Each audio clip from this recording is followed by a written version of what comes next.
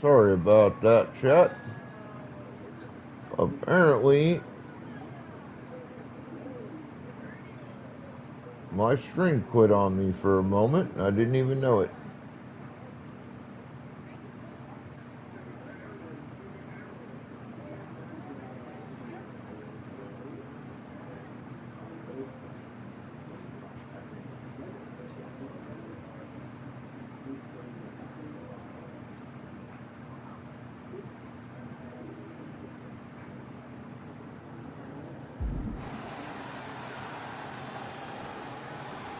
Ivy Nile now searching underneath the ring. She's found an unconventional weapon under the ring, but a weapon nonetheless. This whole match has been all gas and no brakes. Full throttle from the start. This has to be nearing the end.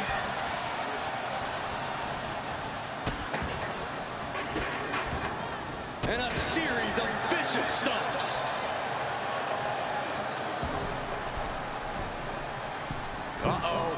Big splash! Ivy is losing grip of this match now. Ivy's got to find a way to put her best foot forward here. Into a standing moonsault. Fortune favors the bold. These risks could be a winning strategy. My friends, we have reached the big man. The kid might have put this one away. Retains the title. Here is your winner, and still the WWE Women's United States Champion, Dungeon Master Violet Thorne. This new attitude has got this former role model looking not only victorious, but incredibly exciting to watch. And terrifying for the rest of the roster. This isn't performance, it's a mindset, and hers is ice cold.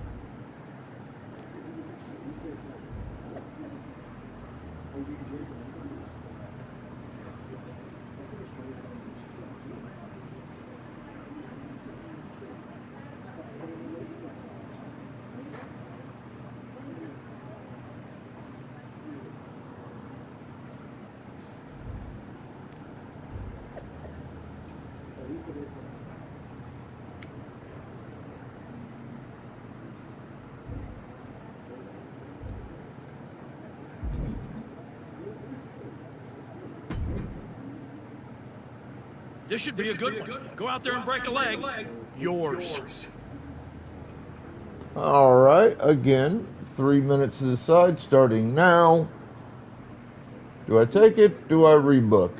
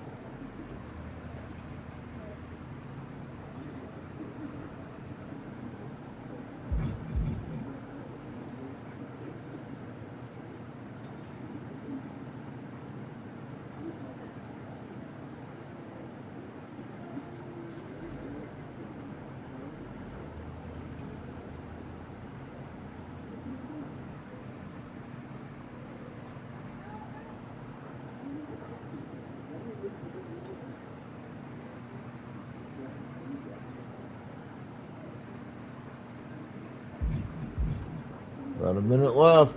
A little under a minute. Half a minute by the look of it.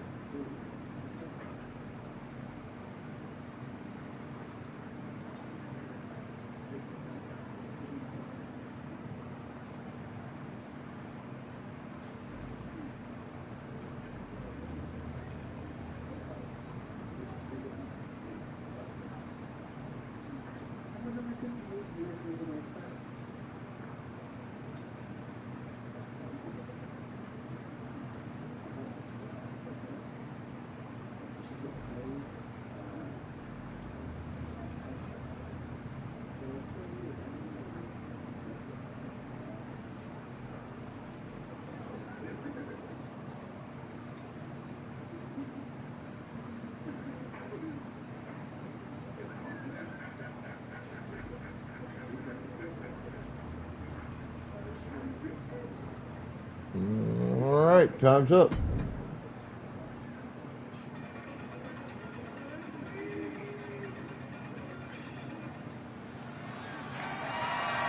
following is scheduled for one fall and is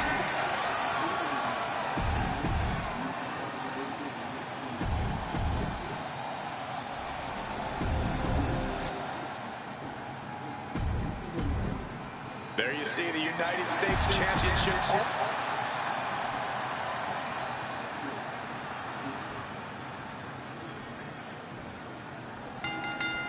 Emotions running high. These two don't want to wait to get going. Okay, they got it out of their system. To a small package, big ball. And she kicks out. She probably didn't expect it to put her away there, but she's put her on notice.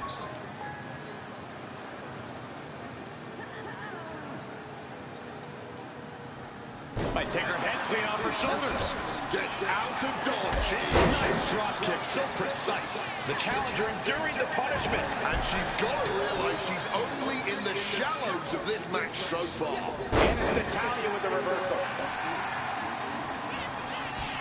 Locks up. Into a painful wrist lock. Able to turn it around into the wrist lock. Isolating the arm. Pulverizing the arm is a great way to create an advantage. Basically forcing your opponent to fight one-handed. Makes a move and applies a wrist lock.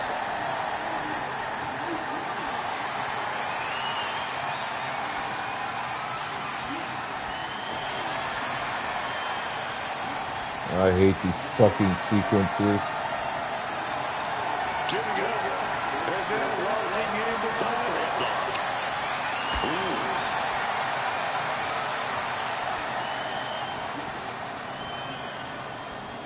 Escapes and establishes a waistlock.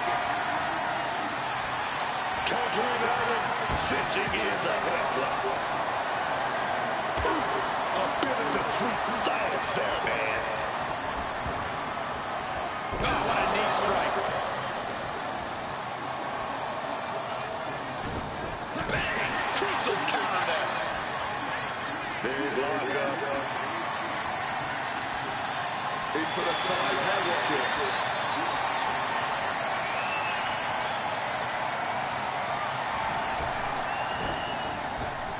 Caught with a clothesline.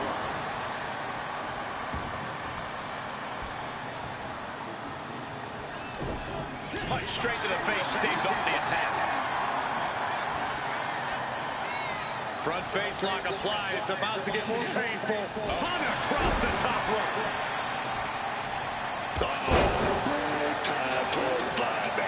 The challenger is getting torn into. Uh-oh.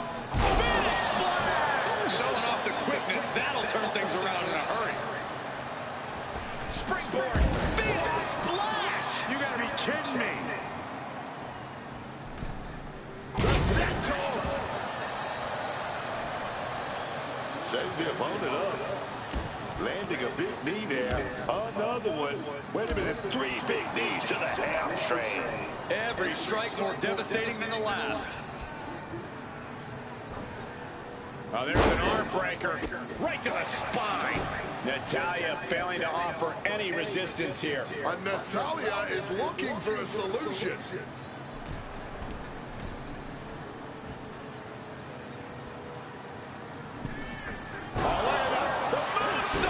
Crashing and burning. What a miss from up high. And heavy hands to follow. Lining it up. Gonna cut spear. And there it is. The title's not going anywhere tonight.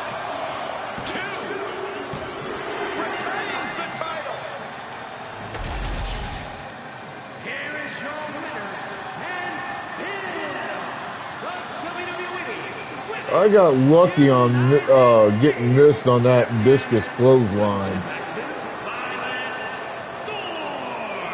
A win like this one will do a lot to silence any critics of her comeback.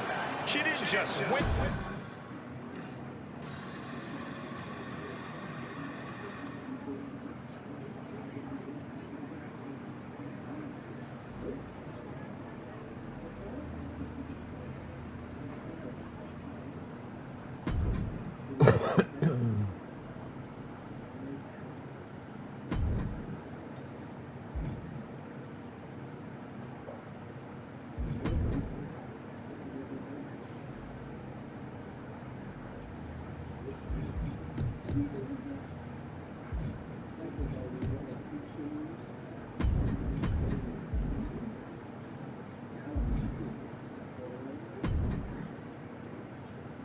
Please don't ask to rebook this. I'd like to walk away now. Ooh, a no DQ? I'm just going to auto accept that. I'll take a no DQ.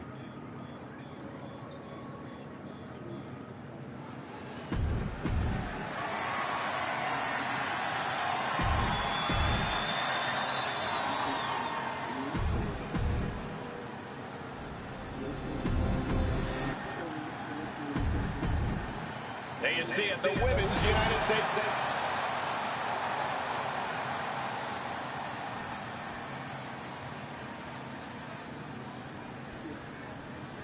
The Women's United States Championship on the line, and it's transformed the women's division thus far. Yeah, it's become a highly contested title, that's for sure. I expect tonight's competitors to pull out all the stops with this title up for grabs. She's headed to the outside. No threat of count out here. Oh, and fights back. Landing on the scoop slam, dog. Complete dominance, complete control. Win at any cost.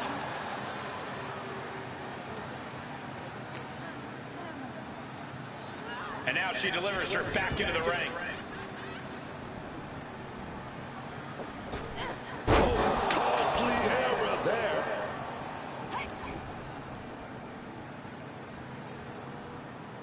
Up on their shoulders, electric chair. Look at how they turn it into a German. That's incredible. And the challenge interrupts the pin before 2. She's not going to be put away so easily this early. I don't know where she's after that. Straight into the pin. And she kicks out. Probably knew that wasn't going to be enough at this stage, but every time you cover your opponent, you make them kick out. Every kick out exerts energy.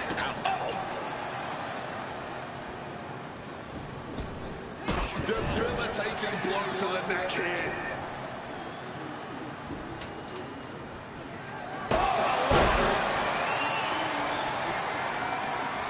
Setting up the ladder in the corner. Oh, clothesline.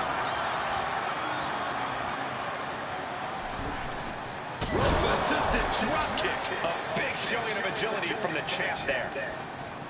Oh, that puts her on the offensive. Testing the limits of that leg here. An effective attack to the leg can hurt everything from balance to mobility. It can drastically limit you inside the ring. Oh, she has bad intentions now. Removing the turnbuckle pad. Nothing was being held back with each of those strikes. Elbow drop connects. A classic strategy for a reason. Cutting down the champion right from the very base. Now that is a winning mentality. Looking to take the legs out. Goes without saying, but a leg injury will hamper your ability to do just about anything.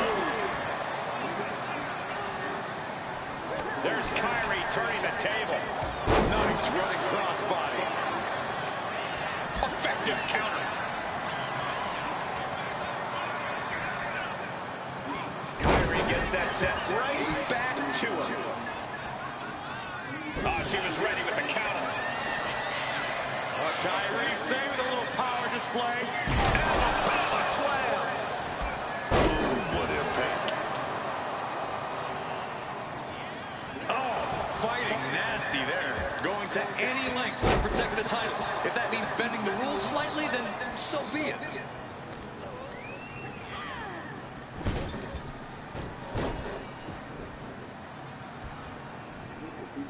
Great athleticism. Man. Brought down.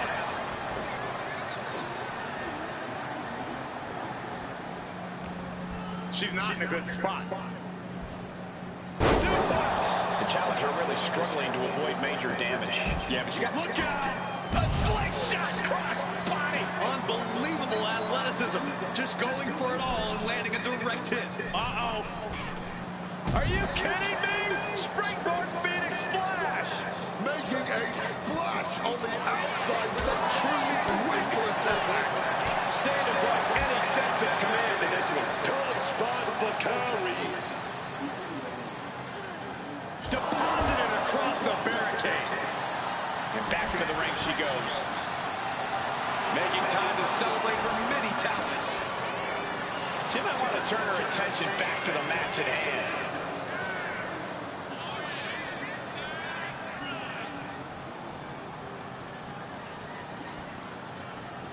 Kyrie looking for something under the ring now. Introducing the steel chair into this match. She's maintaining solid offense here. She's looking absolutely unstoppable right now.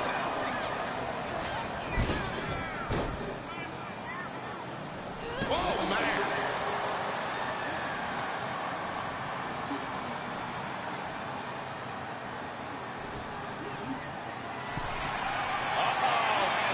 Look at the lock in a submission. There it is. The anchor has dropped. A lot of pressure being applied to the spine here. Focusing on the back like this could... It's over. The reign is over. That's such bullshit. Like, every goddamn time I went to do anything, I got reversed and then beat the shit out of.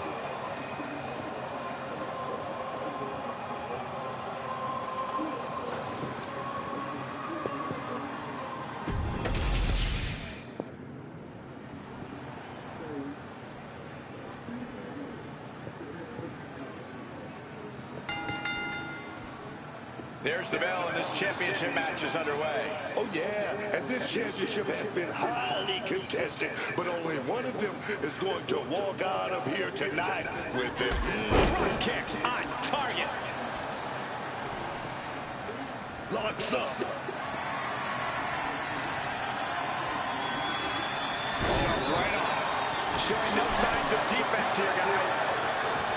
Oh, using the rope to their advantage. Very effective. That kind of force of the arm can have lingering effects.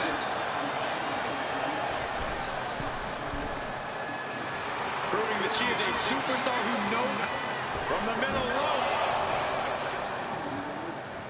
Scoop slam sets things up. Knees up. Got the knees up just in time. Drop kick. It's hard to imagine there's really much of a strategy in a DQ match. Yeah, but there actually is, Cole. A lot of the strategy is about escalation. Uh-oh.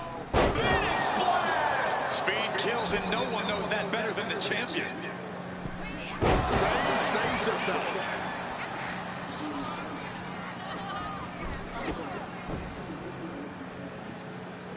This superstar flexing their vicious side. Strangling their opponent in the bottom rope. Prime example of working smarter, not harder. That's what I say. Pretty drop kick.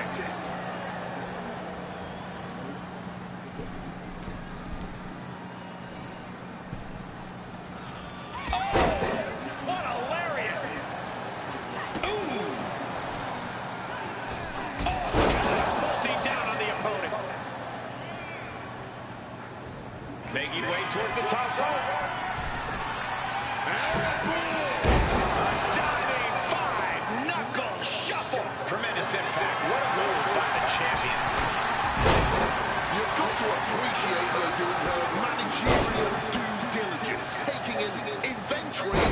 beneath the ring and what could potentially harm her clientele. Beating down with a shovel, straight pummeling them with it. Lots of damage under the challenger now. This is where you really find out what someone's made of. Insane is continuously on the defensive. You've got to wonder, what does this do to Kyrie's confidence? Just wailing away with that weapon like there's no tomorrow. This is getting damn dangerous. Letting out every ounce of frustration and rage and then some. Double stomp to the body. Oh, what a forceful clothesline. Drop those ready. Oh, look at that. The moonsault. And just got caught with that DDT. Lining it up. Gonna Championship execution right there. watch out. Shooting star press. The champ might have ended this.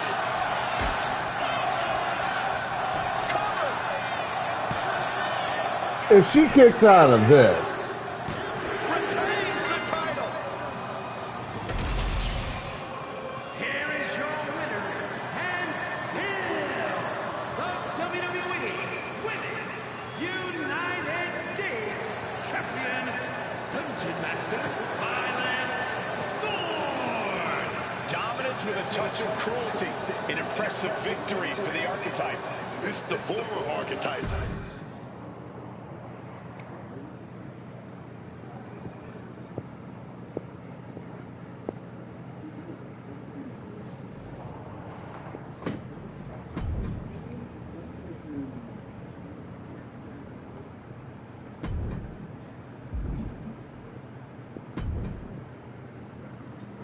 You better be ready for this next title defense. I've got someone lined up who's not the biggest fan of your work. This one's going to be personal. all right, well, we don't have a choice.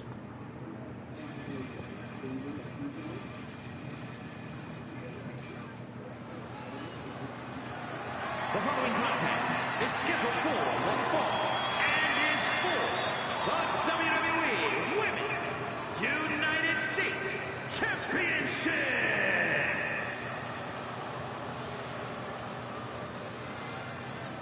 It's the United States champion looking to continue her dominance.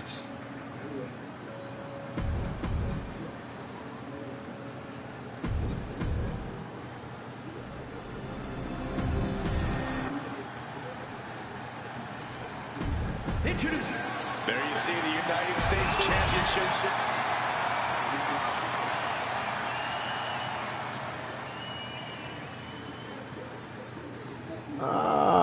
Miss Nia The champion Jax. had no idea who she'd be facing tonight. And it turned out it's an opponent with a whole lot of motivation. It's hard enough not knowing who you're up against, Cole. But when it turns out to be someone who's got an axe to grind, good luck with that. I hear you, Booker, but we've seen the former archetype do whatever is necessary to win. I think that still gives her the slight edge here against Nia Jax. She had that scouted. And she saw that coming from Jax. And she narrowly escapes that maneuver. It pulls off the reversal. Quick thinking that time. Caught with a lariat.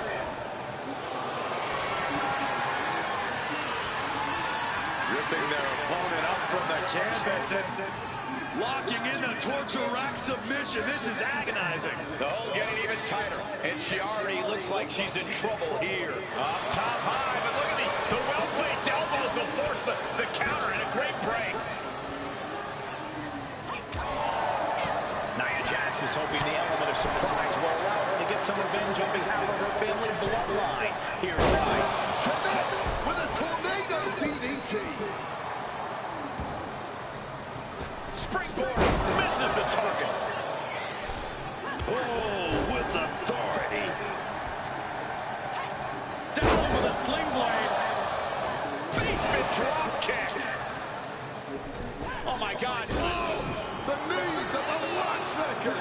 Wow, Nia Jax throws a hard punch. These two trading one blow after another. No one is holding back here. Going all out. Blow after blow. Test of endurance at this point. Somehow still standing. Somehow still punching away. Just emptying everything they've got now. Both absolutely drained, but both refusing to give up. Absolutely nothing technical about this. A true blue hockey fight underway. And consider that the final punctuation to that heated exchange.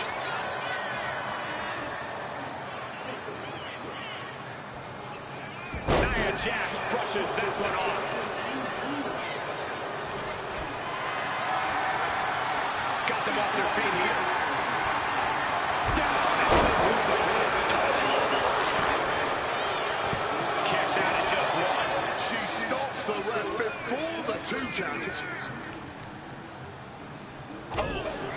Wow, where's my goddamn reversals? A focused attack on the champion's leg, and that might have some lingering effects.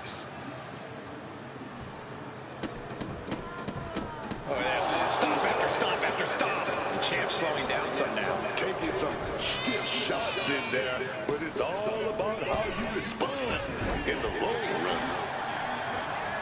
Comes off with a savage clothesline. You can tell they're giving it their all. And who knows when it'll end. No. A slingshot cross body. Man, that was a big risk, but it paid off. She throws her back in.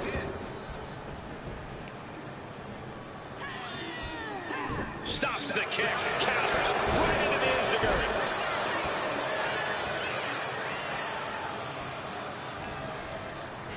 Hurling Jax to the floor. Headed out of the ring, but the counter's looming. Oh, sent straight into those steel steps. The force and malice behind that were just on another level. Okay, now she's rubbing salt in the wound.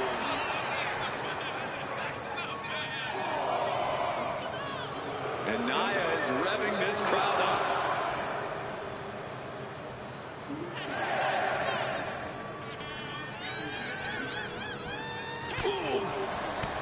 Man, this place is jumping. Down with a DDT. The women's US champ is overcoming the surprise factor, just as I predicted. How about this full surprise factor? Naomi is in the house. The champion better keep her eye on the ball here. Nia Jax has the Women's United States title. And the champ has no idea. Nia with the cover. That's it. We've got a new Women's United States champion. The so-called archetype was beaten at her own game. Credit to Nia and Naomi. This was a team effort. And it looks like there's some discord between the now former champ and Moreno. You hate to see it. Somewhere, my guy Rikishi is smiling.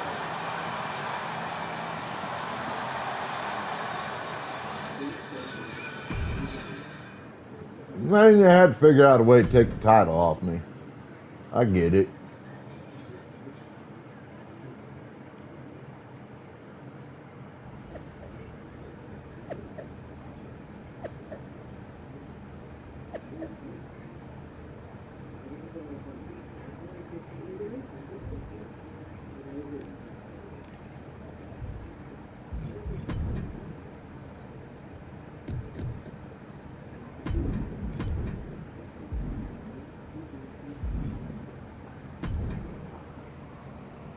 It was a long trip back here, so I had a lot of time to think about what happened in your match. I feel like I let you down. You did. You think? You straight up blew it. We've been over this 100 times. What's your job when you're out there in my corner? Do whatever it takes to make sure you win.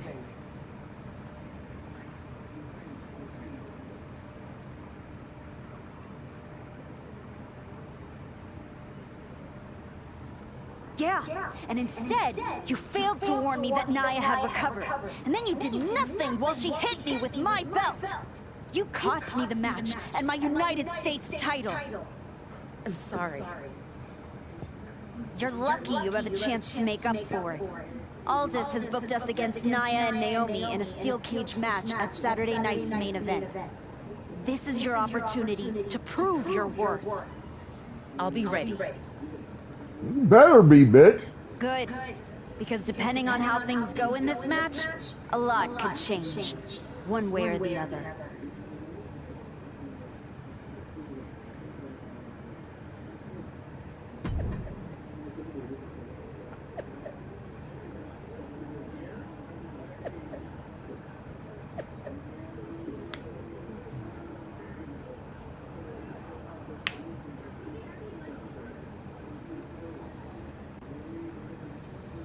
Hey, look, let's get some Pokeballs in chat.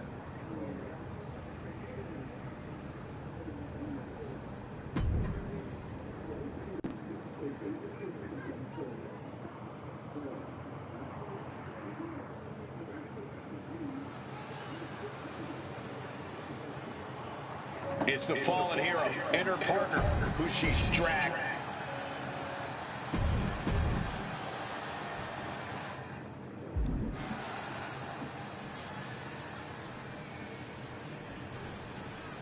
What can we expect here, guys? Chaos, turmoil, bloodshed? What the fuck? These four cannot stand each other, and now they have no option but to fight to a finish. All I know is this match will change these three women forever. You can guarantee that. Quick thinking from Naomi.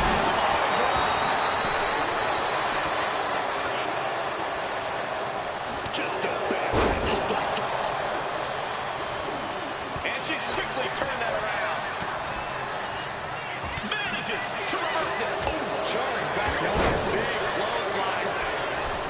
Fists are flying into this brutal steel cage match as these four women settle their differences once and for all. Full clothesline. Perfectly aimed strike from Nia Jax. Great wherewithal to dodge there. Target in the arm now. Face first with a waistlock takedown. A shot like that to the ego could really shake you up mentally. Bad thoughts here. Tossed against the cage with vicious intent. Naomi had it turned around. Clothesline. Headbutt to the back of the neck. What a chancery. These attacks taking their toll on her a little. Nia certainly put her best effort on that move. And shaking the whole ring. Targeting a body part, working the arm. You have to question what kind of malintent is behind a powerbomb with that much force. Clearly had a strategy going on there with the attention and the leg.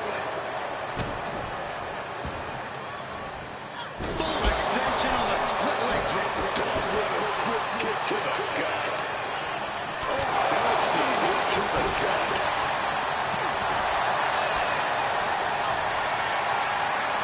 Reverse scoop slam, but from behind. DDT delivered. With outside strikes like that, it's clear they have nothing but punishment on their mind.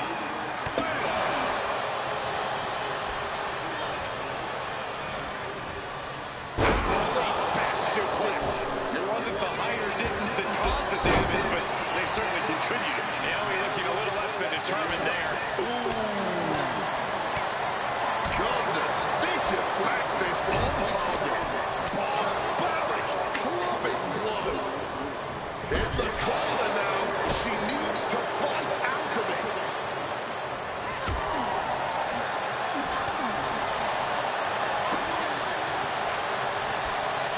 She countered that into her own offense.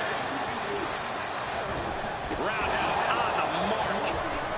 Ooh, stiff elbow shot. She's headed up. Attempting to climb the wall of the cage. The summit of this steel cage is in sight, gentlemen.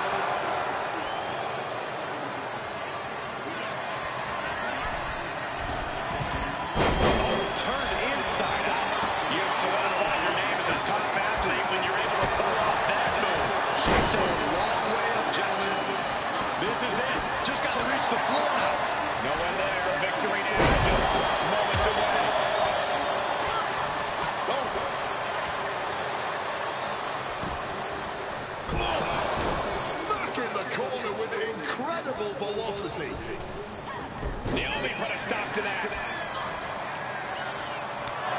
Jax setting their sights on the opposition. Naomi knowing the 5 fingers say to the face. Sweep kick finds its mark.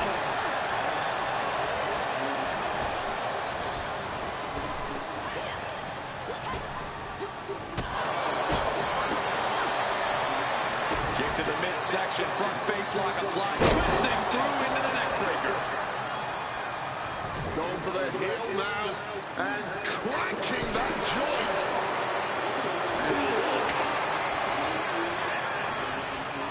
All right, we got it the first time. Let's get back to business.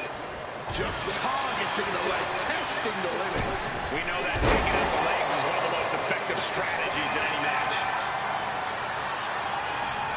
Oh, stop, stop, stop. Followed by a forearm smash. Jax making the clear she has it.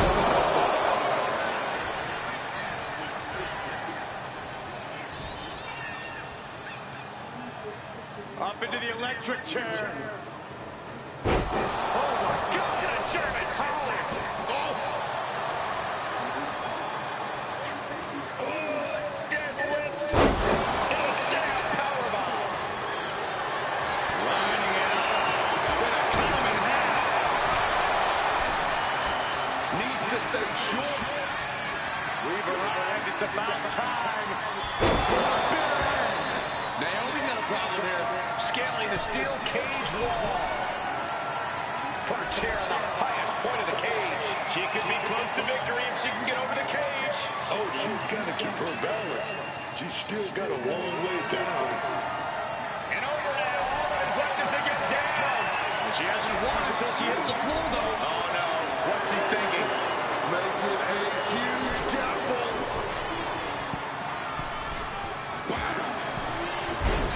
What the fuck was that?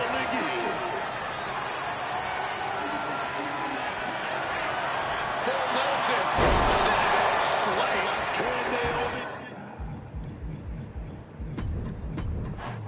Alright, I got fucked from the start of this.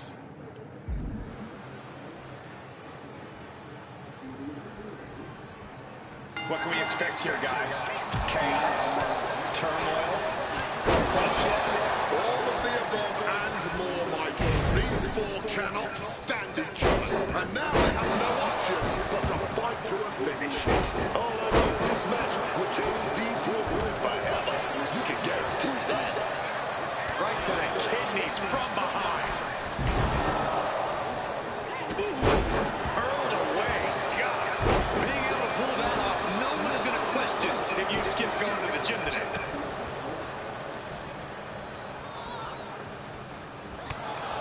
Face first. Here it comes.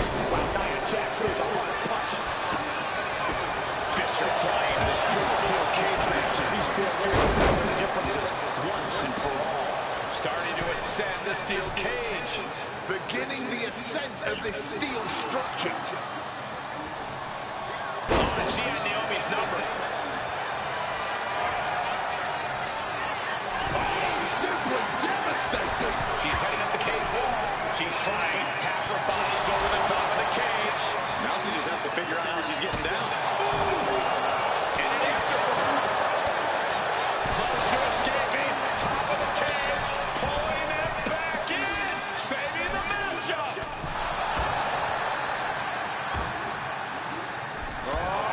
Face steel. You can't get caught in a hailstorm like that if you want to win. She's ripped from the cage wall. She picked her opponent off the cage. Now she has become the aggressor. Absolutely blasting them.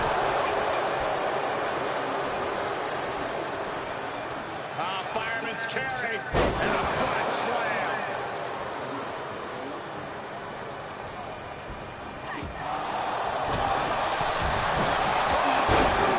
Did you hear that thud of that back elbow connecting? Stop cold with a clothesline. Release back suplex. I honestly can't believe we just saw a human being tossed like that. She's in a bad way here. Totally helpless at the moment. Tornado DDT.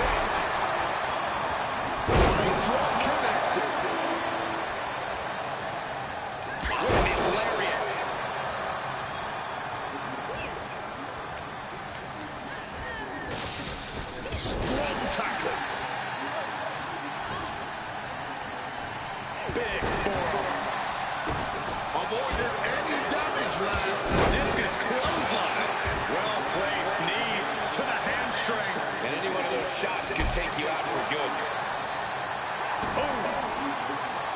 Oh, drops the leg. Her moment could be at hand. She's ready to attack. It's never easy climbing the cage like this. Lariat. I think she just really felt that one.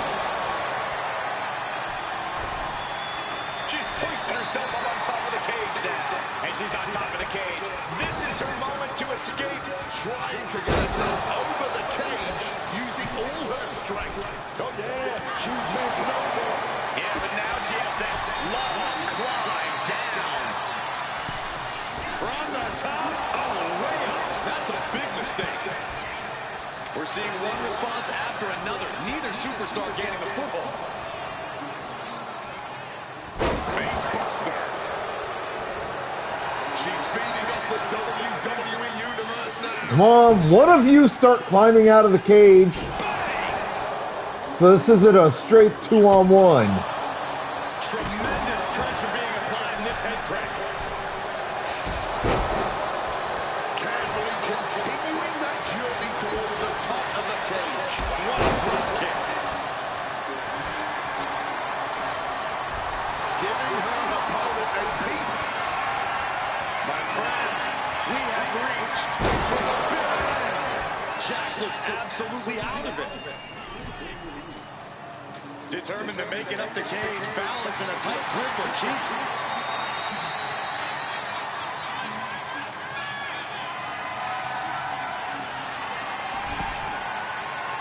Having a seat at the very top of the steel cage. Will she complete her escape? Just have to get over the top here. She's so close here, just has to finish the job. Clearly, she's not going anywhere, not without a fight. Now trying to bring the action right back down to the ring.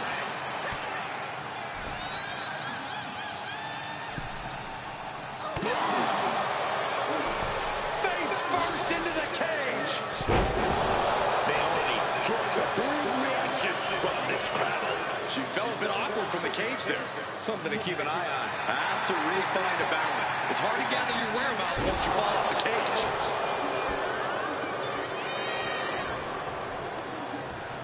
To the arm. She evades the attack.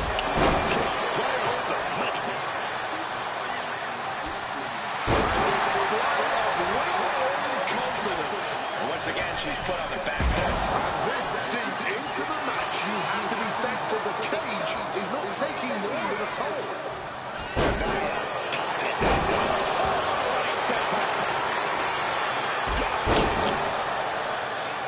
Fuck you, Nia. I've always thought you were a shit wrestler anyways.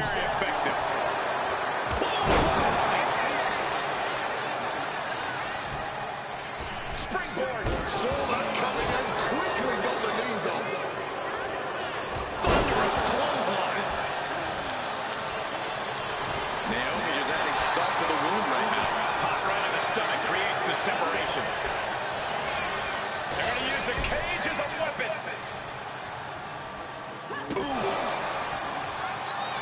So hard to defend yourself when you're flat on your back. They're attacking the hamstring with these strikes. Naomi's turning to the crowd for assurance. Love her or hate her, it obviously doesn't matter to her.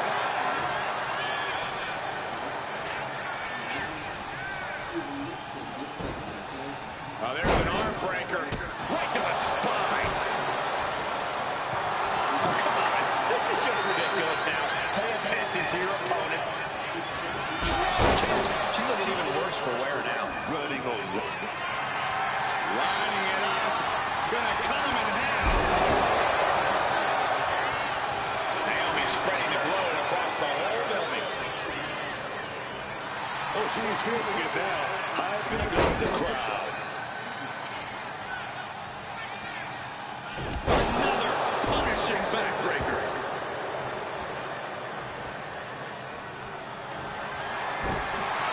And so much for sportsmanship. Really showing her true colors right now. Oh, yeah. Talk your talk, girl.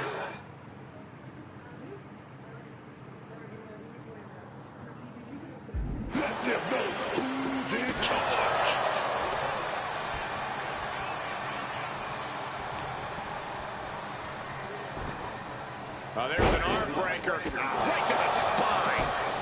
Evades the attack and not a moment too soon. So strong. Firing. And just like that, she gets out of dodge. Basement drop kick.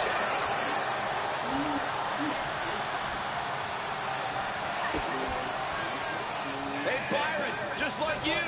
Down across the neck. Scrambling up the cage wall now. Looking for the right footing here.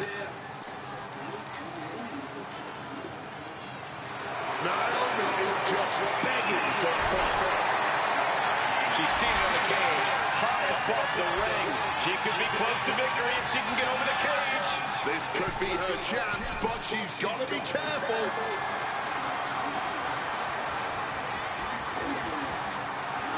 Letting this crowd fire her up right now. Fuck you, Jax. Burn. Here are your winners, Moreno and Dungeon Master, Violet 4. The former archetype and Moreno have escaped with a victory. Of course, these two took the easy way out. Naomi and Nia have got to be frustrated. A win's a win, right? And I did it by beating the shit out of Nia Jax so badly she couldn't stop me. And that bitch comes in with fucking armor on her. Then you gotta get back where you can hurt her. Told me if you like the gift I sent you. I've been putting it to good use. Just ask Natalia and Rikishi. Nonetheless, I've been meaning to thank you. Thank me? For what? You did an excellent job warming up the crowd for my client's main event title defense later tonight. But more generally speaking, I wanted to thank you for everything that you've done since the Raw after Mania. When you weren't sulking away in your gym fighting nobodies, you wasted precious time going around the world searching for something that was never there. In the meantime, my client, Jordan Grace, was growing strong, successfully defending her championship against every top competitor WWE has to offer. So I thank you, not for anything you've done, but for what you haven't done. See, when you turned down my services, that was the best thing that ever happened to me. If we had worked together, you would have dragged me down with you into your world of failure and depravity, just like you have with your sycophant Moreno. Yeah, don't think I haven't noticed what you've done to her. So that's it. Two simple words from preventing a downward professional spiral that I may have never recovered from. Thank you. I have 2 words for you, Paul. Jordan's finished. When I get back to Raw, your client will be no match for what I've become. I will take her title, bury her with that shovel, and you will be left with nothing. And that's not a prediction. That's a spoiler.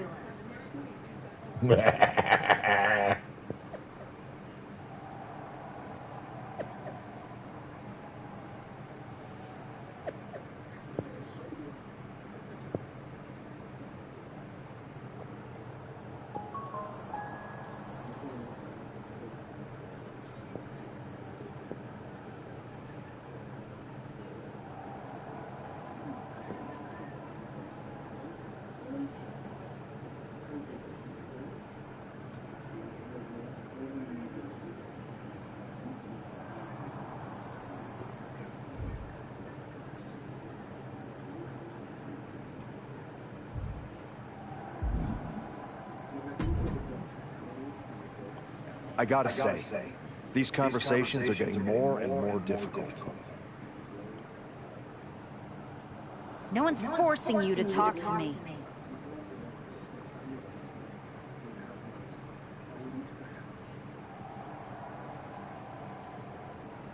No, but I feel an obligation to say something.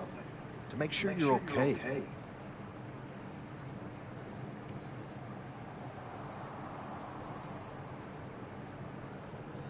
Look, I'm not here to say I told you so, but since we last spoke, you've lost your title. That was a direct consequence of you taking things too far. Let me guess, but it's not too late to change. It's not. And if you decide to make that change, I'll be waiting to support you the entire way. You have my word. You can keep it.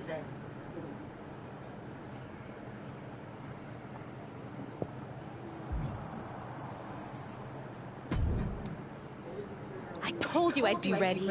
That was a hell of a win we just pulled off. We? Let's not get carried away. I did most of the work out there. Not Still, wrong. I think we might be onto something. I've heard that we're next in line for a shot at the tag titles. I'm focused on the WWE Women's Championship. Why not both? Imagine having a title belt on each shoulder. That is, if you're on board.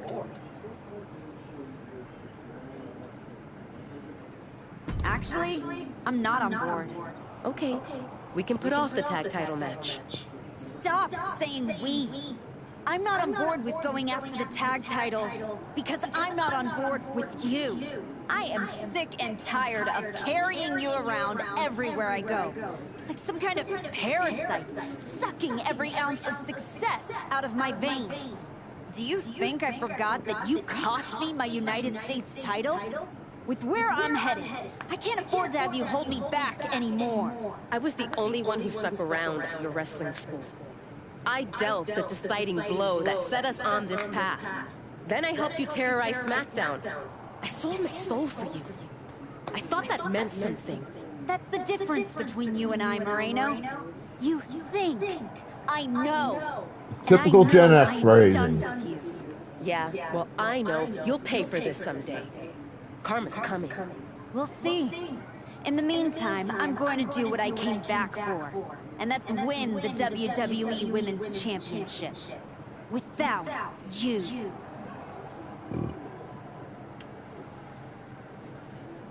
Now, assuming they give me the same final decision at the end of this run that they gave the male version of the character. The greatest WWE Women's Champion of the 21st century. That's right. And I will be champion. I know which way I'm going to go. in every branch of the bloodline family tree. Not to mention dropping that dead weight Moreno. You guys pay the electric bill, Saxton? Anyway, I'm not talking about Moreno ever again. She's the past.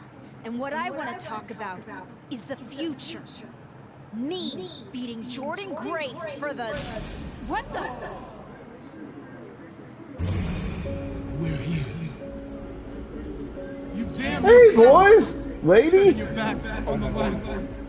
Now, the darkness is coming.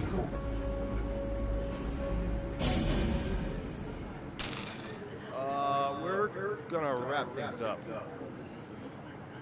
So they got me feuding with the Wyatt Six? I love it. Fucking love it.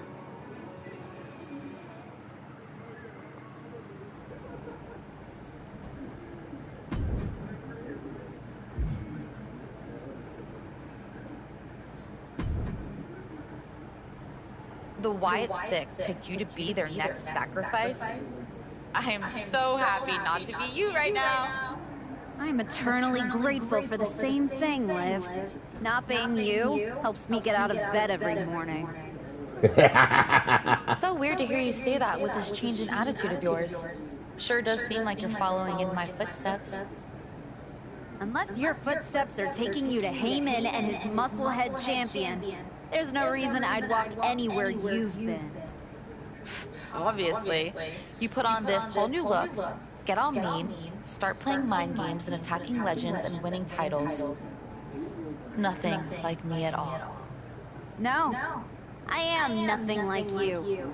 That's why I ditched the dead weight instead of keeping Moreno around to take you and Raquel's belts. But you didn't. You didn't even try. Maybe you're more frightened of us than you are of the Wyatts. Nah, I am not I love afraid the of them. Wyatts. Oh, darling. Say it enough times. Maybe you'll start to believe it. I'm not afraid of the Wyatt Six. A word of advice?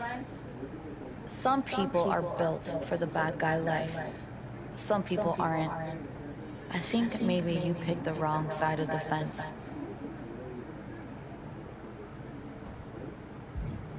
Bring the Wyatt Six.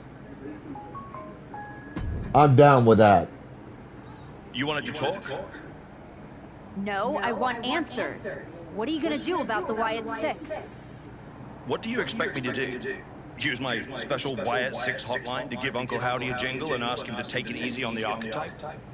I expect you to do your job. Your top act just got ambushed at a press conference.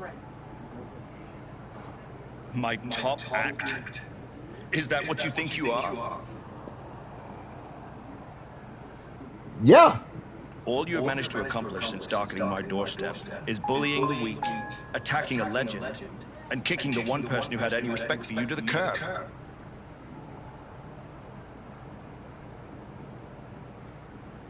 Fine, so how about you trade me to Raw? The only reason I returned to this cesspool of a company was to get my WWE Women's Championship back from Jordan Grace.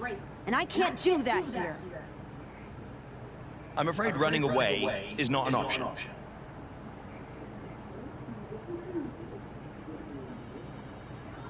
Then put me in some matches and I'll show the entire world I don't run away from anything. Including some cheap scare tactics from the Wyatts. And once that target's on your back, it's hard to shake it off. So good luck with that.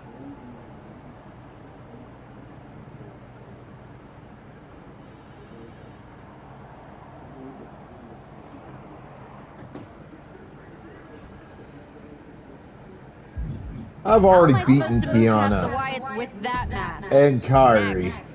I'll take Julia. That I'm okay with. No sense of beating the same fucking opponent over and over again, you know?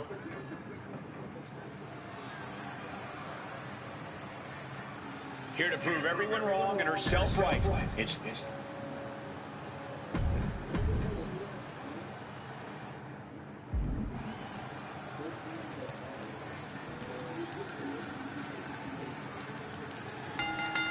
Dropping the gloves right away. We got a hockey fight on our hands. Talk about a hot start. These two aren't looking to have a friendly competition here. Yeah. Now what?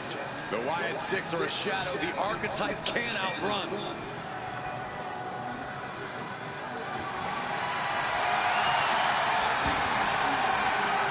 Uncle Howdy's in the ring. And what was once a match is now pure chaos. she can end this thing right here. Manages to escape before the 3 count. At this point in the match, that could have gone either way. Drop kick. And the ref clearing the area of that dangerous weapon. And a well-timed counter. Stepping out of the ring here. Oh, stomping down hard. They are fading off the WWE fans. Now pinning the arm down. And a series of vicious stomps. Putting the boots to an opponent will take the fight out of them in a hurry. She counters it. Chess match of counters and reversals happening here. And here comes Julia re-entering the ring. Again, Julia leads. Able to steer clear of danger there. Julia experiencing a bit of setback with that maneuver.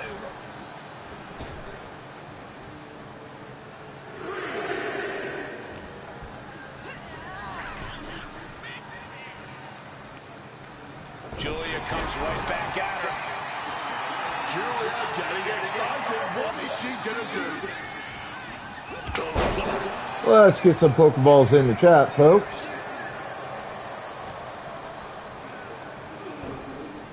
Oh, there's an arm breaker. Right to the spine. She's enjoying this. Total cut. Ha, now she might think twice about all that showboating.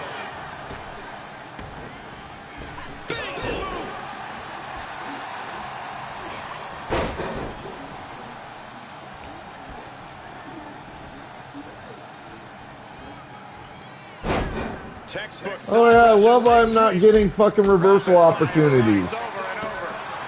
Just going all out with every blow. Right on the arm. Now I finally get one. Jesus. To stop Julian. Basement drop kick. Graciously allowing the crowd a moment to appreciate her talent and bask in her sheer aura.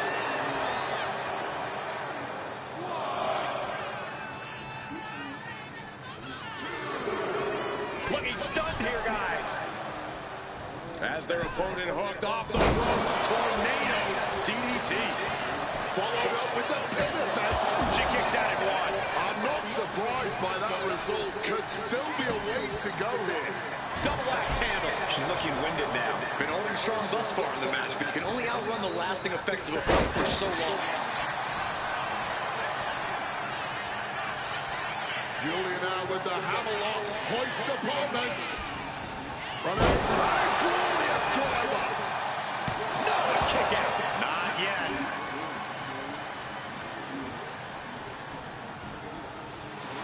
Julia even more determined than ever now.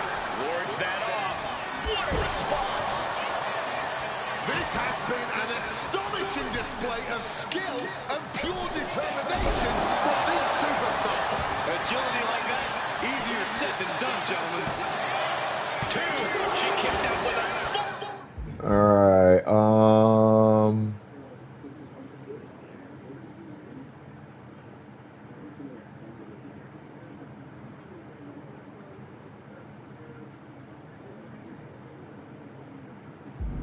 After two. And you can tell it's getting harder for her to kick out of things. But If this lands, it's over.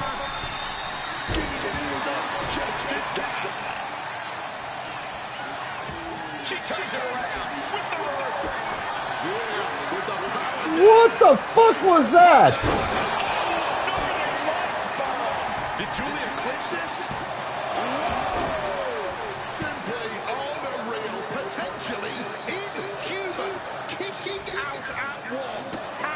How on earth? Sometimes when you unleash your best offense and it doesn't get the job done, you're taken out of your game. That's a real possibility now in this match. Oh yeah, now I'm not getting any fucking reversal opportunities. I even get a shot to reverse that fucking apparent finisher. You gotta wonder if there's more animosity in this match than we previously thought.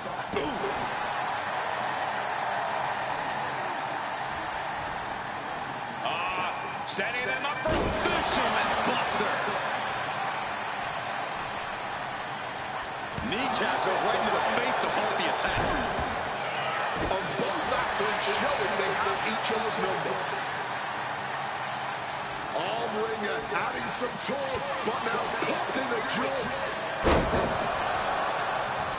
Basement drop kick. When you're in an atmosphere like this, when you can't hear yourself think because the crowd's so loud, you find a way to do superhuman things. That's what these combatants are doing here. If this lands, it's over. Finish splash. Quick into the cover, this could be it. Digging deep for a kick out. she's still going. She's ready for more. Lining it up. Gonna cut him in half. Serious jeopardy for Julia. Looking for the victory. There's two. Stay down, bitch. And all the bloodshed. Jesus Christ. Here is your winner, Dungeon Master, Violet Ford. Not only a victory here tonight, but an absolute assault on her opponent. She picked her target early and never let up. After seeing that match, I'm sure enough.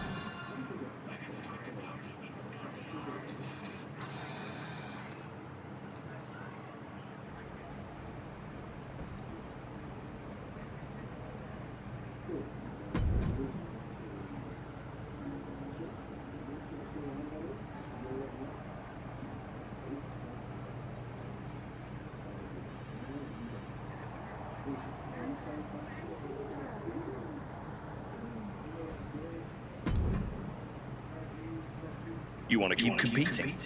So here you go. I So feel sick like of you're not Kiana. listening. Oh, Lyra. Let's try that again. I'll take Lyra. She should be a pretty tough opponent.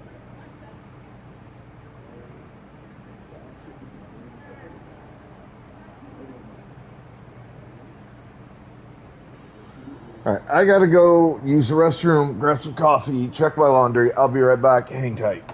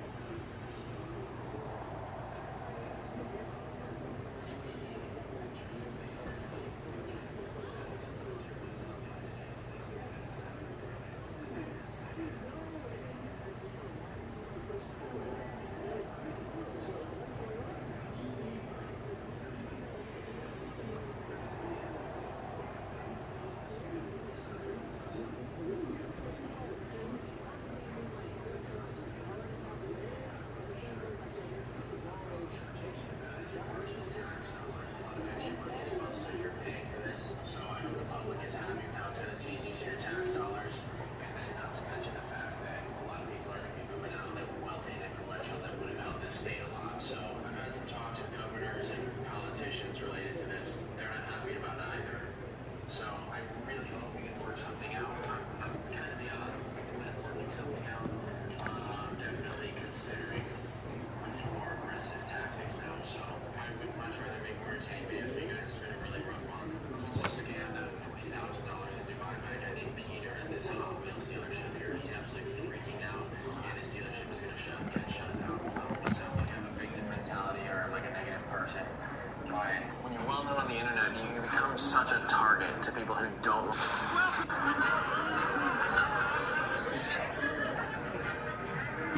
All right, let's do this.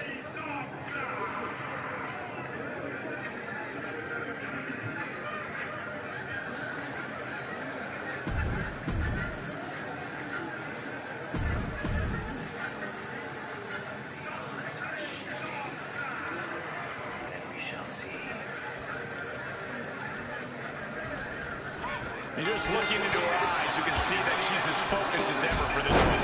Keeping her head on a swivel and her eyes on the prize. That's what this business is all about. Sky high. Oh, big time miss from up high. It's a go. Right on the mark. Oh, did you hear that? And Zagari finds the mark. Stopped them in their tracks with a kick to the gut. A knee right to the gut to gain some distance. Textbook snap suplex. Stalking from above. Flying.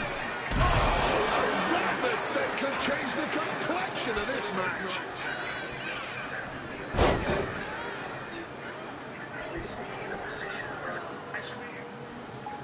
Fujiwara armbar applied. Tried to take away that grip, that range of motion on that end. Lift off. Rearranging the facial features there. Cross body.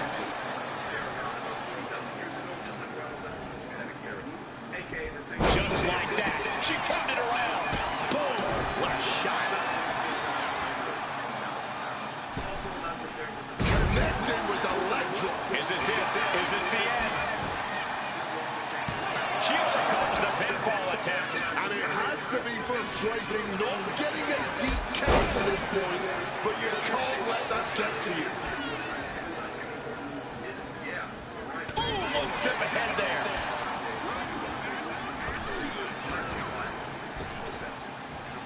Tossed from the hip there. I'll just leave it at this. The Wyatt Six are a shadow the archetype can't outrun.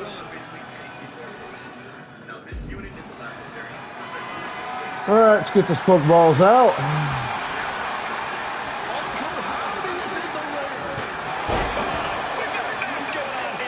Well, it's apparent that they simply could not wait until after the match to pick this fight.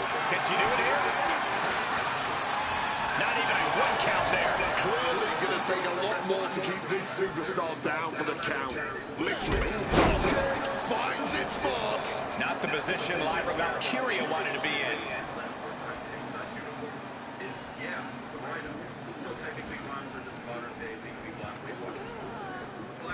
Going after the arm here. Making the arm numb makes your opponent very vulnerable. The springboard attack fails to land. Oh my, down with authority. Ooh. Leg drop. Flying in like a missile.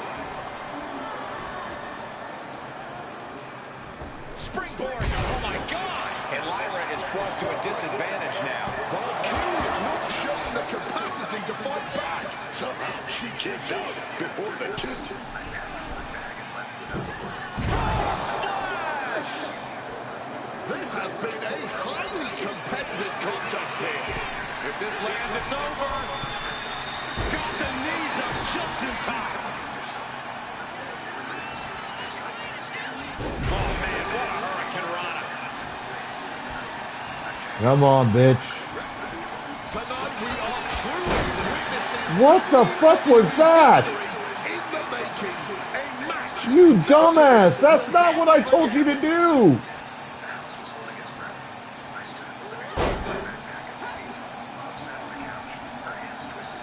Uh-oh. What a takedown. Fujiwara armbar. Fujiwara armbar applied. Focusing on the body part, picking it apart. The arms, look out! Shooting star press. Is it enough to put Lyra away? 2. What a performance and what a win. Here's your winner.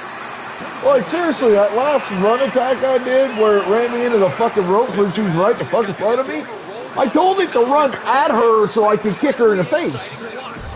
And somehow the controller's like, no, we're going to run you at the rope for some fucking... I'm like, what the fuck are you doing? Do you have any idea what it costs to run this house? Mom opened her mouth, but he cut her off with a look. That look, the one that had ended 1,000 conversations over the years. I've been supporting someone else's kid for over a decade. Wade continued, his voice climbing. And for what? You don't even respect me. You don't call me dad. You never have. You asked me not to, I said. Because you made it clear that's not what you wanted. His voice climbed higher. You've always kept me at arm's length. Well, fine. I'm done pretending we're family. The words sat in the room like smoke, heavy and acrid. Mom's face had gone pale. Wade. No, Denise, I'm done. He turned back to me, and something in his expression had shifted into territory I didn't recognize. Something uglier than usual. You're not real family. You never were. This is my house, my name on the mortgage, and I want you out. The clock on the mantle read 9:47 p.m. I'd remember that number for the rest of my life. I looked at Mom. She was crying now, silent tears running down her face. But she wasn't saying anything, wasn't standing up, wasn't choosing. She just sat there, wringing her hands, her mouth opening and closing like she was rehearsing words she'd never say. Get out of my house, Wade said again, louder this time. Tonight, right now. I picked up my backpack. The weight of it was familiar, comforting. I packed for overnight trips enough times to know what mattered. I walked upstairs, my footsteps loud in the sudden silence. My room looked exactly like I'd left it an hour ago when I'd come home from work. Bed made with the blue comforter Mom had bought me for Christmas 3 years ago. Laptop closed on the desk. Laundry basket in the corner with tomorrow's work shirt folded on top. The poster from my college orientation still hung on the wall. Everything normal. Everything wrong. I pulled the duffel bag from my closet and started packing. Clothes first. Jeans, shirts, underwear, socks. Do you need something, Truth? The photograph of Mom and me from when I was 8. Before A sandwich. before this house. Do you have any sandwiches? Complicated. My important documents were Fucking R-Truth. Why would I have sandwiches? a long time ago to keep certain things portable. You could be on your way to a picnic. Unless... Are you a ghost? I walked back downstairs. Because if you are, legally you have to tell me. Her shoulders shaking. Do I look like a ghost? Like he was personally escorting me. I don't know. Like he was a bouncer. I never seen one. That's why I had to ask. But you're getting messed with by the White Six. So I don't know what kind of supernatural stuff you've got going on.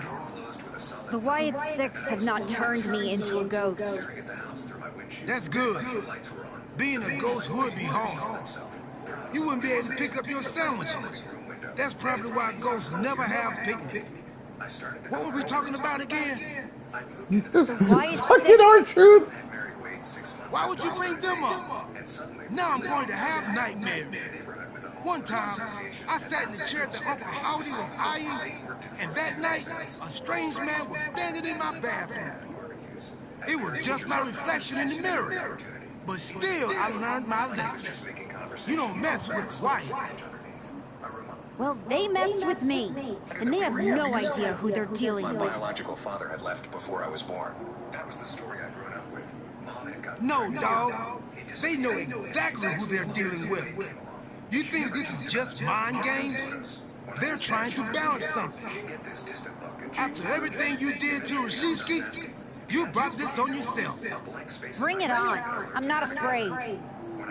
That's cool, but you will be. Can you go stand somewhere not next to me for a little while?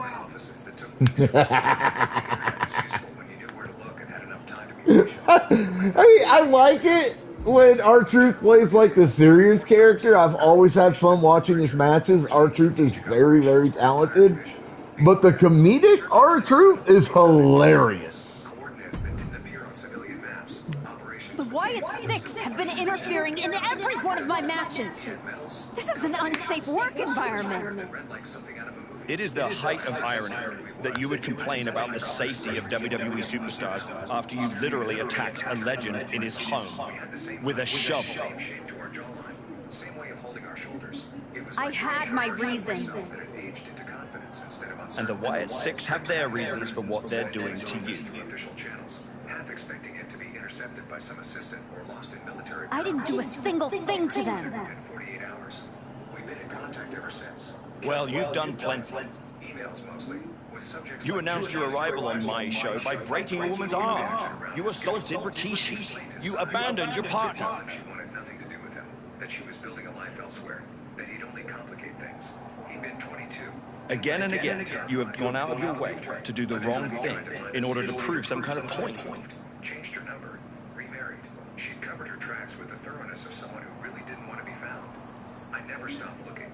He'd written in one email. I just didn't know where to look. Your mother was always good at disappearing when she wanted to. You want to blame the victim? Fine. You are incapable of taking care of the Wyatt Six.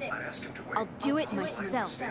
Wade, for all his faults, had provided for us. I told myself I didn't want to blow everything up. Didn't want to be the person who complicated things. Now, sitting in my car in the parking lot of the lakeside. Let's do this, motherfuckers.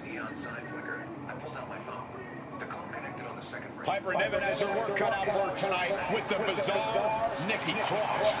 I do not see how someone starts following Uncle Howdy when you end up looking like... Oh! The archetype from behind.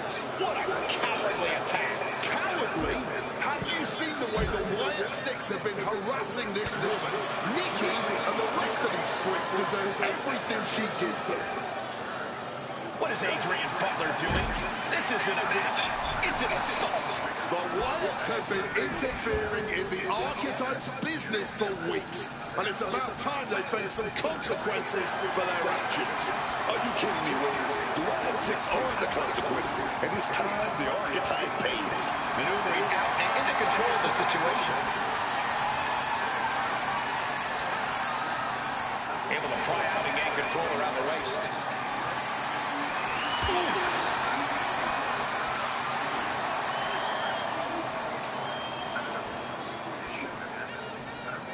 Taking the reins and applying the chin lock.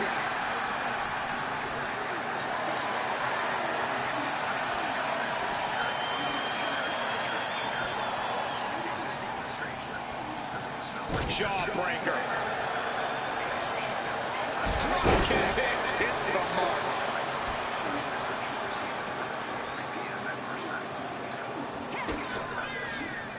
Hey, Byron, just like you. Devastating neckbreaker. And now she's making it to the top rope here. Take off. Shooting star press. Does that finish Nikki off? What the hell? Have we lost power? Oh my goodness, look. And she denies Cross. Counters on counters. Technical prowess on display.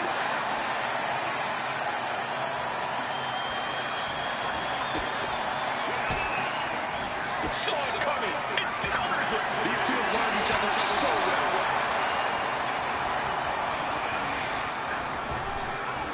Quick thinking from her to avoid that. Big drop kick connects. Springboard. Phoenix splash. You gotta be kidding me. Boom. Oh, that hurt. Looking to take it to the air now.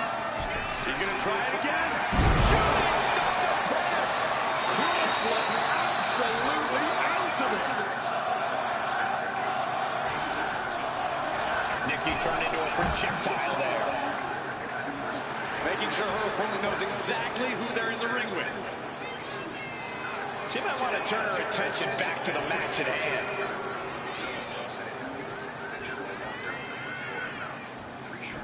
Watch out! A slingshot cross body. Completely tossing all caution to the wind. Going for broke, and it paid off. Then his eyes traveled down to the uniform, the stars, the ribbons, the insignia that meant something even Decides to leave the confines of the ring. but his voice had lost some of its usual confidence. Really? What the fuck? Cross taking the action back to the ring. She's taking things to ringside. No telling what's underneath the ring towel.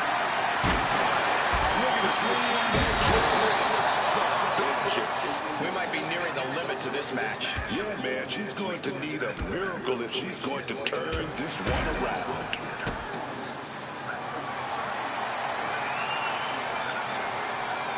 Cobra clutch. The Cobra clutch is in. And it does not even matter if she taps, because they're outside of the ring. A decision here. Trying to break the hold and is able to do a critical escape there.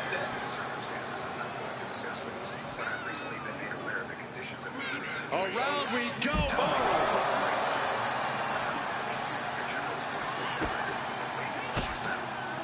She fights back with the counter. These two are finding an answer for everything. Driven into the barricade.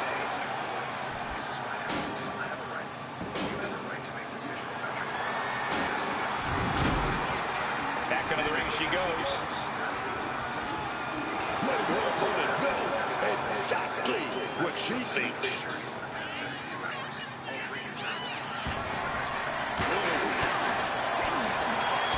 Bullseye with the back fist.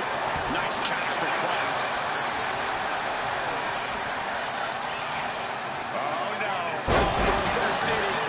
This beating is taking its toll on her. Yeah, Cross's anger boiling to the surface.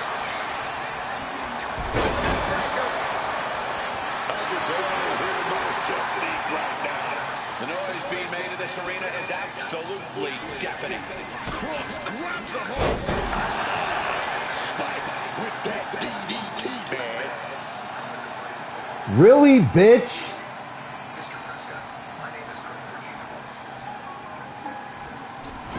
Oh, the knees caught her. Could be a turning point. What? Delivers a blow to the gut.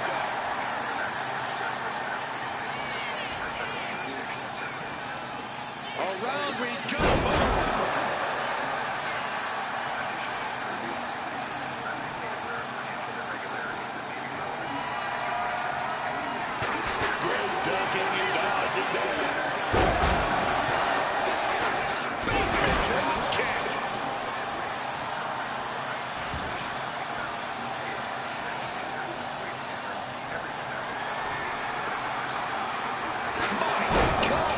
Did you hear that chair shot?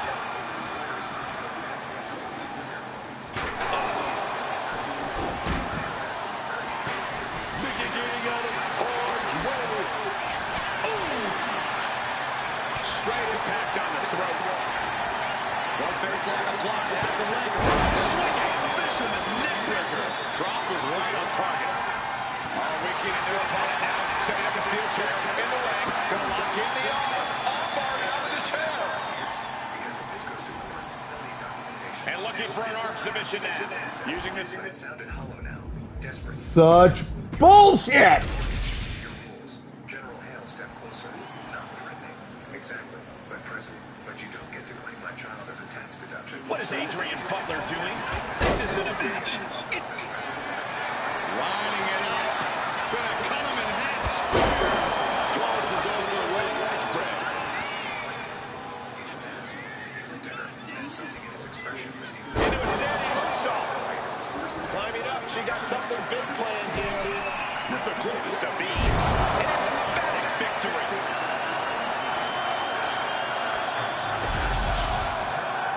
Fucking Christ! That the hunters have become the hunted. But what's she gonna do if she catches them? My grandfather had given me before he died. General Hale helped me carry everything down. Wade sat on the couch, staring at nothing. Mom hovered near the kitchen, her face blanching. Uncle Howdy. I'd say we can call you the Wyatt Five now, but I lost count of all you weirdos years ago. However many of you are left, Nikki Cross isn't one of them. If she wasn't knocked out cold right now, she'd tell you that I'm not afraid of your smoke or your mirrors or your dumb Halloween masks. You freaks are just rungs on my ladder back to the top. I don't know if you picked my name out of your stupid hat, Howdy. That was the biggest mistake you've ever made. Next week, SmackDown, you and me. Let's finish this. I am not running from you. You should be running from me. Doing the right thing, but I should have verified. Should have pushed back. Should have been there. She told me you didn't want me. His face tightened. That's not true. The posture of the archetype is at hand. Silence for a moment. Or maybe What happens next? it's a person. That depends on what you want, General Hale said. I think I'm surprised you and the rest of your sideshow showed your faces before I exposed you in front of all your fireflies tonight. After that, you were legally recognized as my What you see in others is what lives within ourselves. They work thoroughly. You're lured away by the siren song of Hollywood fame. You'll owe back taxes. Comes before the fall. It won't be pleasant. When you fail, I said. the tutu There's something else. General Hale in the mirror. from his briefcase. I'm not one of your pet psychos. You can't get in my head. You don't see it, do you? Knowledge. For whatever you We're need. already Your mother there. refused it when I tried to say Play it with all years the ago. purpose. But you're an adult now. I have a surprise for you. The only thing breaking tonight is you. That would be a surprise. This is. But not as big as the one coming your way. Your fate is already sealed. But it's a start. I couldn't speak. You're Just hear the safe. numbers. You don't have to decide anything tonight, General. That was kind of cool. I'd like to be part of your life, if you'll let me. I looked up at him. This man who was a stranger and also unmistakably my father, who'd shown up in uniform and made one phone call and shifted the entire foundation of my world. Okay, I said. Yeah, I'd like that. The legal process has moved faster than I expected. General Hale had resources. Lawyers who specialized in military family law, contacts in government offices, people who expedited paperwork. Within 2 weeks, the paternity was established. I was officially recognized as his son. Wade's situation deteriorated rapidly. The IRS audit triggered a cascade. Turned out he'd been playing fast and loose with a lot of deductions, not just the dependent claim. His tax attorney bills alone were astronomical. Then the civil suit. General Hale's lawyers filed on my behalf for the illegal eviction, emotional distress, fraudulent use of my residency status for tax purposes. Wade tried to settle. He's offering $20,000. The lawyer told me The archetype. to make it all go away. I looked at General Hale. We were at his base housing at Fort Bridger. I'd driven up for the weekend, navigating the security checkpoints with my new dependent ID card. What do you think? Hello, Mr. Rotunda. Demanding a match with Uncle Howdy is a whole lot different than actually standing across the ring from him. The archetype looked like the dog that caught her with the car. She has no idea what to do with it. Do not underestimate the archetype. If Howdy does, all the smoke and mirrors in the world won't save him from looking up at the lights when this match is over. Has to find a way out of this. Sit down. Looking for the quick pin. And that only gets a 1 count. Definitely got a little more than expected there this early on. Able to slip out of that situation. What the fuck? Some well-timed defense on her part. Trying to wrestle free their opponent's arm, has the arm trapped. No sadness. Just a blank space where a reaction should have been. Okay. Oh, stop right to the head. Oh man, that's like death by 1,000 cuts. We're selling the house. She's headed out of the ring. Looking for a little more breathing room. The question surprised me. I don't know. Letting her opponent know exactly what she thinks. And headed up top.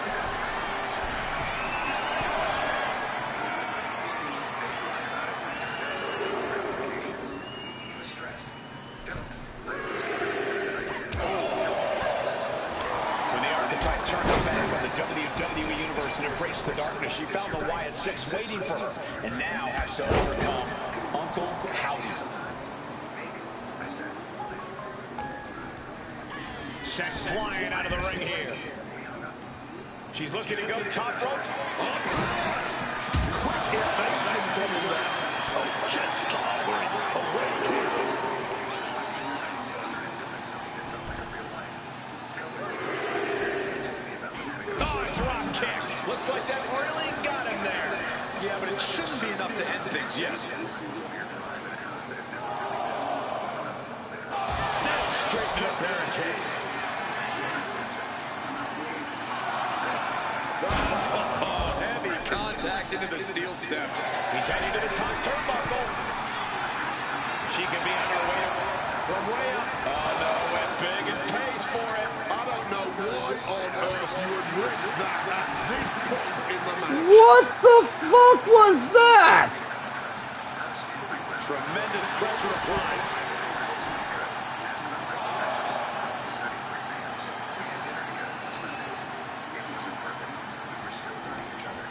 Trapped in a tough situation, trying to find her way out. And she does. Almost exactly a year after bleeding. Using that barricade with great effect.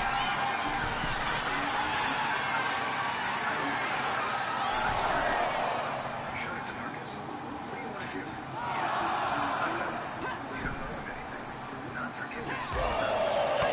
Nothing. I thought about Wade's face going white when Marcus had said And down with the suplex. the careful dismantling of Wade's financial house of cards about the 11 years. Howdy just launched to the outside. Does it depend on taxes? Being told Oh, look out! The next level accuracy needed to hit that move cannot be understated. And the body control, just amazing athleticism. And now gets tossed into the ring. Oh, what a clothesline. Oh, man, she finds a hard landing on the end. Marcus accepted it with grace. I accepted it with caution. She and Wade divorced. He moved to a different state. Upside. The crowd is fired up. Howdy is fired up. Howdy making his way out of the ring again. That we were close. That we had Sunday dinners. They'd ask about my mom, and I'd say we were working on things. Nobody asked about Wade. Big impact off the neck breaker. Howdy may be thinking high risk. From the top. Taking a threat to nowhere. That was just such a reckless move, man. That miss could have changed his whole match. How are you literally reversing everything? This is fucking bullshit. And if the first stuff doesn't send you the message, the follow-up ones definitely will. Whip back into the ring. Actions have consequences. That you can't treat people like they're disposable and then act shocked when it's Big blow. Boom, right in the button. Back down the hatches. These two are looking. Really running into each other. The fight is on. It is furious. What impressive determination from both competitors. Keeping at each other no matter what. Barely anything left, but still slugging away. You can just see their arms getting heavy after all this. Effectively using the headbutt. Mandible claw. Mandible claw. This could be a decisive moment. She's still alive. She's narrowly able to escape defeat. Big move, but it's still unable to end this. Brings down a hammer to turn the tide. Reversed it right into the suplex.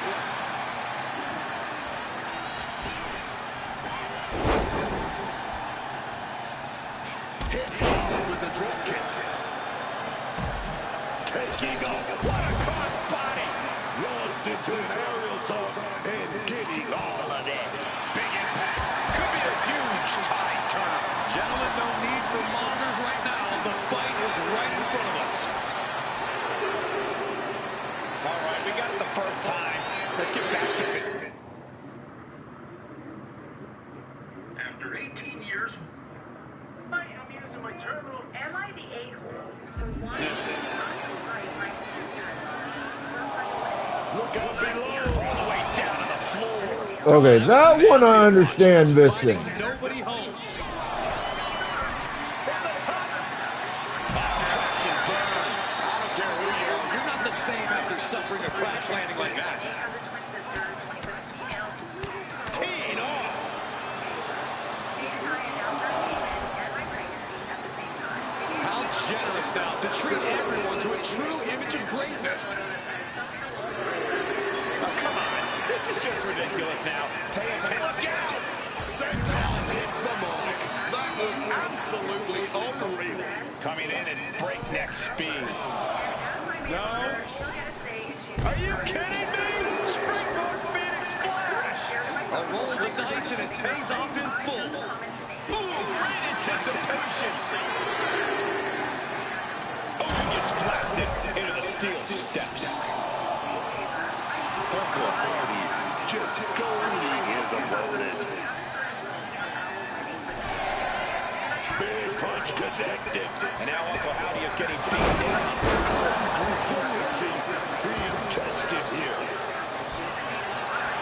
Lining it up. Gonna cut him and spear.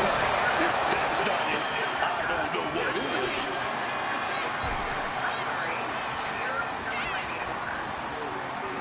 Up high. With authority. Daphne LaShawn with the count. What the? What's going on here? Where is Uncle Hardy? And who is that great referee? It's like the archetype is looking into a Hello, Marino. of herself. That's Moreno. That's the archetype's former partner. Watch out. Shift around again. Not again. Daphne's back. What is happening? Uncle Howdy with the most bizarre victory I've ever seen. Was that even official? I don't think this is the last the archetype has seen of her former ally and Uncle Howdy's newest follower.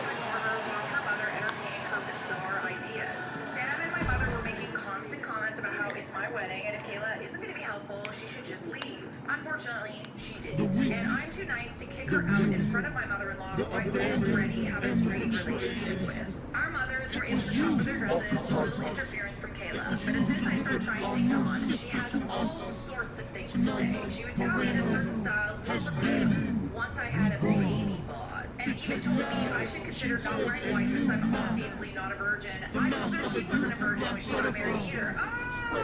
Yet she still wore an adorable white sundress to the courthouse. She grumbled about how that wasn't the same, but I was already halfway back to the changing room. I still don't know what happened while I was in there, but when I came out, Kayla and mother-in-law were gone, and Sam had a smug smile on her face. I never discussed any details of the wedding with Kayla if I could help it, but I've heard Nate sharing some of our plans with her. He told her we were planning a buffet-style meal because we have a lot of dietary restrictions in our family, and that was the cheapest way to accommodate everybody. Literally a few $1,000 difference. She told him he deserved someone who wouldn't go cheap on his wedding, even though the buffet was his idea. He told her about our venue choices. He picked the reception venue. I picked the ceremony venue, which is in the same place my parents got married. My father passed away, and since he can't walk me down the aisle, I always wanted to get married in the same place he married my mom, to sort of feel like he was there with us. She told Nate that my venue choice was tacky, and people would make fun of us. Who, you? When he mentioned he wanted a DJ, she made a comment about how she knew I wasn't classy enough to want a live band. Each and every time she would make comments like this, Nate would tell her that they were his ideas, but not call her out for how she spoke about me, which I do feel a little hurt by. I've expressed this to him, and he told me he would try and do better by calling her out, but she just always has been this way. I told him that's no excuse for her to be disrespectful and stick her nose into business that doesn't concern her. Did you know? He hesitantly Did you know? agreed. On Friday, I got an But that your former partner joined up with the Wyatt Six? Absolutely not. But I'm not surprised either. How you doing, Chef? What's that supposed to mean? You took a kid who worshipped you to the precipice of the best moment of her career, only to cast her aside with barely a word. You had to know she'd go looking for another mentor. Moreno was a parasite, stealing glory while I did all the work. She wasn't worth my time. But now, she and the Wyatts are costing me matches, and I want you to do something about it. I told him this was not the case. I do not I made the match you wanted, and you lost. What else would you have me do? Finally pull the trigger on trading me to Raw.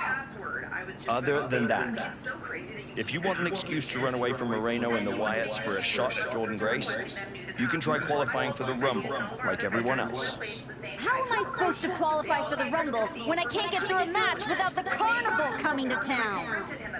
That sounds like a you problem. And as the GM of SmackDown, I have a long enough list of me problems already. Okay, let's try this on. The hell with you. The hell with the Rumble. And the hell with the Wyatt Six. I'm going back to my wrestling school. If they want to take a shot at me, let's see how they do without all the WWE special effects. Well, that just solved one of my me problems. Best of luck. My feelings and comfort should be more important to him than his sister's childish antics. We met with her for lunch earlier today, and once we got dessert, he asked her if she was trying to make changes to our wedding plans. What are you doing here, Heyman? So aggressive. You know why I'm here. Business. WWE Women's Championship business. The kind of business you used to be in. A long time ago. That's the only business I'm in. It looks to me like you're playing an entirely different game. Something with ghosts and ghouls and goblins.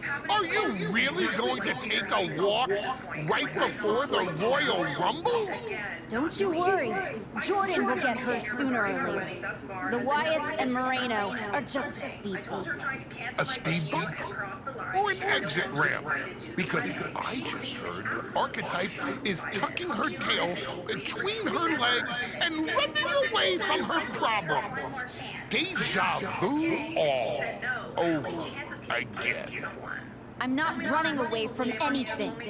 This is just a strategic withdrawal. I was wrong about you all those years ago. You never had it in you to be a Paul Heyman client. Because you don't have the ovaries.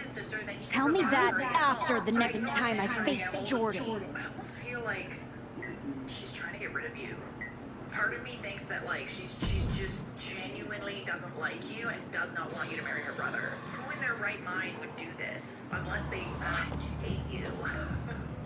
Once at home, I packed a small bag and left for Sam's house. I told her everything and she told me I could stay as long as I needed to. But now she's at work for the night and that's where I am. Trying to process what just happened. Trying to figure out when I became second place in Nate's life. Trying to figure out if there's any way to fix what he just broke in me. Moreno? He's switching between asking where I am, telling me he didn't think it was that big of a deal, and I need you to come here. asking me to come home and You have to think you're in control.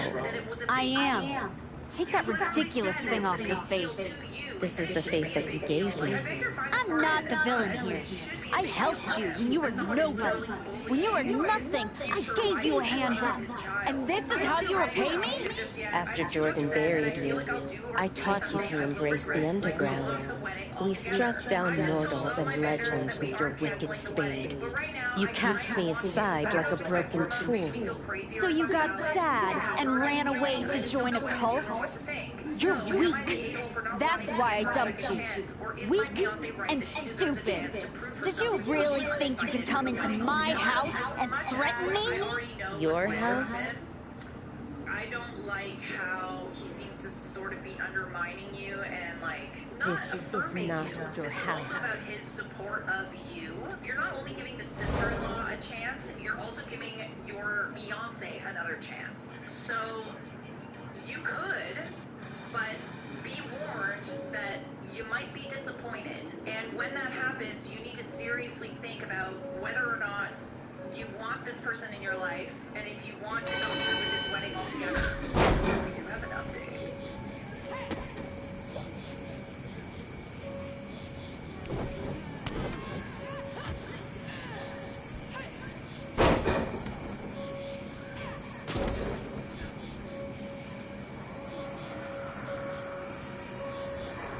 My wife's brother's new girlfriend mocked me at dinner, and everyone laughed. My wife's dad told me to stop making his family look bad, so I let them mock me until she mentioned her joke. Then I pulled out my phone and watched their smiles fade. The laughter around the dinner table stopped the moment I pulled up my phone. The one who'd been mocking me for the past 20 minutes suddenly went very quiet. My father-in-law, who just told me to stop making his family look bad, was staring at my screen with his mouth open. My wife Jessica's hand froze halfway to her wine glass. Then Brandon, my brother-in-law, who had encouraged his girlfriend's attacks all evening, looked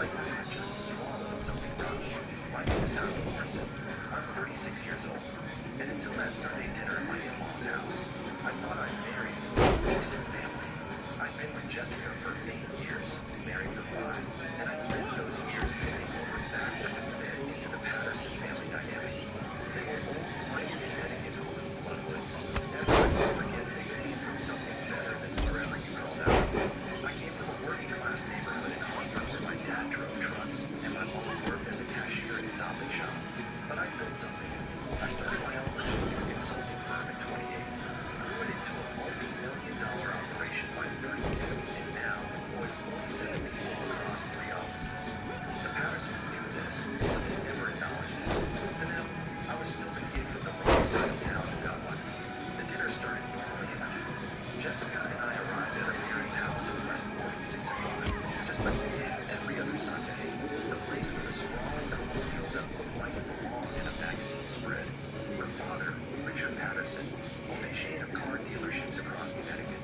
Her mother, Victoria, spent her days volunteering for charity boards and planning fundraising gals. Brandon, Jessica's younger brother, was already there when we arrived. He was 29, worked in sales at one of his father's dealerships, and had a new girlfriend every 3 months. This time, he brought Sarah Kingsley, a 26-year-old who worked in marketing, according to the introduction Victoria gave to the dining room. Sarah was attractive in that polished ways of women who spend hours achieving. Perfectly straightened blonde hair, designer dress that probably costs more than most people's monthly rent, and the kind of confidence that comes from never being told no in your entire life. Tyler, Victoria said as we took our seats. Sarah works for Ashton and Pierce. No, the marketing firm downtown. I nodded politely. Nice to meet you, Sarah. She smiled, but it didn't reach her eyes. You, too. Brandon's told me so much about his family. The first 20 minutes of dinner passed with the usual Patterson family conversation. Richard talked about sales numbers at the dealerships. Victoria discussed the upcoming charity auction she was organizing. Brandon bragged about some big sale he made out of it. Jessica talked about her work as an interior designer. Nobody asked me about my business. That was normal. The Pattersons had a way of making you feel like you weren't quite worth their attention unless you were serving them in some way. Then Sarah started. So Tyler, she said, cutting into her salmon with precise movements. Jessica mentioned you run some kind of consulting business. I do, I said. Logistics consulting. We help companies optimize their supply chains and distribution networks. She nodded slowly like I just told her I collected bottle caps for a living. That sounds interesting. So like you tell truck drivers where to go. Brandon laughed. Jessica shot me an apologetic look, but didn't say anything. Not exactly, I said evenly. We analyze entire logistical operations and develop strategies to reduce costs and improve efficiency. It's fairly complex work involving data analysis, network modeling, and strategic planning. Sarah took a sip of her wine, smirking slightly.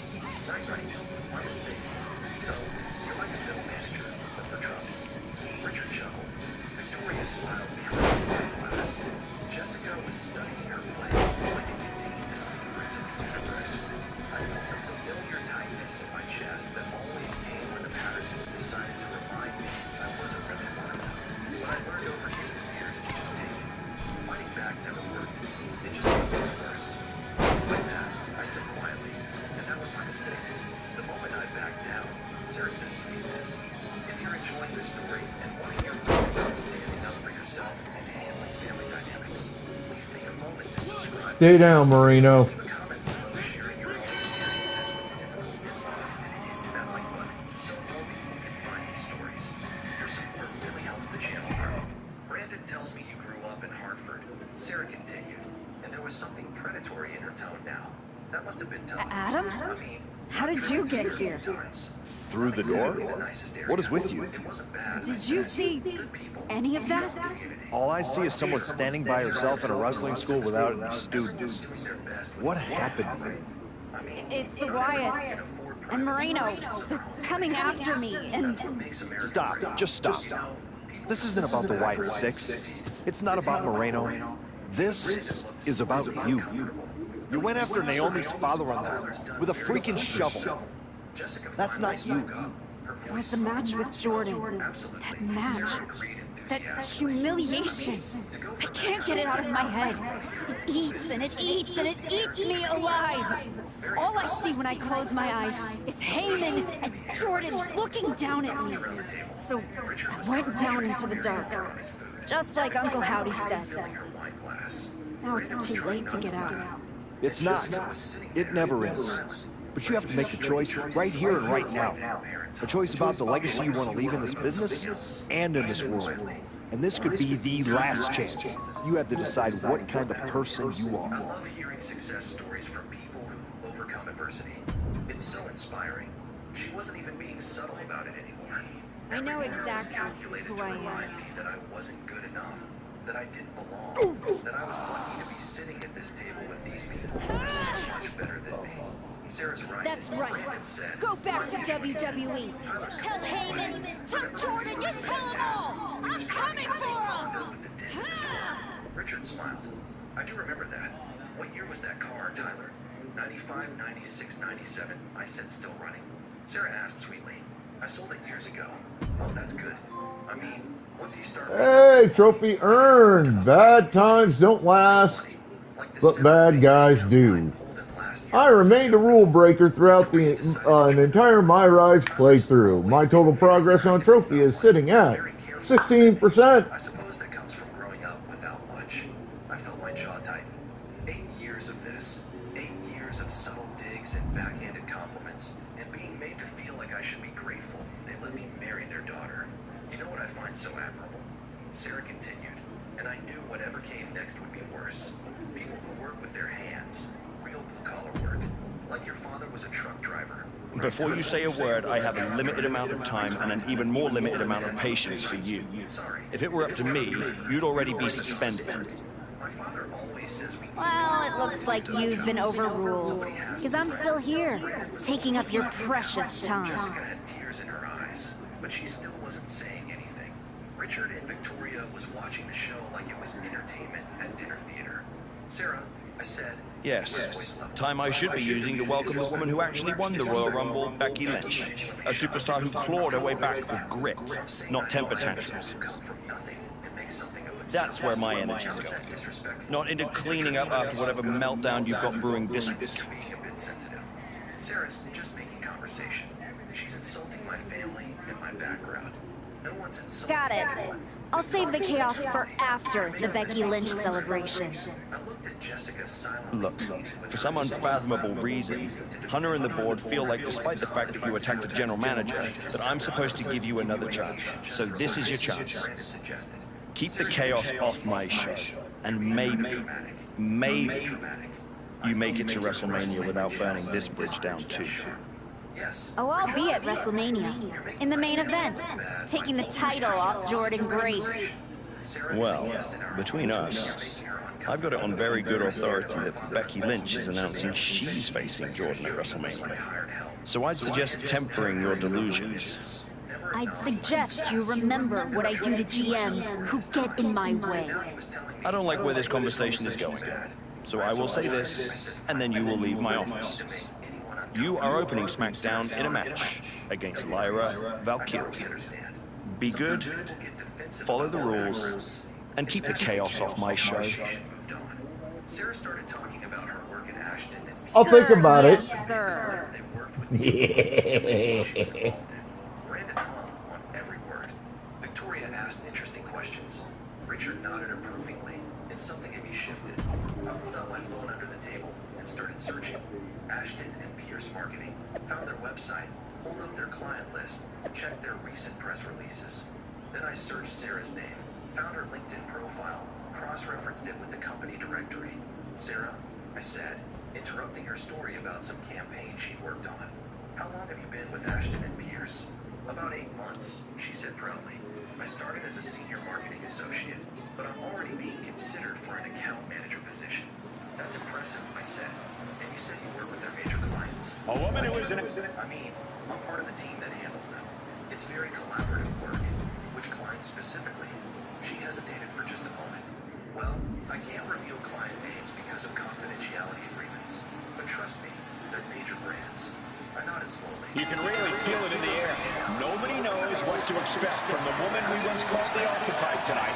Not after what she did to Adam Pearce. Not after who she chose to become. She's not here for redemption, Michael. She's here to win. And if that means burning bridges, torching legacies, so be it. Yeah, but when you burn it all down, you better be sure what's left can stand the heat, because Lyra Valkyria, she doesn't flinch at the fight. Stop. Forward smash after the stops. Great athleticism.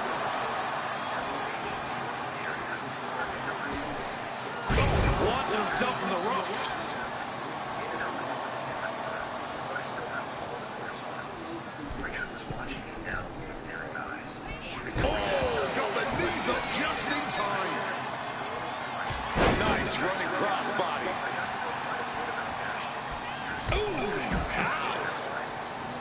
Whoa!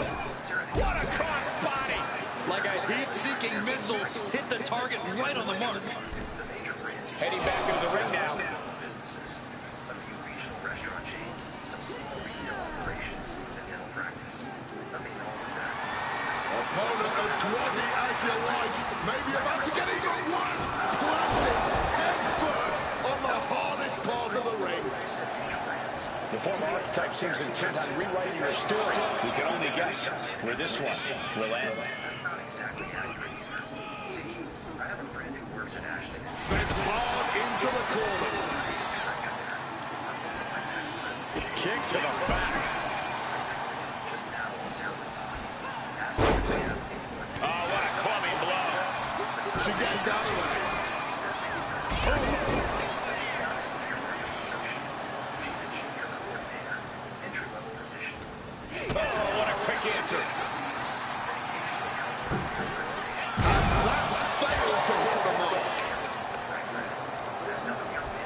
She's launched out of the ring. Risking it all. Sliding under the ropes into a splash on the floor. Threw caution to the wind, and it paid off big time.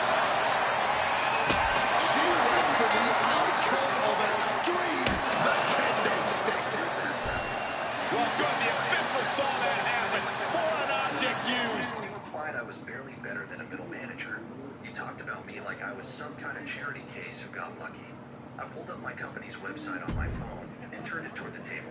This is Morrison Logistics Consulting. We had $8.3 million in revenue last year. We employ 47 people. Our clients include 3 Fortune 500 companies and 7 major regional distributors.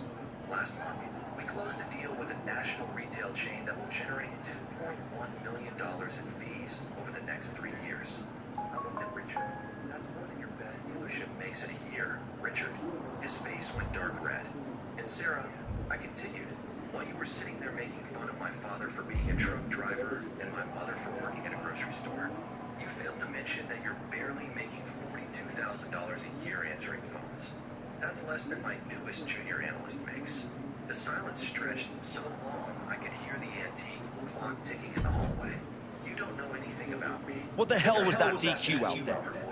I didn't want to give you a second chance. I was told to. And you just made the entire board look like fools for pushing me into it. You told me to be a good soldier. You should have realized I'm a general. And yet here you are, causing chaos instead of leading anything. You think there won't be consequences? That you're above the system? You're not. You're in it. And now you're mine to deal with. You sat there and let a stranger's insult me. Don't be an idiot. You know what I bring to this business, to your show. You don't punish that. You build around it. Victoria said coldly, I agree. You're right. This is my show. And on my show, the ones who get opportunities are the ones who earn it. Like Becky Lynch. Not the ones who throw tantrums when the spotlight shifts. My background. I've smiled through every family dinner where you've made me feel like I should be grateful you let me sit at your table. I looked at Jessica, and you've never defended me. Well. The great comeback continues.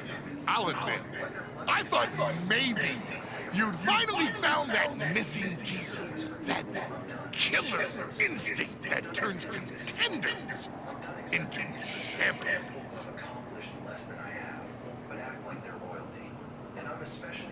Funny. I was thinking the same about you. Thought you finally learned not to underestimate me. Richard's face was purple with rage.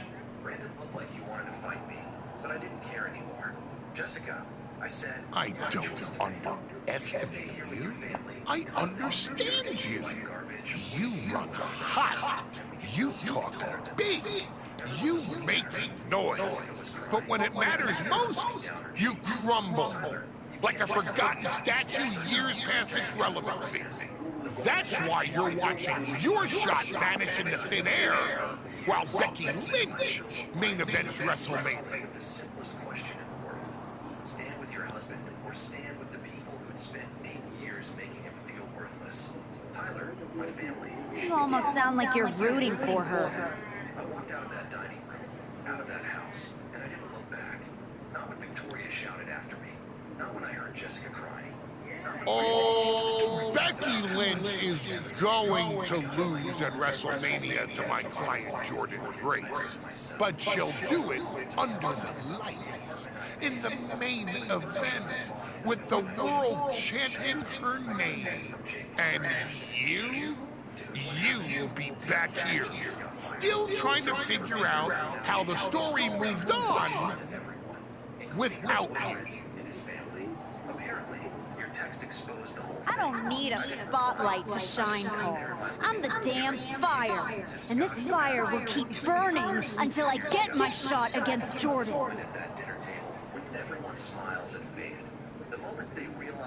Sure, face it. While you act out and spiral, the window on your comeback is slamming shut. Late means last, archetype, and in this business, last means left behind. Have fun watching Jordan and Becky at WrestleMania. They always have. The only difference is now I've stopped pretending I don't notice. Tyler, they're my parents, my brother. I can't just cut them off. I'm not asking you to cut them off. I'm asking you to stand up for me when they treat me like garbage. I'm asking you to be on my side for once in 8 years. She was quiet for a long time. I don't know if I can do that. And that's when I knew my marriage was over. We separated 3 weeks later. Jessica moved back in with her parents temporarily. The divorce papers came 2 months after that. And now the GM of SmackDown, Nick Aldis. With what we suspect will be an announcement about WrestleMania. I was tired of living in a space. Ladies and gentlemen, I'd like to welcome the winner of the Royal Rumble and the woman who will main event WrestleMania. Proof that hard work pays off. Becky Lynch. Here we go. Becky Lynch back on SmackDown for the first time since punching her ticket to WrestleMania. But the thing about actually having money versus just acting like you do is that when push comes to shove, resources matter more than reputation. My lawyers were better than his lawyers. My documentation was better than his bluster. And when everything was Becky is really milking her intro, isn't she? Sarah Kingsley, more than usual. Beats of that dinner. Apparently, I don't like the looks of this. Looks like we had our own Rumble. Didn't we, Becky? It doesn't look like we've got a Royal Rumble winner after all. That complicates WrestleMania, doesn't it? That's enough. You are going to face severe consequences. Oh? What's that, Becky? I should be the next challenger for Jordan Grace? You want me to take your spot? Becky got some fight left in her. I'm afraid you mean hot. Make the match, Aldis. You will never get a shot at WrestleMania. You are suspended. We need some medical attention back there immediately. That crossed a major line. Something tells me the archetype isn't finished crossing lines. Our thoughts right now are with Becky Lynch. He saw who I was sitting with. Recognized him. James Morrison, CEO Okay. of Morrison Distribution Corporation, one of the largest logistics companies in the Northeast. Same last name as me. Not a coincidence.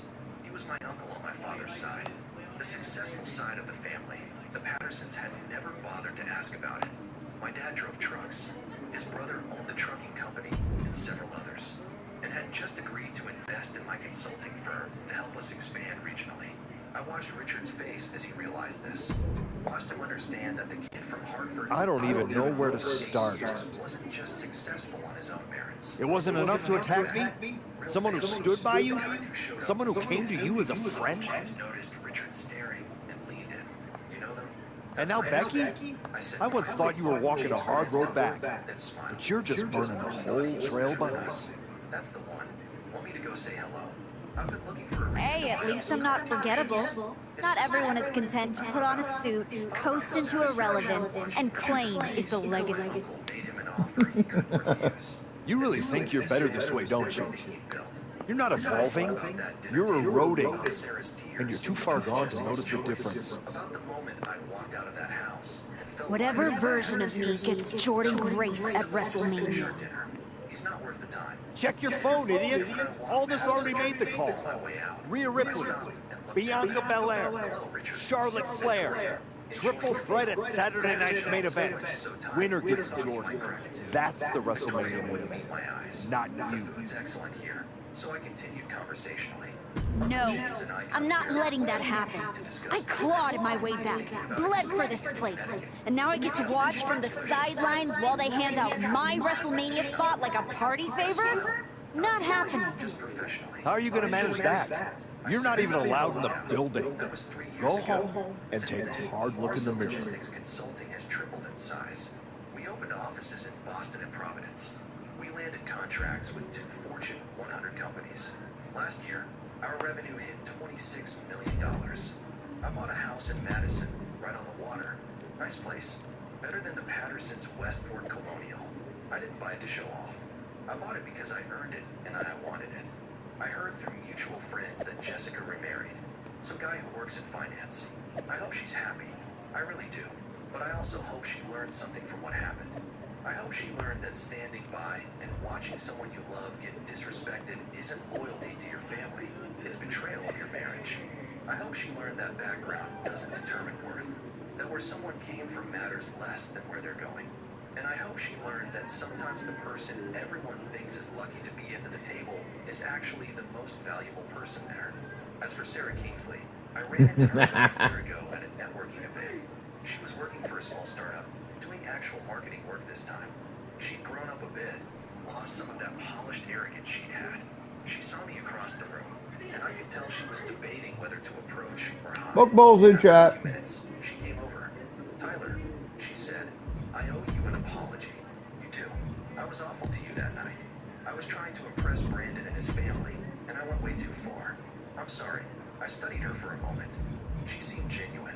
People change sometimes. Apology accepted, I said. But Sarah, oh, hey. I don't think we're supposed to be talking since you're suspended. Unless we're just hanging out. In public where it's safe. That's not just bad behavior. Relax, Troy. I'm not gonna kick your ass in an airport. Unless you give me a reason to. That is wonderfully reassuring. Good luck with that, I said. I need a WWE producer I can trust to keep his mouth shut. You're going to help me. Fantastic. I love helping.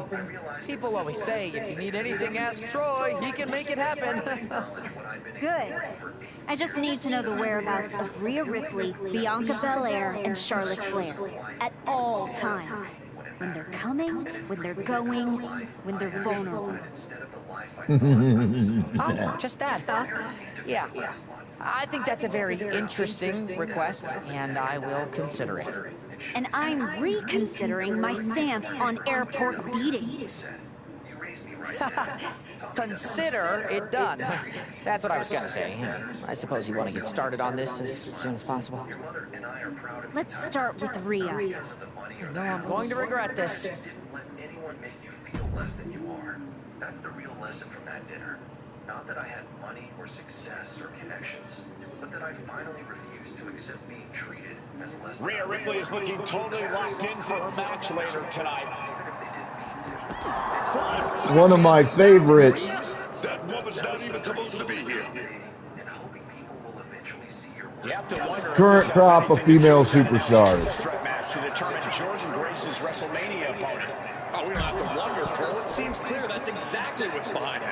She's already suspended, man. Keep pushing like this, and she might not have... Oh, it's coming! STO! Fighting in the parking lot. Concrete and catastrophe everywhere. And Rhea finds a counter.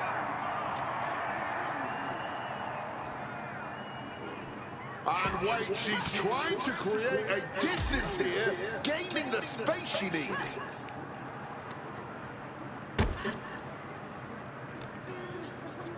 Wrenches the arm. Oh, ooh, nasty kick. Fighting it out in the parking lot? This is looking like one of those outlaw mud shows now.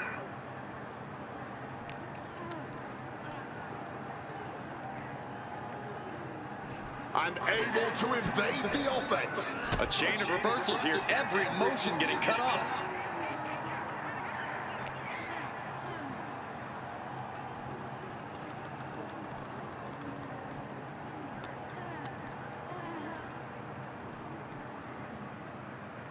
She manages to maneuver herself out of harm's way. Basement drop kick. Hey guys, I've been here a long time, and I can't tell you how many superstars haven't been the same after a fight through the parking lot. That's also what it was. We just called it the Don't Say Gay bill. Many believe the bill was essentially And just unloading that stop sign. Unsafe use of a safety code.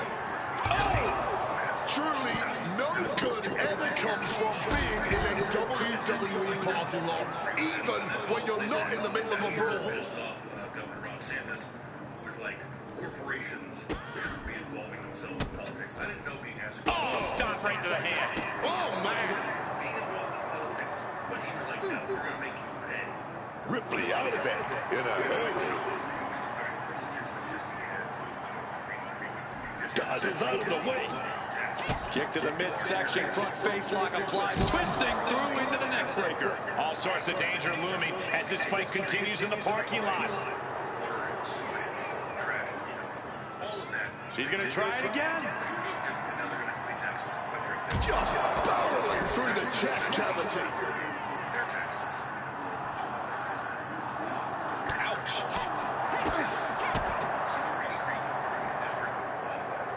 Oh, look at measuring their opponent into a suplex. Armbar applied. Will they tap out? Trying to roll through. Hammerlock armbreaker here. Submission maneuver in place. Oh! When there's this much to stay in a parking lot becomes a good place for a brawl. But that pavement isn't as soft as the ring. I'll tell you that.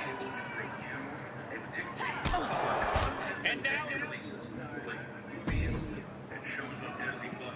One down. Saying that, when his board took over and started looking at the paperwork, they discovered something. Found that on February 8th, the day before, Florida House voted. All right, coffee, bathroom, laundry. Be right back. Hang tight. Unanimously approved some new restrictions. Basically, it's that the board, appointed by Disney or otherwise, was now in charge of roadways, waste and sewage, and other various municipal responsibilities. That is a declaration of restriction.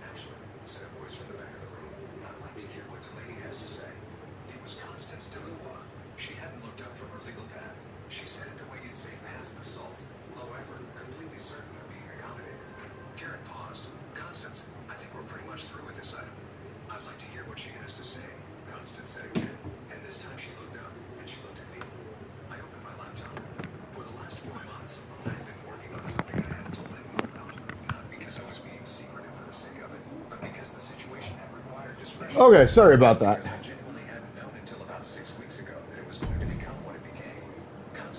There you are. Not through Garrett, not through official channels, but through a brief, quiet conversation in the parking garage. Please, no.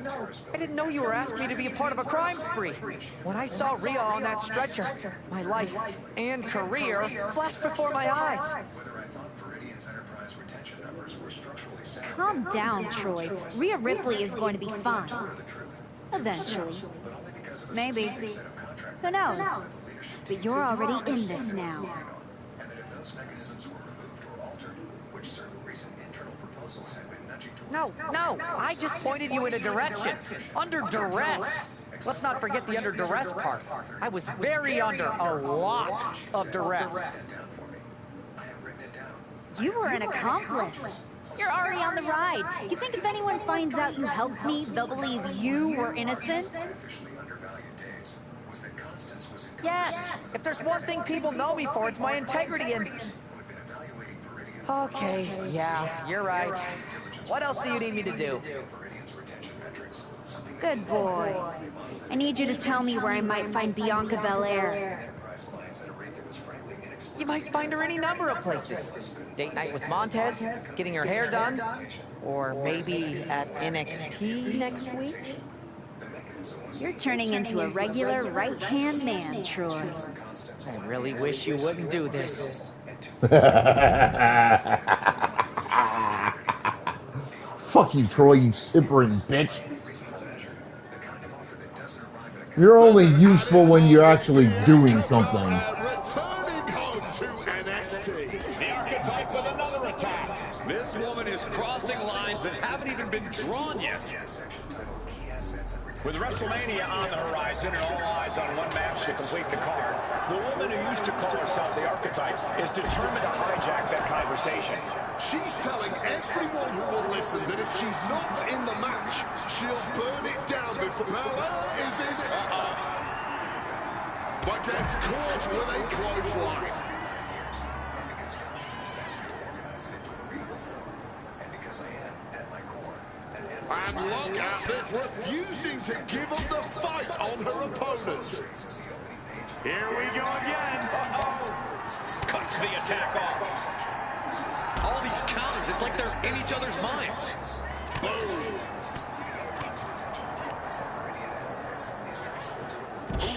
Contract framework and churn modeling methodology developed and maintained by revenue strategy analyst Delaney Marsh. This framework represents a significant and non-replicable competitive asset. Its preservation and continuity post-acquisition is a material condition of our offer valuation. I didn't say anything. I just let him read it. The room was completely still. Garrett read it once. Then I watched his eyes go back to the top and read it again. His jaw did something. His right hand, which had been resting on the table next to his clicker, moved slightly and then stopped. What is? He started. That's the bread. Suplex, lightning fast. And now she had stood up. And when Constance Delacour stood up in a room, you noticed it because she was not someone who stood up without intention. The board has been reviewing their offer for the past 2 weeks. It's a strong offer. It's a strong offer specifically because Brett Moore's analysts were able to quantify the retention value that this company has appears to have been unaware of. She paused. She was looking at Garrett with the specific patience of someone who has already been asleep into a situation and is now simply waiting for the other party to catch up. Garrett, she said, I'm going to ask you to leave the room. It wasn't a request. It was the kind of... And that last bit of offense looks to have cut deep. She is bleeding badly now. Could be having some impaired vision. For 6 years. He had run more than 40 of these alignment sessions. He had sat in more conference rooms than I can count. One step ahead of Bianca there. Strategically, always with just enough deniability to... Oh, she manages to reverse it. Every move and not exactly what it was. He stood up from his chair. He didn't say anything for a moment, which was notable. Oh my gosh! Belair now trying to capitalize. I'd recommend not making them wait. The two people along the far wall closed their laptops simultaneously.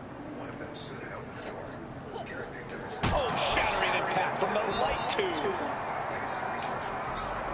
He looked around the room. Belair saw that coming.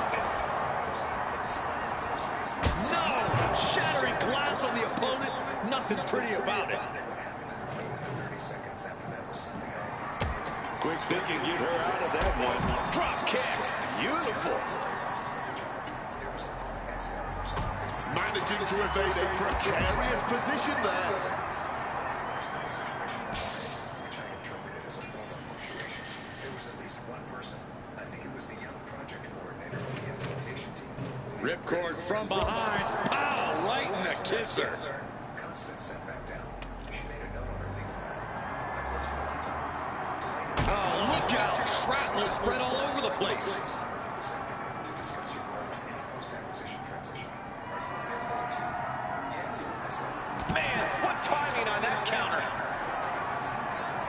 Don't get broke apart the way moves do after something has happened that everyone will be discussing for years. In clusters, in quiet pairs. Big clothesline. Down with a sling blade. Oh, and nobody's there! I always knew that Holgerson renewal wasn't just luck. I looked at him. How did you know about the Holgerson structure? I didn't, he said.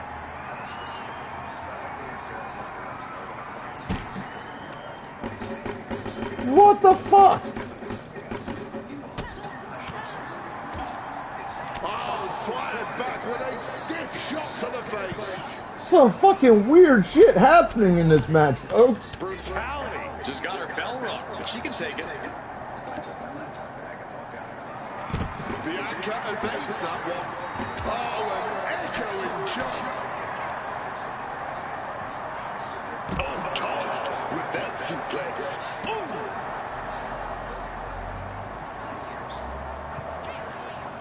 This could be it. Ah, a hellacious backstabber. Measuring it up one more time. And now it looks like... Like, I went to hit her when I initially picked up that trash can, And for some reason, it had me do a taunt with the trash can, even though that's not the buttons I pressed. Like, what the fuck, dude? I thought about Garrett Purcell pointing at me in front of 37 people and saying the words he said. And then I thought about Constance Delacroix standing up from her chair. The 2 o'clock meeting was in the executive conference room on the 3rd floor, which I had not been in for approximately 4 years. Constance was there, along with 2 board members I recognized and one I didn't, plus the 2 people from the acquisition firm who had been observing the morning session. They introduced themselves as Brentmore Crestfield representatives. One was a senior analyst, the other a managing partner named Harlan Voss, who had the calm, data-dense manner of someone who had been valuing companies for a long time and had seen every variety of surprise the process could generate. "You're not surprised to be here," Harlan said to me, about 10 minutes in. You really don't know how to stay gone, do you? "But not about the framework," he said. People just don't know how to stay out of my way. I didn't know anyone outside the company had found it. Bianca Belair was supposed to be a special guest referee here tonight to determine the championship match at Stand and Deliver. When institutional And now Bianca can't stand or deliver. one of 2 things is true.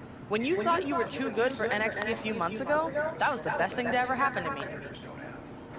But at least now the whole world knows the truth, that the Archetype's legacy isn't redemption, it's wreckage. Yes, I said. It's both.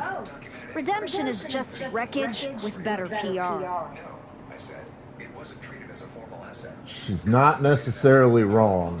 You made your mess on SmackDown. Don't drag it down here. I don't want to see you near my show ever again. Relax. The last woman standing between me and Jordan Grace doesn't go here. Recalling it, I find it slightly hard to believe I was actually sitting in that chair having it. But the outline is this. Brentmore Crestfield's offer was contingent on everyone who suffers from forgetfulness. Crestfield's offer was contingent on a transition structure that preserved and codified the retention architecture. That meant a formal role for me, not revenue strategy analyst, not legacy overhead, but a senior position with actual authority over the systems I had been running from the margins for nearly a decade. Constance was blunt about it in the way she was blunt about everything. "The board supports this," she said. "You should know that Garrett's position is under review. I don't expect that review to go in his favor." Charlotte Flair appears unfazed by the speculation that she's next on the Archetype's hit list. That hit list just struck. The suspension isn't cutting it. This woman should be arrested. It was the work. It had always been the work. Charlotte Flair does not seem the least bit surprised to find herself in a fight against the suspended superstar tonight. Nobody's surprised, Cole. The only question was where and when. One more question you forgot, Cole, and that's whether Charlotte is going to let the former Archetype walk out of here in one piece. Charlotte has been through everything in this business, but she should have seen this attack coming. Beautiful reversal, turning that into a German suplex.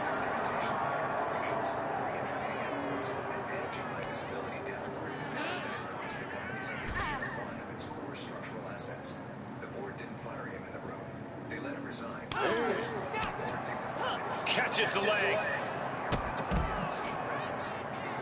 Cat-like agility on the attack. Oh!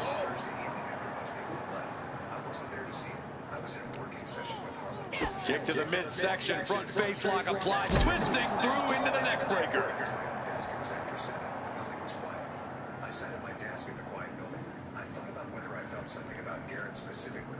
Satisfaction, vindication. Dropkick connects. And honestly, I didn't. Not really. What I felt was something much more boring and much more real. I felt like myself again. Like the version of myself that had walked into Viridian at 28 and thought being handed a pile of contracts and told to figure out what thinking was a devastating hit from the chick.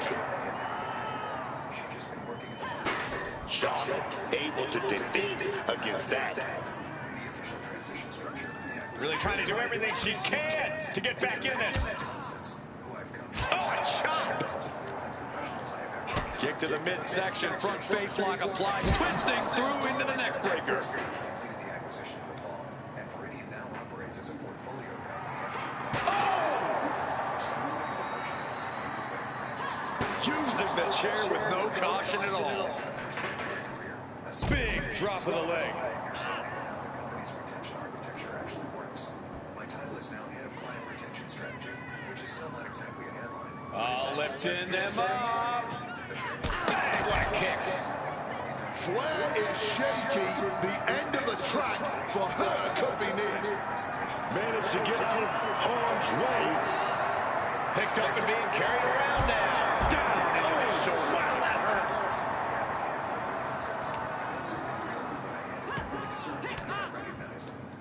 Turning the tables.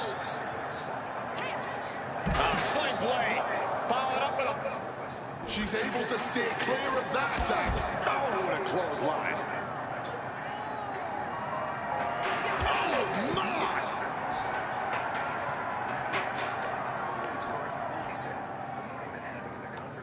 Hooked up. Shin breaker. That story about 6 times. Please stop telling that story. I said. He grinned. Absolutely not. I did go back and count later. The way I said at the beginning. 37 people in that room. 37 people who heard Garrett Purcell point at me and say what he said. I've thought about each of those people at various points over the months since. Some of them have come by my office or sent brief messages. A bit of provocation from Flair. That they witnessed something and that they were glad about how it resolved. A few I haven't heard from at all. Off to the body with the chair. In all this chaos, there is still a winner to be decided. Fearless in their approach, but will it pay off? Oh, caught with a drop kick. Her name is Britta Okonkwo, and she's been with the company about 2 years, and she came to me about a month after the acquisition closed and said she'd been thinking about whether to raise some concerns about the documentation processes on her team and hadn't known who to talk to. Let's get Pokeballs in the chat, folks. Devastating blow to the neck right there. This is no place for a brawl. Everywhere you look, it's hardened steel and concrete. Someone's going to get hurt badly. Drop kick.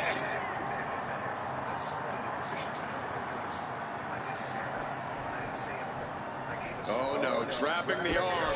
A vicious stomp to the hand. And a series of vicious stomps. And this is really the last place this fight should be happening. Area filled with unforgiving concrete and steel.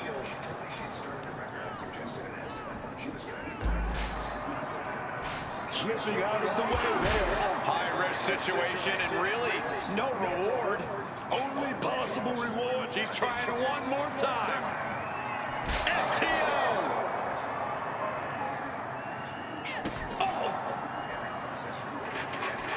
She reverses and creates an opportunity.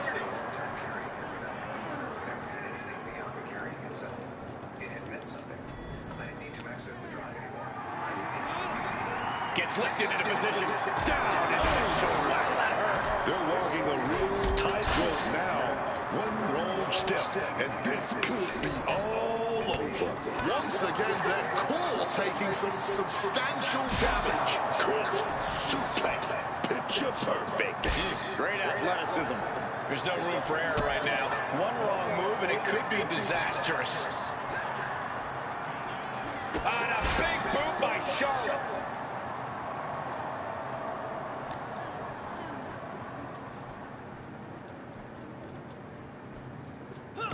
And Flair gets that turned back on her. Sequence of reversals there. Back and forth, counter after counter. Dangerous territory. Not a lot of runway for these two right now. Boom, boom, persistent barrage. Ooh.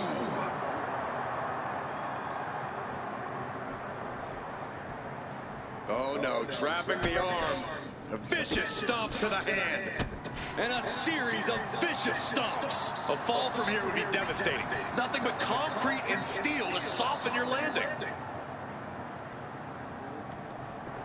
Letting her opponent know that they are not on her level. You understand, you don't want to be military. Every so often I get comments like this. People when I talk faster, the Scottish people can understand. Say that the Scottish accent is hard. How about this? There are no hard accents. There are accents you have. Swanton. People with Scottish accents. Do TV shows, you see in movies, they're told to slow down. We're told to pronounce it. Uh-oh, this is not going to look pretty. Submission being applied. She's trapped in the submission. This won't cost her the match directly, but it could do a lot of damage for the future. We're always bending over backwards to make ourselves understandable to you. You're never going to understand this when we're talking normally. She's got it locked in. No, she doesn't. Get the fuck off me, bitch. It's so simple.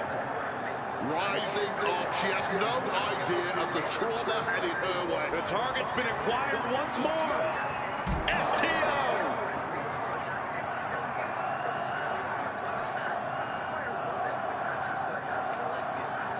No shame in her having a bit of fun here, wielding her implement of destruction. Charlotte just rubbing it in now. Oh, kendo stick wrapped around the head. I don't think there's any way that... And now it looks like they're done. Done for now.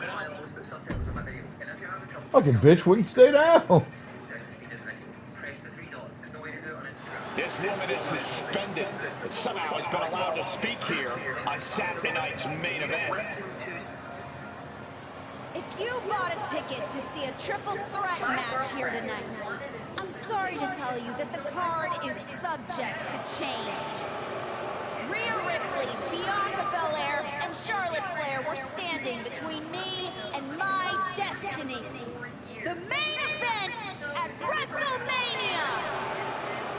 Nick Aldis tried to keep me out of this ring, but he doesn't control me.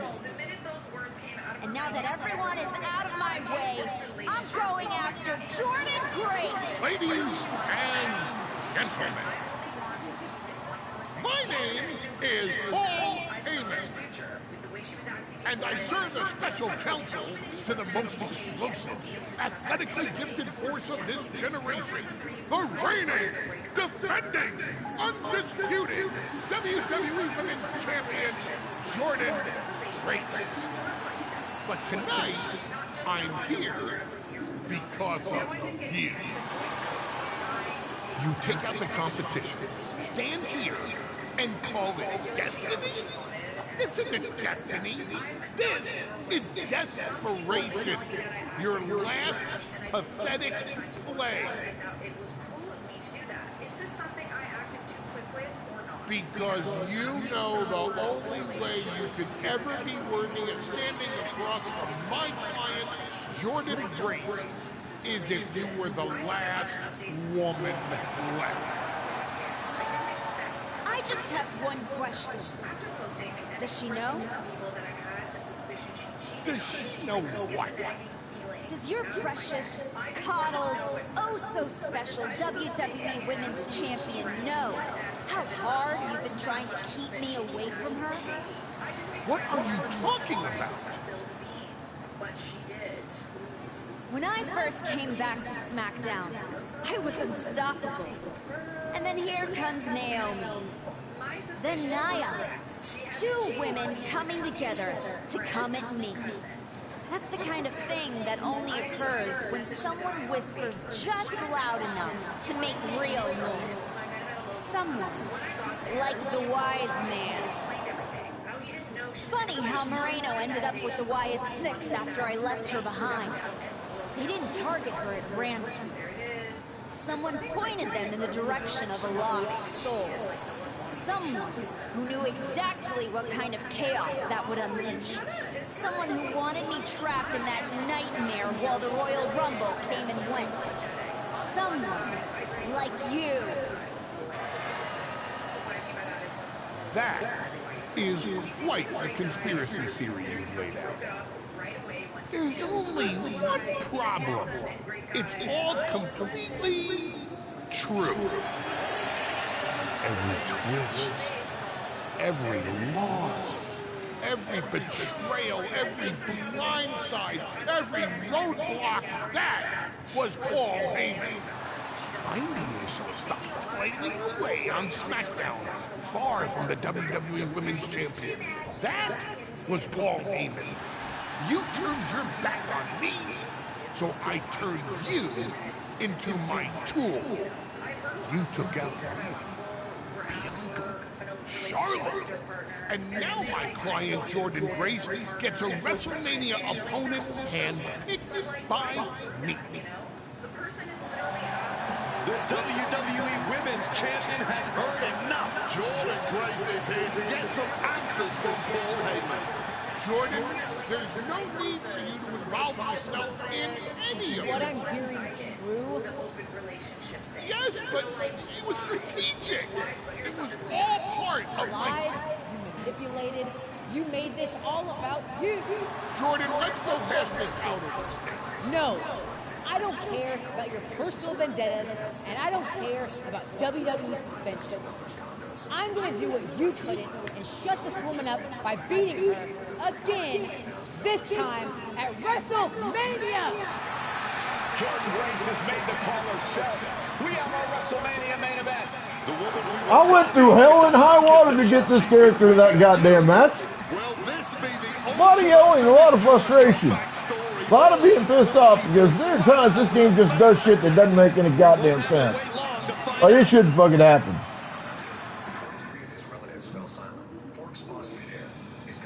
Sometimes it's funny. Most of the time it just pisses me off. Derek has been struggling. Margaret continued. She wasn't looking at me yet. Marriage is difficult. Some people aren't equipped to be true partners. My throat tightened. I kept my face neutral. So Robert and I have decided to help. She gestured to her husband at the head of the table. We've purchased a beautiful condominium in Harbor Heights. 3 bedrooms, 2.5 baths, downtown views, $425,000. Jennifer gasped. Someone else whistled low. For Derek, Margaret said, so he can have the space he needs, the freedom to rebuild his life without. Now she looked at me, without being weighed down by those who contribute nothing. The room tilted slightly, not from shock, from the effort of keeping still. A useless burden, Margaret clarified. That's what she's become, but we take care of our family. Derek's hand was still on my knee, not moving, not defending. I smiled, just smiled, because 3 hours earlier, I'd been sitting in Richard Chen's corner office while he'd offered me Vice President of Strategic Development, $340,000 base salary, equity package, full benefits, start date, 2 weeks. And Derek had been fired from Preston & Associates exactly 92 days ago. I'd found the termination letter last month, buried in his gym bag under dirty socks. So I smiled at my mother-in-law across her birthday table and said nothing at all. They'd been pushing like this for a while. Little comments, suggestions that I wasn't ambitious enough, wasn't traditional enough, wasn't enough. Margaret had started the campaign 6 months after the wedding. Quiet at first, then louder. Don't you think Vanessa... All right, we are going to do a special modification here. I think. No. Actually, you know what? I like where everything's sitting. Wow. So Heyman actually let you off the leash? This coming from the woman he's been stringing around all year? Please. Yeah? Well, as much as he didn't want this, he led me straight to you. You've taken a long walk just to get the same result. But after burning all those bridges, Aldis, Pierce, Moreno, guess I can't blame you for being jealous that I've still got someone in my corner. And what did all this get you? Another shot at the woman who already sent you packing. Sent me packing? You left me breathing. That was your mistake. Yeah, so you can whine all year about how I broke you. That's the difference between you and me. I win and move on. You lose and make it a lifestyle. Better than flexing like you built this yourself. You've been a playing champ while Heyman holds the map. You tried to break me once. This time, I'm the one doing the breaking. And I'm not stopping at the bell. We've all seen the sad comeback tour. You try to show how tough you are in some wannabe underground street fight. Expect us all to run away because you beat up an old man? Then go and tell some campfire ghost stories with the Wyatts?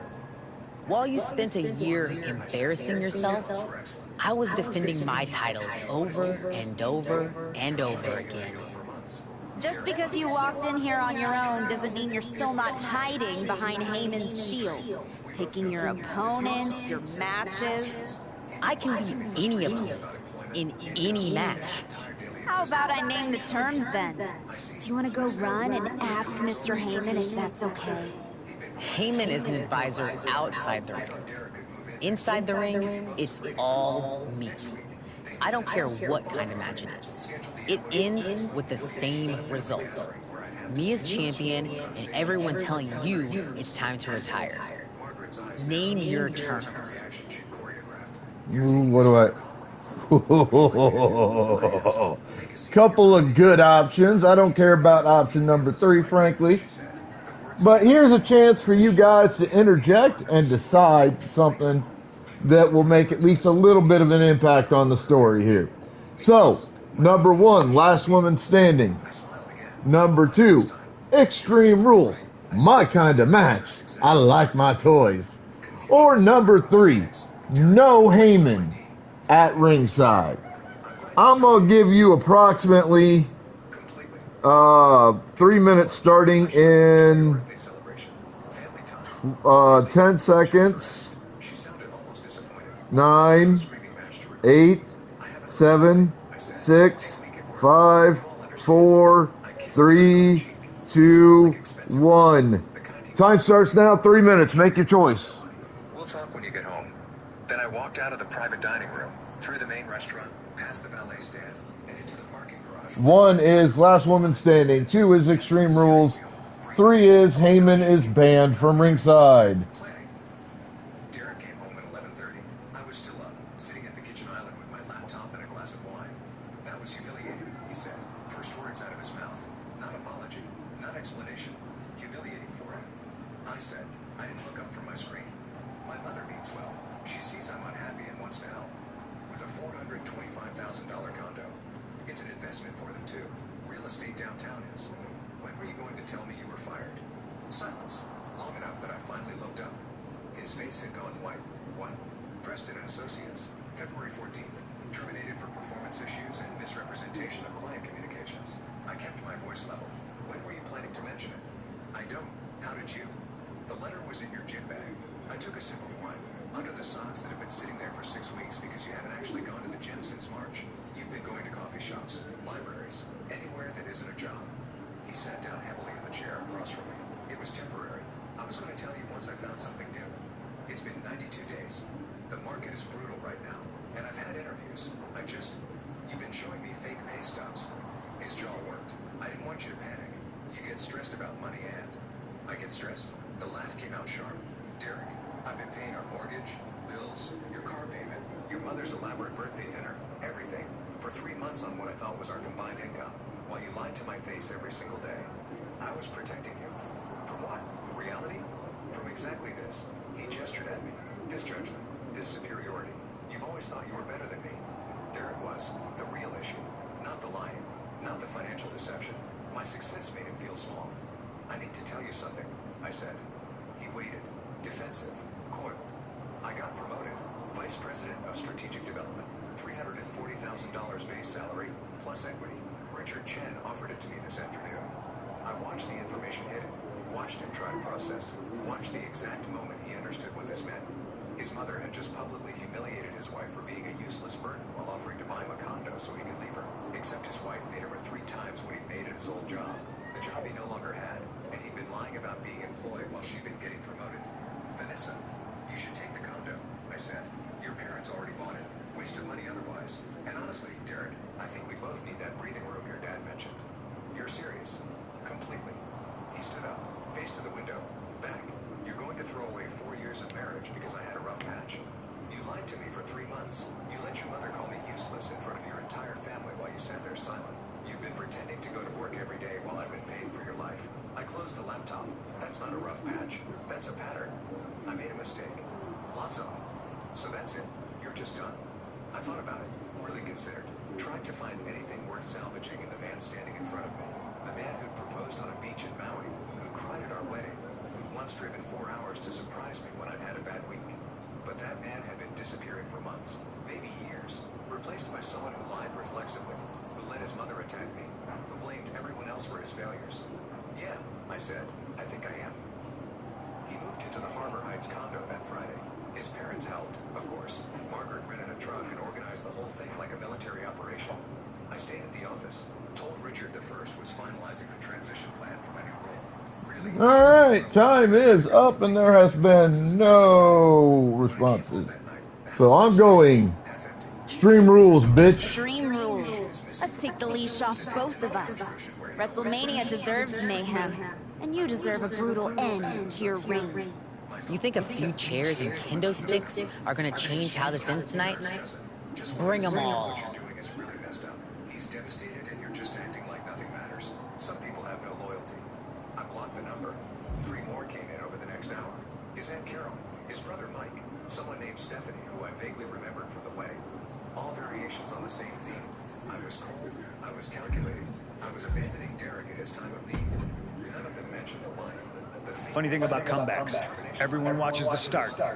Everybody watches the end. But a lot You're not going to give me some... No, just saying it was a long road. Jealous? You're going up against Paul Heyman. Must be nice. Oh, it is, trust me.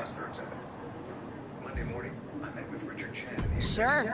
He certainly would. Anyway. For the next fiscal year, I'm prepared for 6 weeks. Built financial models, researched competitive positioning, mapped out partnership opportunities. Here to wish me luck, Aldous. We both know luck hasn't gotten you this far. If it were up to me, you'd still be suspended. Actually, let's be honest, you'd be fired. Starting to sound like you're rooting against me, Nick. As a general manager, I'm required to remain impartial. But as a man, I would very much enjoy watching Jordan Grace drop you on your smug, condescending face. She nodded, made a note. Richard smiled. Anyone else? Silence. You never supported me. Not once. You just waited for me to slip so you could feel justified. Guess what? I didn't slip. I climbed. And now I'm standing on everything you tried to bury me under. 12 were from Derek's family members. 1 from Derek himself. We need to talk about the house. The last was from my own mother. Your father and I heard about the separation. We're proud of you, honey. Dinner this weekend. Well, you got your match. Jordan Grace, WrestleMania. And all it cost you was your soul. And Moreno's. And any shred of respect I had for you. We were friends. And you attacked me? Why? For getting in your way? For trying to remind you of who you were? You know, all those years you were off making movies and chasing that dream, I kept my word that whenever you wanted to come back, I'd get you back in. And I did. And I wish I hadn't. I sure hope it was worth it. It will be when I win. Will it? You know, in life you don't get do-overs. But if you could, if you had a chance to go back and change just one decision, one moment that sent you off course, you're telling me you wouldn't? No. Every step brought me closer to this match. Even the ones I took over people like you. Wow. I thought I knew you. I guess I never did. Look, anything can happen out there tonight. Extreme Rules lets you do anything. But after tonight, the story won't just be what you did. It'll be who you became to do it. Just like everyone else, it sounds like you can't wait to watch. I never said who I was pulling for. I don't care who you're pulling for, Nick, or Adam. I don't care who Nick is pulling for. I plan to win, because them's the rules.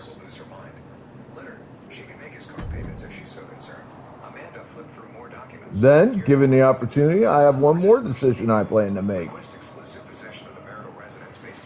And I'm assuming I'll get that opportunity.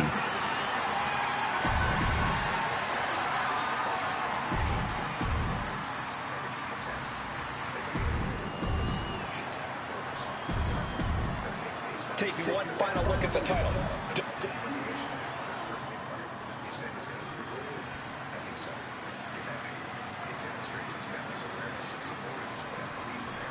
Jordan Grace has handled every style, every threat, but tonight she faces a force that broke every rule to get here. And now the rules are gone altogether. That's exactly what the former archetype wanted. Just a reminder, Jordan's still the champ for a reason. You want to break her, you better be ready to get broken too. Caught with that back body drop. Turn it around with a reversal. Bullseye with the drop kick. Oof. And a reversal by Jordan.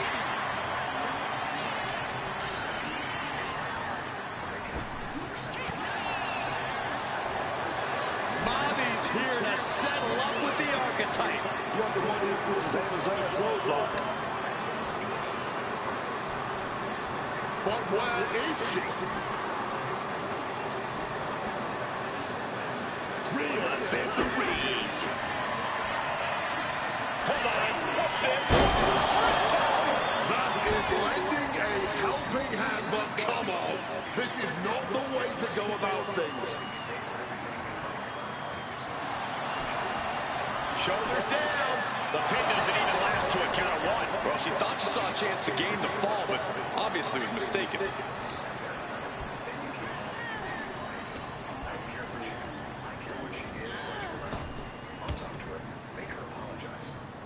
Clothesline. Great athleticism. Oh my God. Moonsault. Wow. Springboard. Oh my God.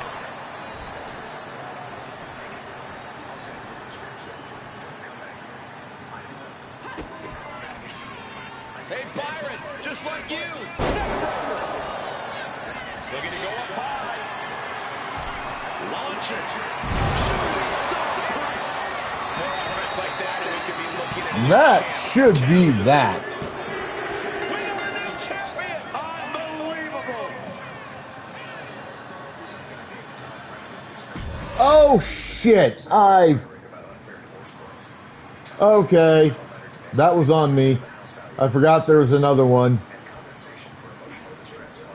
Jordan Grace has handled every style, every threat, but tonight she faces a force that broke every rule to get here. And now the rules are gone altogether. That's exactly what the former archetype wanted.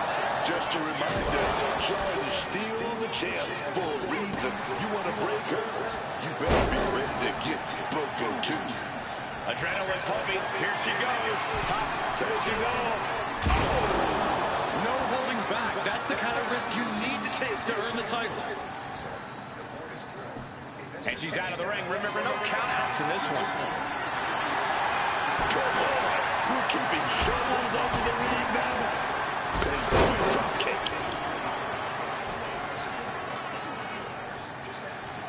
Coming down hard with that shovel. Ducks out of harm's way.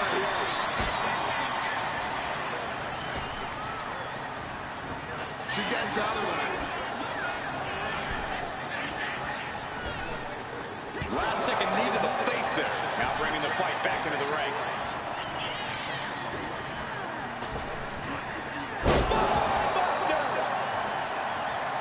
The archetype fought her way through suspension, chaos, doubt. Now she's at WrestleMania in a match built for destruction. The pin for the championship. Getting the shoulder up before two. Loose cover leads to a strong kick out.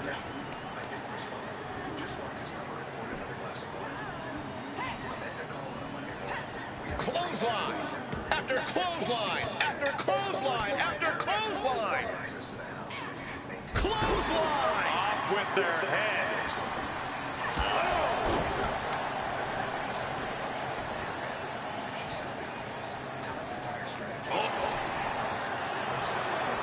Bobby's here to settle up with the archetype.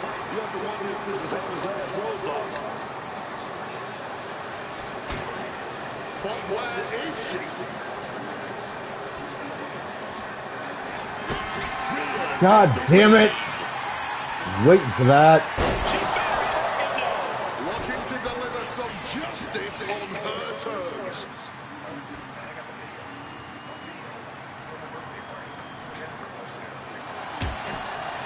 Cover. She fights her shoulder up before one. You gotta be kidding me. Referee's head didn't even get a chance to hit the mat. Lands the elbow. The challenger unable to stay out of harm's way. Quick and effective delivery there by Grace. Come on! I fucking hate that. The goddamn window is so short.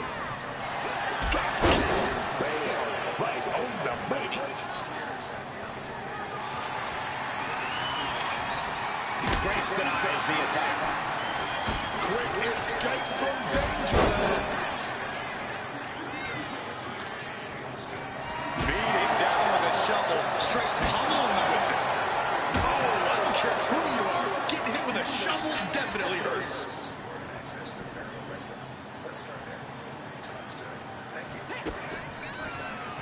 Hey, Byron, just like you. Neck breaker. quickly now. Shoulders down for the win. She may not have too much left, but she at least had enough to kick out there. Lining it up. Gonna cut him in half. Turn that around and spiked him.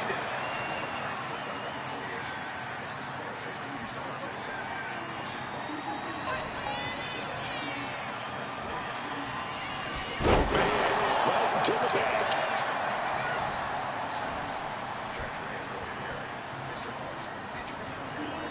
And Grace falls to a counter. Oh, there's an arm breaker. Right to the spine. Lands a timely reversal. John Grace, central loaded up. She's gonna go. Beast mode engaged. Chance to retain here. The champ might have put this one to bed. Makes the cover. The champion retains. Fucking bullshit! How the fuck did she even build two? I was kicking her ass the whole match. Jordan Grace has handled every style, every threat. Tonight she faces a force that broke every rule to get here. And now the rules are gone altogether. That's exactly what the former archetype wanted. Just a reminder, John is still... And now I can't land a goddamn shot. You better be ready to get broken too. I can't fucking get a reversal off because fucking either I'm not getting the reversal or it's like barely a fraction of a fucking second. Like, it's literally the amount of time you have to fucking reverse people. Like, my thumb is hovering over the goddamn button. And a big slap on target of the arm. Great sequence of offense from Grace. And I hit it as soon as fucking I can, and...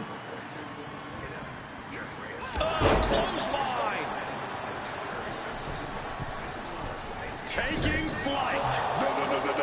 Rough landing there. And into the ropes and a sharp elbow to the back. What's coming next? A back suplex. Cover. We're going to shut this down. The challenger shoulder up after one. She almost got caught by surprise.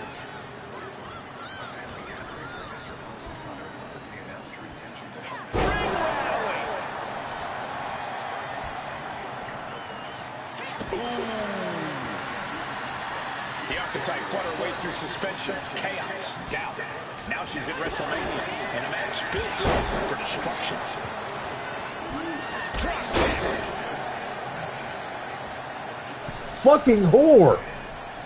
From the middle rope, taking Hurricane Rana. This is what it's going to take. You have to go all out if you want that title. Oh, that was a severe miscalculation. Being carried around now. Can't prepare your face for that.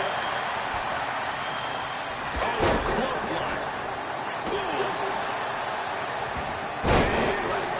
These attacks of the champ are adding up. She's setting something up.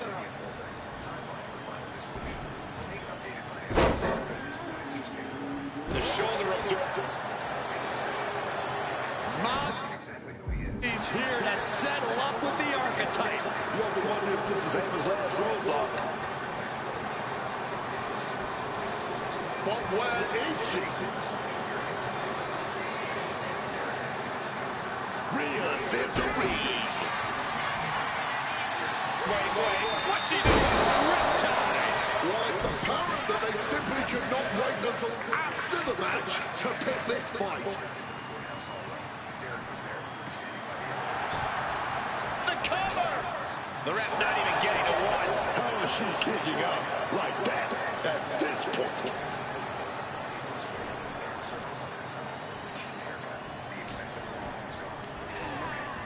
Placing her in the corner here. And she's fine taking this to the outside. She's looking for something under the ring to even her odds here. She's has made a risky choice. Introducing a table here. Grace re-entering the ring here. You were fucking stunned from just getting hit.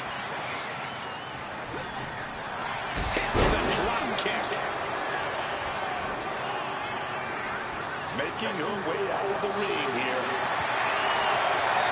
Nothing good is going to come from her choosing the shovel. She goes back into the ring. With the shovel. Good God almighty, that could end it all right here. Repeated hits like that are going to add up very quick. Plenty of damage being dealt here. Soak it in, people. This is what greatness looks like.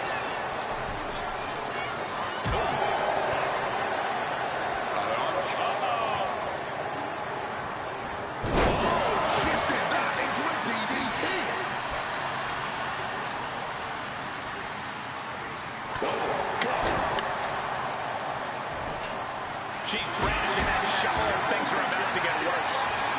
Coming down hard with that shovel. Got a little down at that time. And she... Jordan Grace now looking to go. Executes a beast mode. Where the fuck did that even come from? Into the cover. Look at this. What kind of bullshit is this?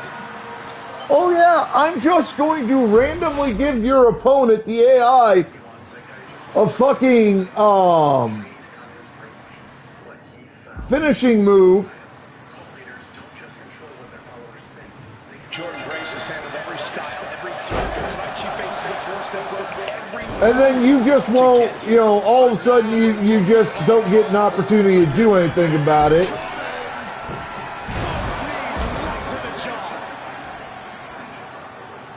Springboard, Phoenix Splash! You gotta be kidding me. They're fading off the WWE fans, now pinning the arm down and a series of vicious stomps. You can feel the resentment building with each stomp there. She's ready to take this match to the outside. And you might want to stay out of her way as long as she has that shovel in hand. The archetype fought her way through suspension, chaos, doubt. Now she's in WrestleMania in a match built for destruction. Grace having trouble shifting the tides. This is Grace's perseverance getting tested.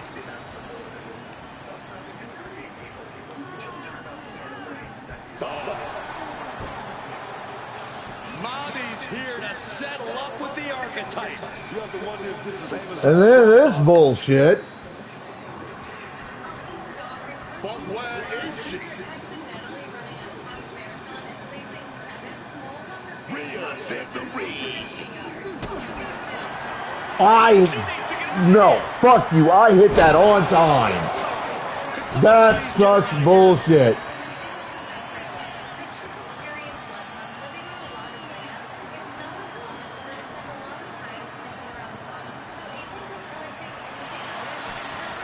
Makes a cover.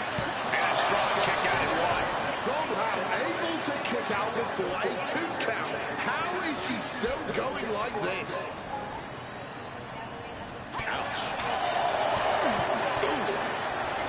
Catches the kick. Grace denies the attack.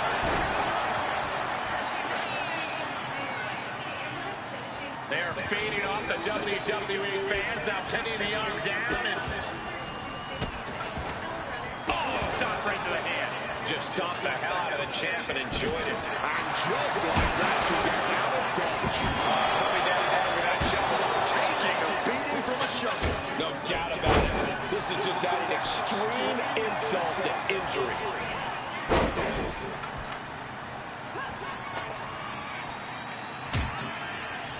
Targeting the spinal column. Drop kick connects with precision. Flyer.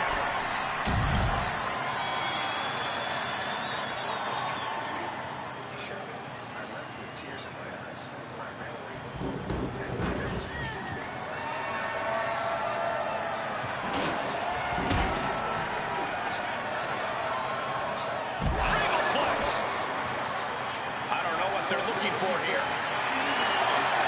And here comes Old Faithful. The steel chair is in hand.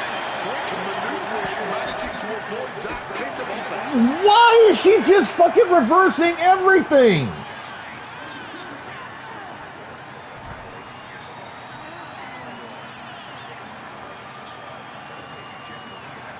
Bitch, get off of me!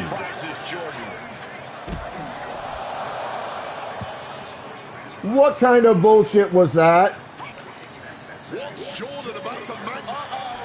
She evades the attack. Big clothesline. What a display of strength here. It fucked up my move twice. What the fuck, dude? Well, she's clearly looking to do some serious long-lasting damage, bringing out the bomb with that. This is certainly an effective use of a foreign object. Come on, this has gone way too far. Just stop this already. Holding nothing back, striking over and over again. There has to be permanent damage being done right now. How about the power she on display from these superstars? It's unreal. Grace having trouble shifting the tides. Any of Grace's defenses have been pegged.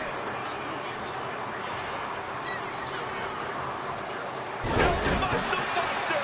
The champion into the pin. She pops the shoulder up and one. Staying alive well into this match. We got more man.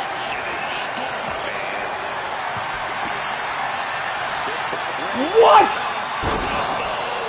Was that enough? Did the champ put this one away? Shoulders are down. Wasn't going to hit that. That's bullshit! She didn't do anywhere near the amount of necessary damage.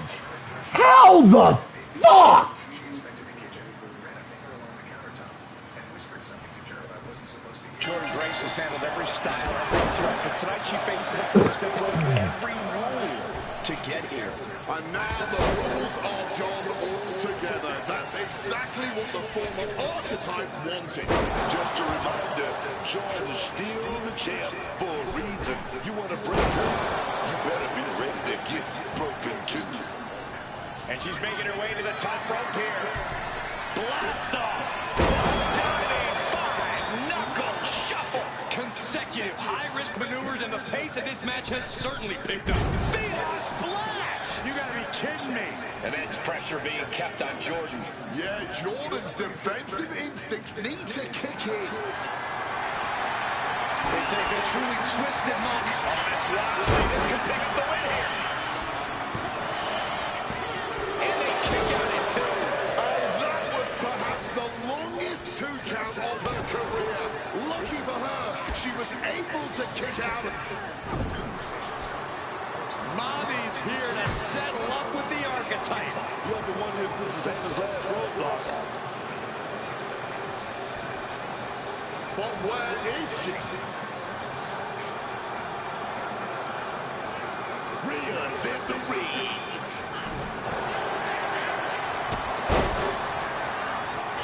Incredible athleticism. And kudos to her for making that preemptive strike. And she manages to avoid that bit of offense.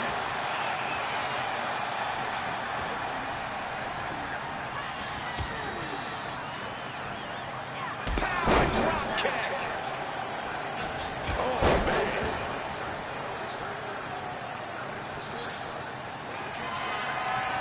Oh, she retaliates.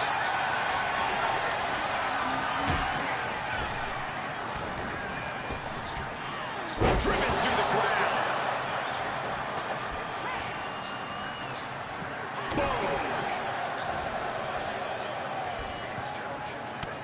Grace denies the attack. Gut-wrencher, face-buster. What the fuck? Are you fucking serious? Reversal. Catching a drop kick.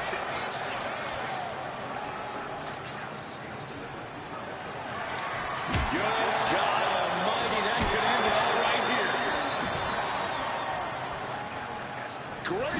presence of mind, my friends. Champ is starting to suffer. I mean, this kind of damage is almost guaranteed in an Extreme Rules match. Back in the ring.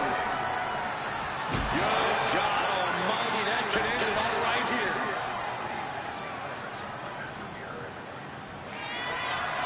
Lining it up. Gonna cut it straight. The champion's in the room. Fucking in this. And cover now for the match. 2 count. The moment that Paul Heyman feared the most just happened on the grandest stage of them all. Nonetheless, we have a new WWE Women's Champion. I don't agree with how she got here, and these fans don't either. Any criticism that Paul Heyman coddled or protected Jordan Grace, well, that is just going to get louder.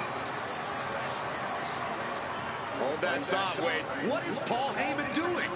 He's heading back to the ring. Heyman does not know when to quit.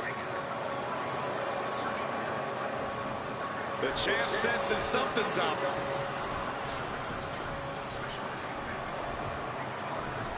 Is Paul Heyman begging to jump ship? This is a pivotal moment that could shape the rest of the champion's career and the future of WWE.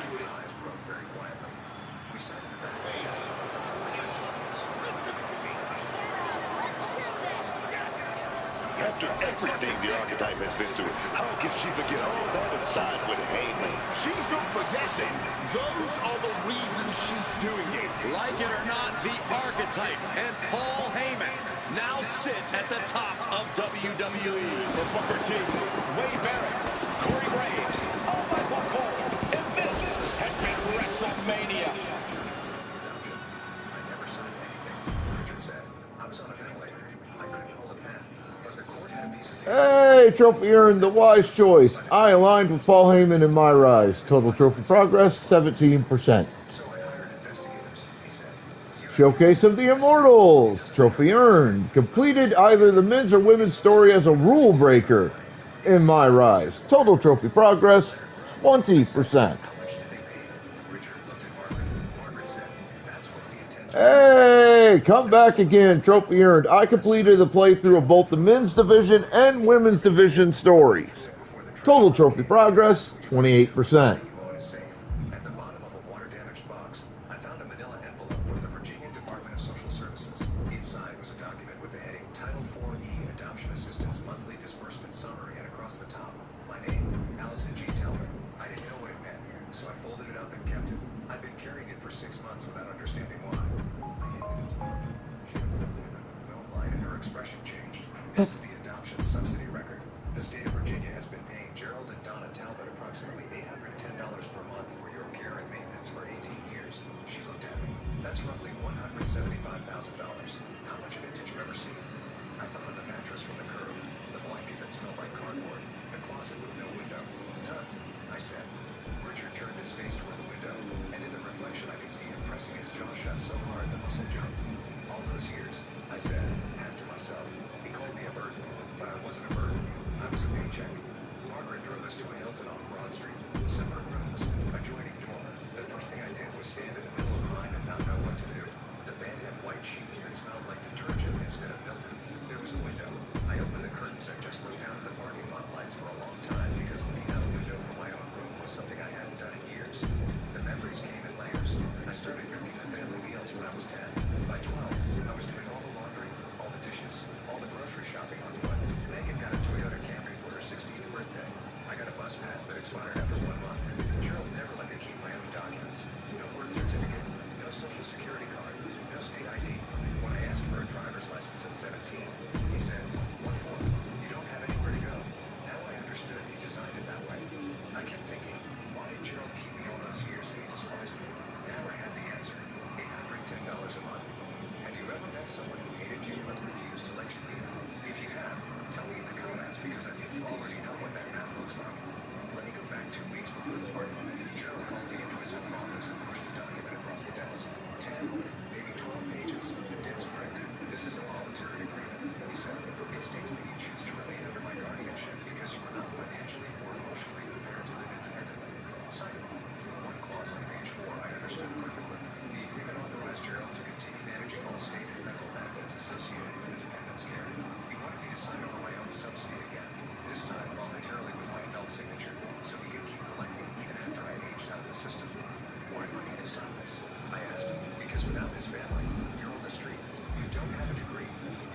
savings. You don't even have an ID.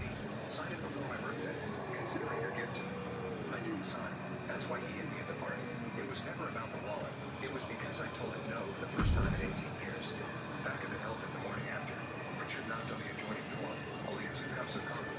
He sat one on the desk and sat in the chair across the room. Not close, not far, just present, like he was afraid that if he moved too fast, I'd disappear again. Margaret arrived with a pair of new jeans and a cream-colored cashmere sweater, still tagged. I put them on and looked at myself in the mirror for a long time.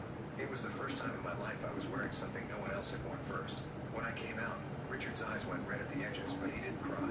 He just said, Catherine had that same look, like she was deciding whether to trust the mirror. I told him I needed a DNA test. If you're who you say you are, the science will back it up. Richard didn't flinch. Of course, no hesitation, no offense, no guilt trip. I'd spent 21 years in a house where asking a question was treated as a personal attack. And here was a man who answered like questions were the most natural thing in the world. 5 days later, Margaret called. 99.998% probability of paternity. I held the phone and looked at a photograph of Catherine blowing out birthday candles and felt something crack open in my chest. Not break, not shatter, but open, the way a door opens when someone finally turns the handle from the other side. Margaret's voice came back on the line. Now we have enough. The next step is family court. Here's what I learned later, from court filings and Donna's texts. The morning after the party, Gerald called the police and reported me missing. Not because he was worried, because he was calculating. The officer told him I was 21, a legal adult who'd left voluntarily. Gerald claimed I was mentally unfit. The officer asked for documentation. Gerald had none because I wasn't mentally unfit.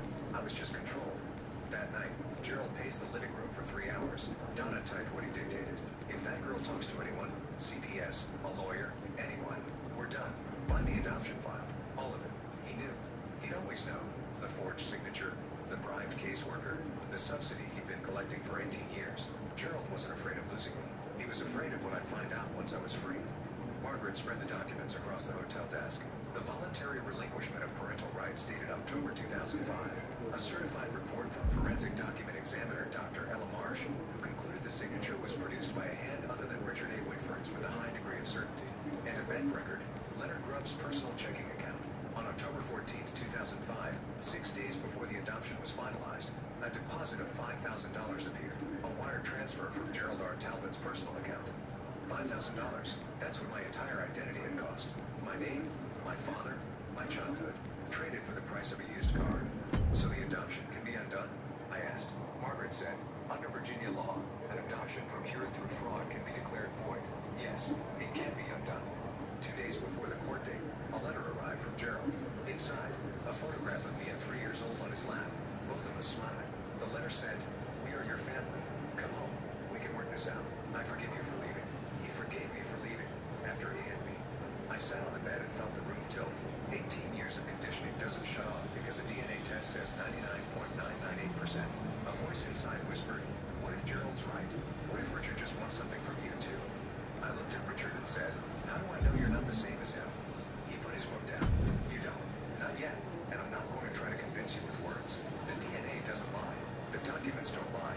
All I'm asking is that you let the evidence speak. That not pushing, that giving me room, it was the thing that scared me most because it was so different from everything I knew. That night I laid the Title 4E envelope beside Gerald's letter. 2 documents. If Gerald loved me, why did I sleep in a storage closet? Why didn't I have a single piece of identification? Why was the guardianship extension designed to keep the subsidy flowing, not to keep me safe? The answer was in the math. Gerald didn't love me. Gerald invoiced me. I called Margaret at 11 p.m. on going to court. Not because I trust Richard. Not fully. Not yet. But because I deserve to know the truth. That's all we need, she said. The morning of the hearing, Margaret turned the hotel conference room. It's time to revolt my series of worst bits from the music industry now that I go over the top 5 features missed in rejections. Number 1 is every movie's sadly conservative superfans provide useless music and content even version with the independence. Number 2 is you can still pretty good. Into a war room. First acts of documents, DNA results, forensic handwriting analysis, financial records, $174,960 total. Derek Simmons' social worker report on child neglect, and a sworn declaration from Ruth Kessler, who'd agreed to testify. Do I have to say anything in court? I asked. Margaret said, only if you want to. Richard spoke just once. Whatever happens in there, you already won. You're free. Richard took me to Banana Republic that afternoon. You should walk into that room looking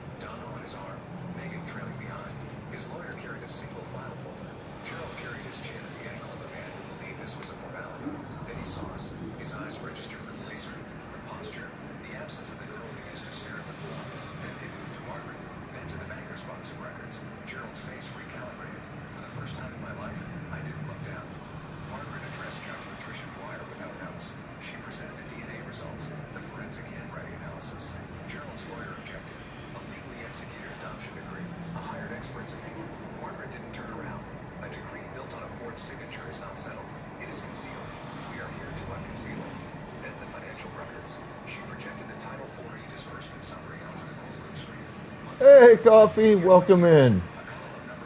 Goliath, Lizard Wizard, Chef, Ghost Wolf.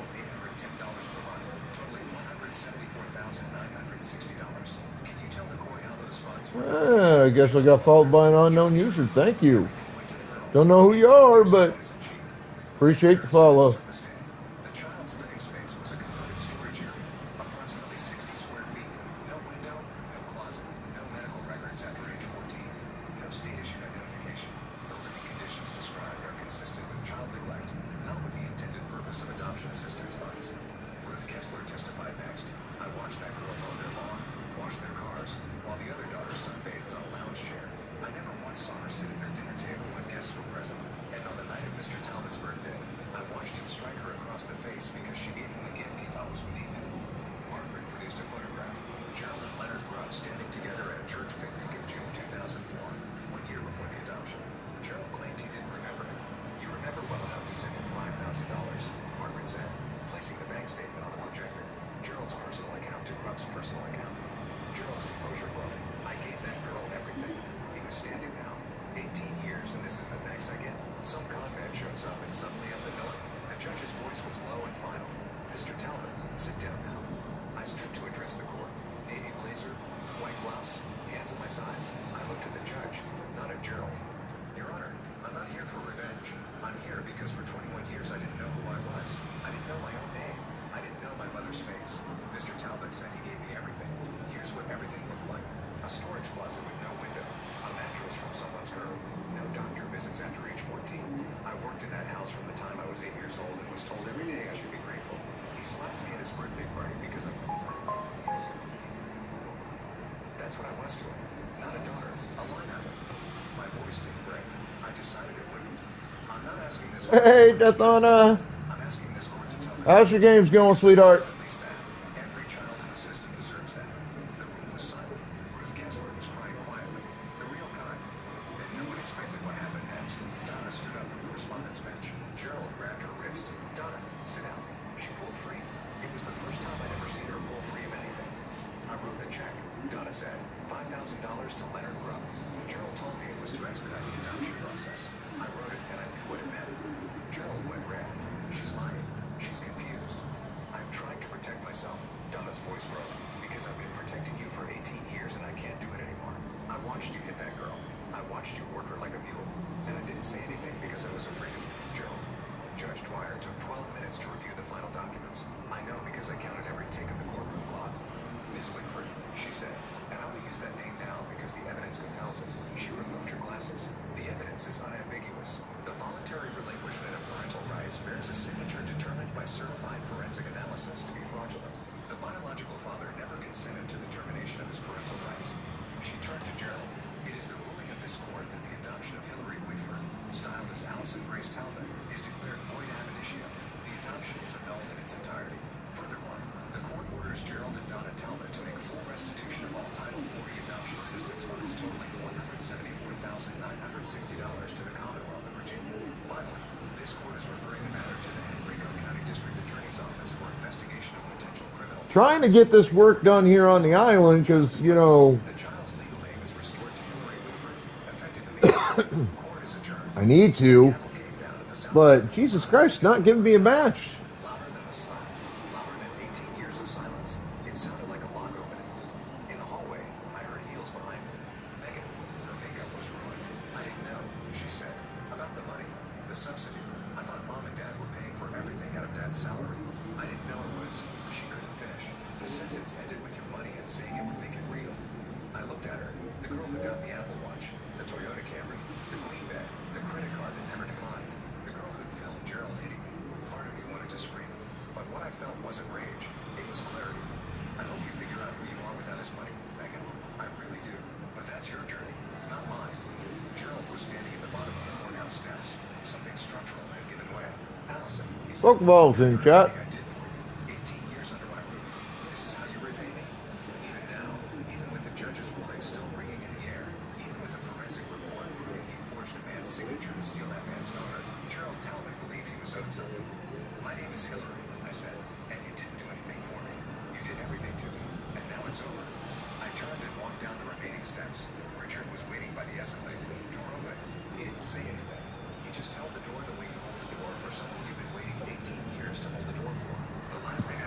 All right, I got to run to the restroom, grab some coffee while this is fucking doing its thing. I'll be back. Hang tight.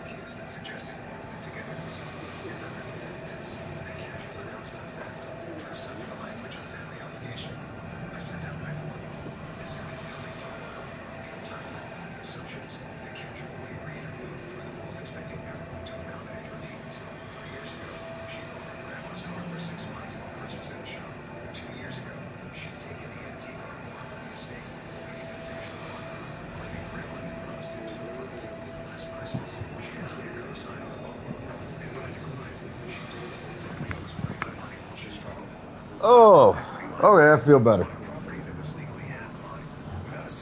I'll give this another couple of minutes. If I can't get a fucking match going by then I'll go out and do something else in this. The way they do when you've moved past anger into something colder. Did you take out a line of credit on a property you don't fully own? Brienne's expression flickered, just for a moment. Then the smile came back, wider this time. The title's in both our names. Colton, I had every right. The title's in both our names. I repeated, which means any lien against it requires both signatures. Any encumbrance, any. I used the inheritance paperwork. She cut me off the way she always did, steamrolling past objections like they were speed bumps. The lender accepted it. Everything's legal. I wouldn't have done it if it wasn't legal. My father cleared his throat. Colton, it's Thanksgiving. Maybe we can talk about this. A forged signature, I said. That's what you're describing. Someone in that lender's office either forged my signature or Brienne presented fraudulent documentation claiming I consented. Those are the only two possibilities. The table went quiet again. Marcus shifted in his seat. The rehearsed confidence was cracking. I didn't forge anything, Brienne said. The lender said family properties have different rules. They were very accommodating. There are no different rules. I pulled my phone from my pocket. There's only fraud or not fraud. Which lender? Colton. My mother's voice had that edge now. The one that meant I was embarrassing her. This really isn't appropriate for her. Which lender? Brienne. She told me. Some outfit called Pinnacle Home Finance out of Phoenix. I'd never heard of them, which meant they were either brand new or the kind of operation that made their money off people who couldn't get approved anywhere legitimate. I stood up from the table. Where are you going? My Aunt Dolores demanded. We haven't even had dessert. I need to make some phone calls. I walked out of the dining room and onto the back porch. The air was cold, late November in Oregon. Temperatures already dipping below 40, but I barely felt it. My attorney's name was Suzanne Fielding. I'd hired her 18 months ago when the estate finally cleared probate, specifically because she had a reputation for being thorough and slightly terrifying. She answered on the second ring, despite it being a holiday. Colton, I'm assuming this isn't a social call. I explained the situation, all of it. The announcement, the $87,000, the lender's name, Brienne's claim that family properties have different rules. Suzanne was silent for a long moment. Pinnacle Home Finance, she finally said. They're on our radar. They've been operating in a gray area with joint title properties, essentially taking incomplete documentation and proceeding anyway, betting that families won't pursue it because of the relationship dynamics involved. That's predatory lending. It's worse than that. What your sister described as title fraud. If she represented herself as having authority to encumber the entire property, and the lender knew or should have known that authority didn't exist, both parties are exposed. What are my options?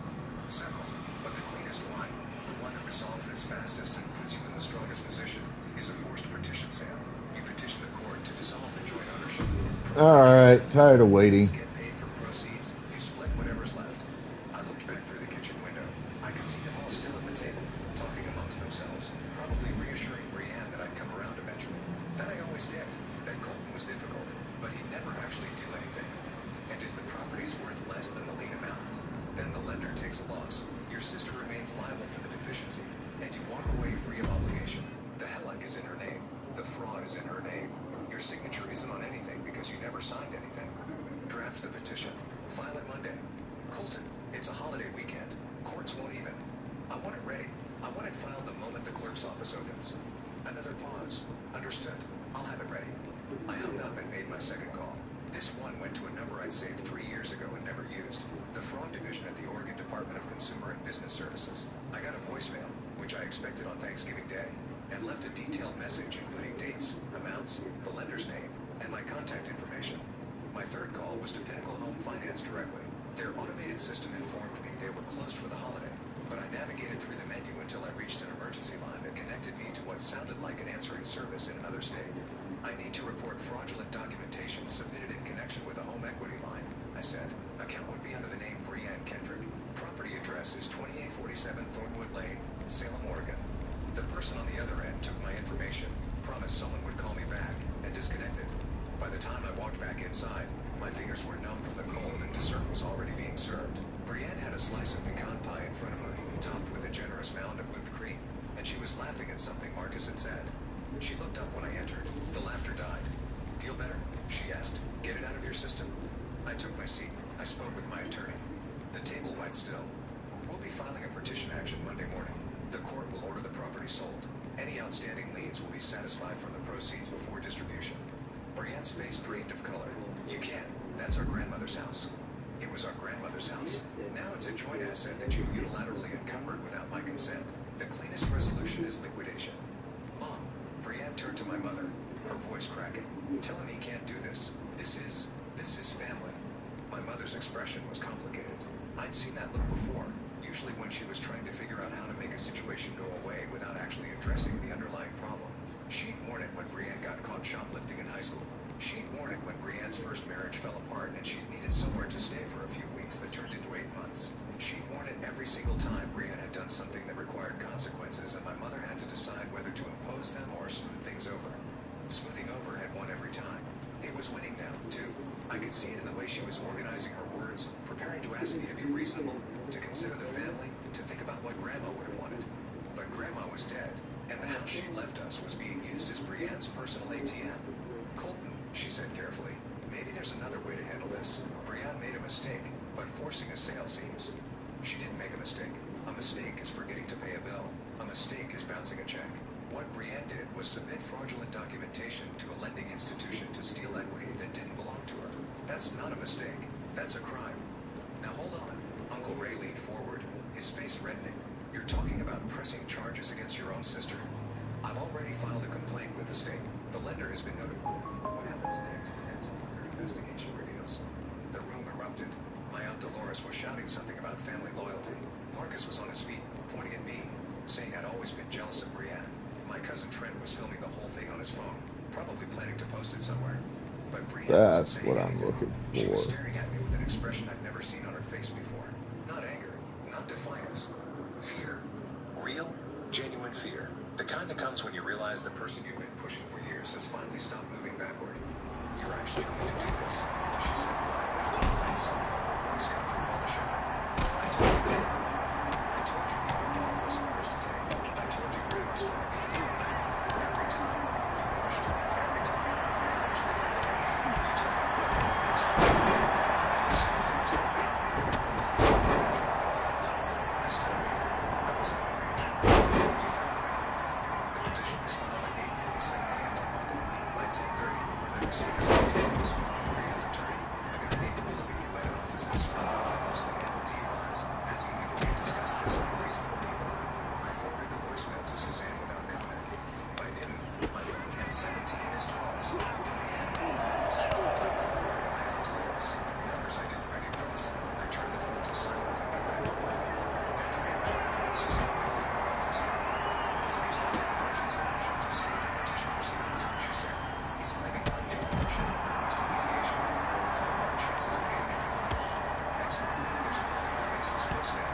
The property rights are clear. It's just buying time and effort by the person move. How long? Judge Hardy has the motion. She's thorough and fast. I expect her ruling by the end of the week. The ruling came Thursday. Motion denied. Partition proceedings will continue as scheduled. Willoughby called me that night. I let him break. The voicemail was 2 minutes and 43 seconds of crying, accusations, and pleas. She called me selfish. She called me vindictive. She said I was destroying the family. She said Grandma would be ashamed of me. Then, at the very end, she said something that told me everything I needed to know. I don't think you actually do anything. You never do anything. You just complain and then you let it go. That's what you always do. She was right.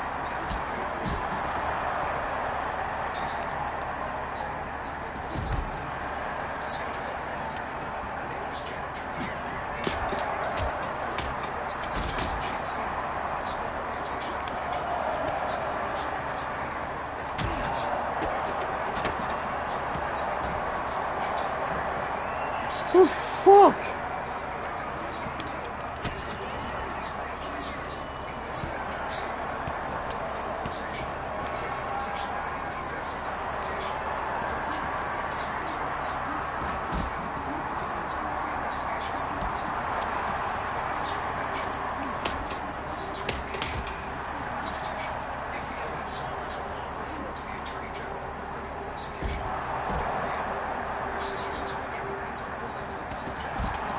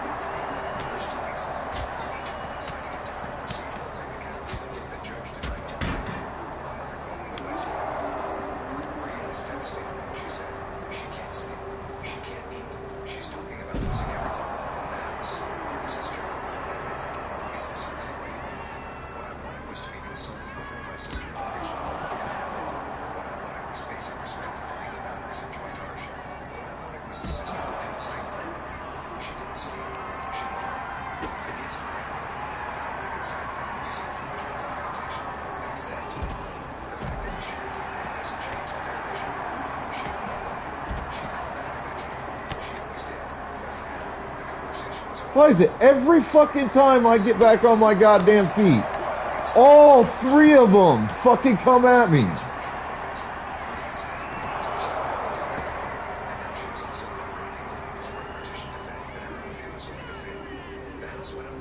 I can't fucking do shit.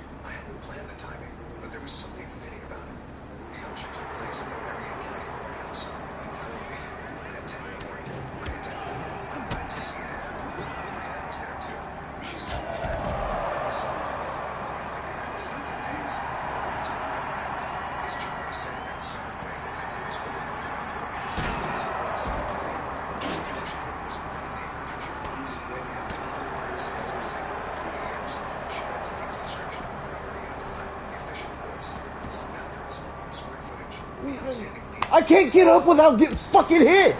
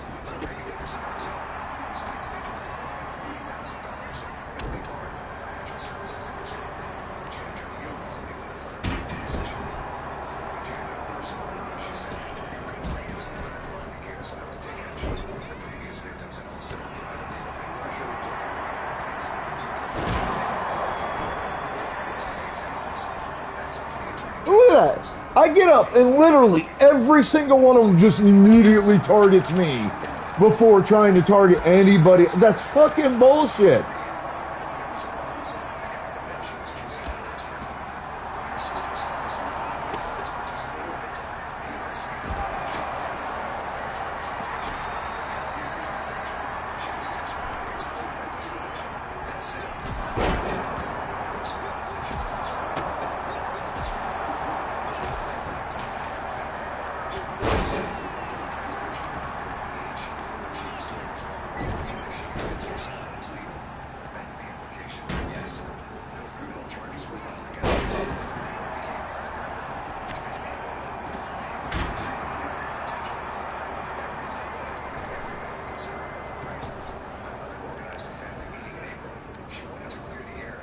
Oh yeah, it's fucking down again because, you know, I can't get up without fucking getting beat down.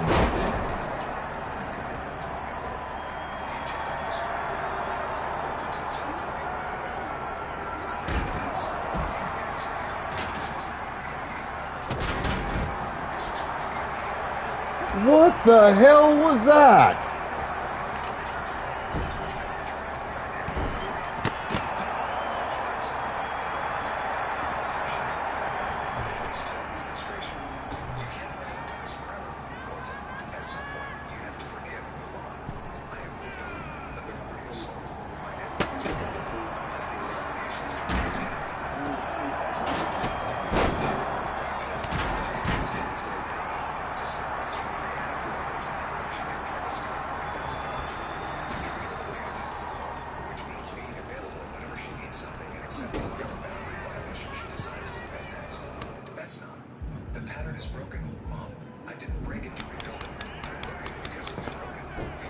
Yeah, of course I fucking lose. Of course I lost. Because every time I got up, Anybody who was on their feet just automatically fucking got up off their ass and came after me. Every single one of them.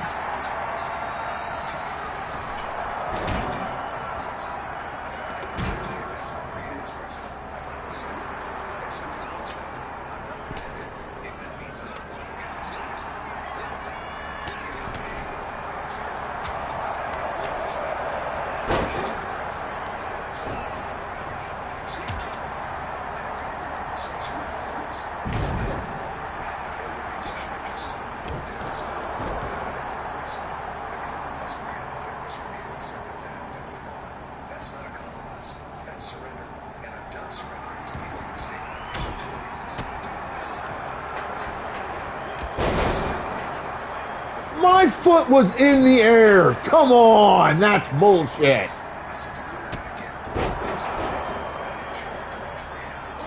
Oh yeah, let me just fucking override your move even though you're already in the middle of fucking hitting me right in the face with a giant boot.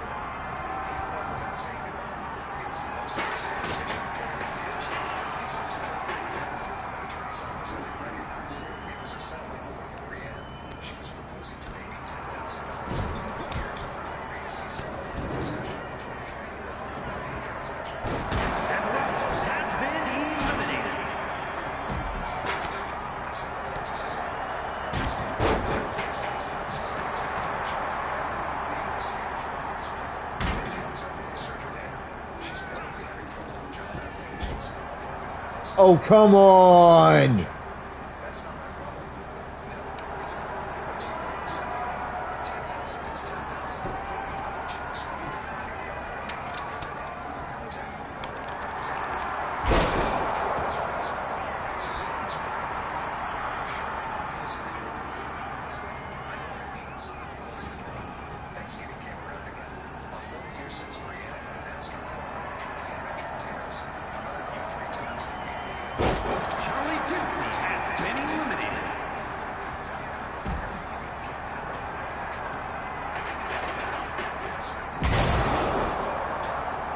Fucking Christ, dude.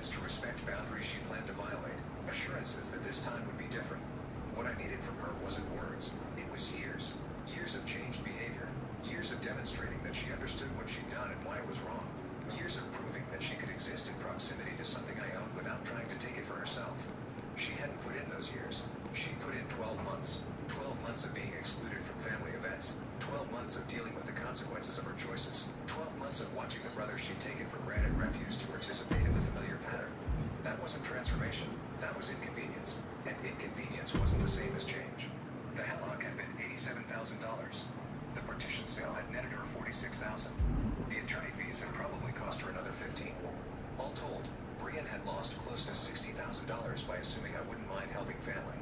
That assumption had been incorrect. I finished my Thai food, checked the scores, went to bed early. The house on Thornwood Lane belonged to someone else now. A young couple from California who'd relocated for tech jobs and wanted something with good bones. They'd already started renovations. Suzanne had mentioned seeing a dumpster in the driveway when she'd driven past. Grandma Lucille would have hated the changes. She'd lived in that house for 42 years, raised my mother and Aunt Dolores there, watched her grandchildren play in the yard. She wanted it to stay in the family. But Grandma Lucille had also raised a daughter who raised a granddaughter who thought other people's property was just an extension of her own needs. The house staying in the family had been predicated on the family behaving like a family. Brienne had made a choice. Then I'd made mine. The consequences were hers to carry now, and carry them she would, for as long as it took for her to understand that some doors, once closed, don't reopen just because you finally realized you shouldn't have slammed them.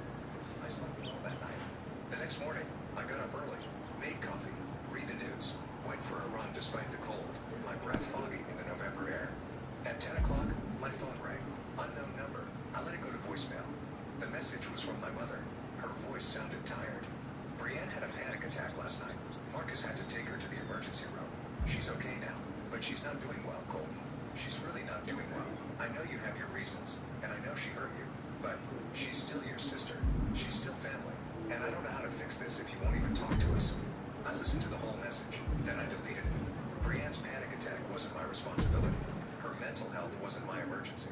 The consequences she was experiencing weren't injustices, they were effects. Direct, predictable effects of choices she had made with full knowledge that those choices were wrong. I didn't owe her my presence. I didn't owe her my forgiveness. I didn't owe her anything at all except exactly what I'd given her, the legal minimum required by the partition judgment. Our grandmother had left us a house together. Brienne had stolen from that house. I'd stopped the theft and recovered what was mine. Everything else was her problem. My phone buzzed again. Another unknown number. I blocked it without checking the voicemail.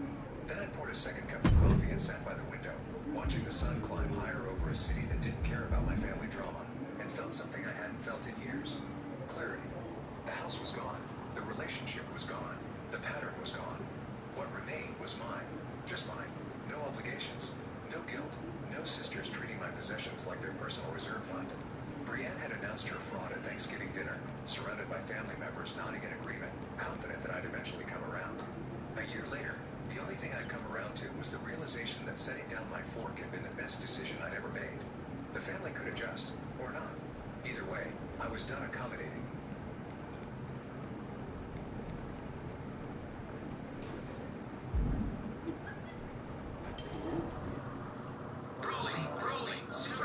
Republicans are bad for the economy, and I have the receipts.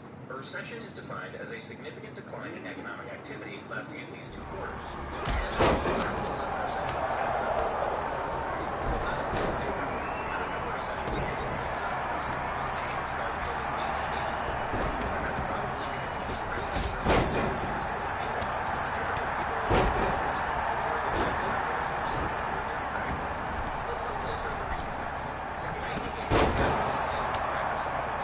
They started in 1981, 1990, 2001, 2007, and 2012. And despite America being led by Democrat presidents 18 of those 43 years, all over 50 years,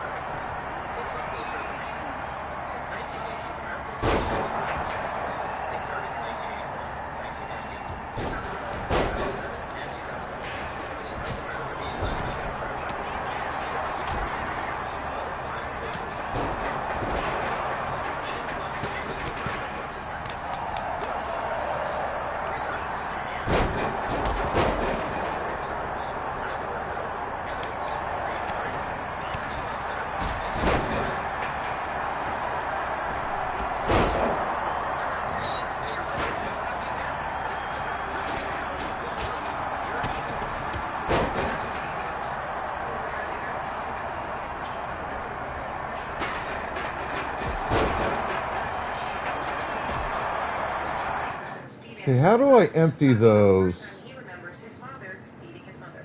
And I remember it was Easter Sunday, and we were all standing out in the front yard dressed up, and I could hear it happening for the first time. And again, this is very popular in Christian fundamentalism.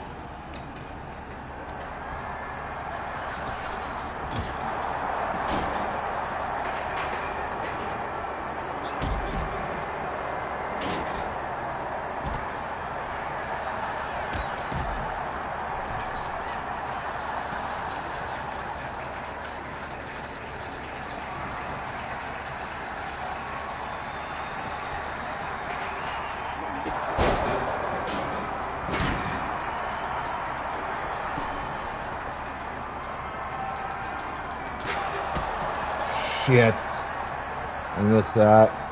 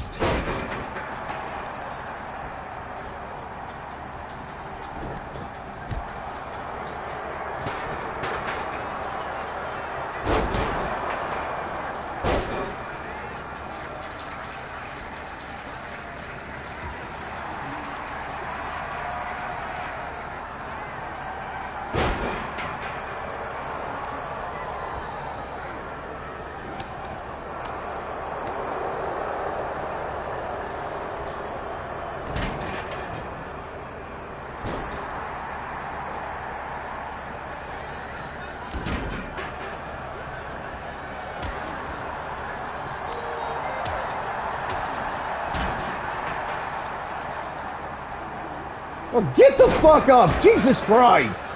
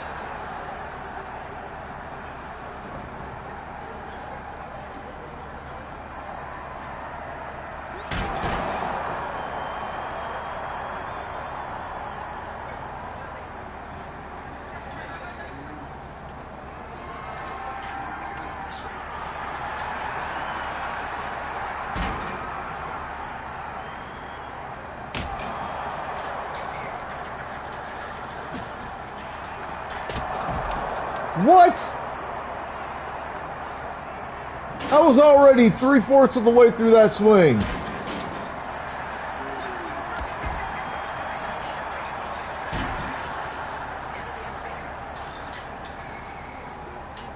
That's bullshit. Well, yeah, he's just gonna get to hit his goddamn finisher.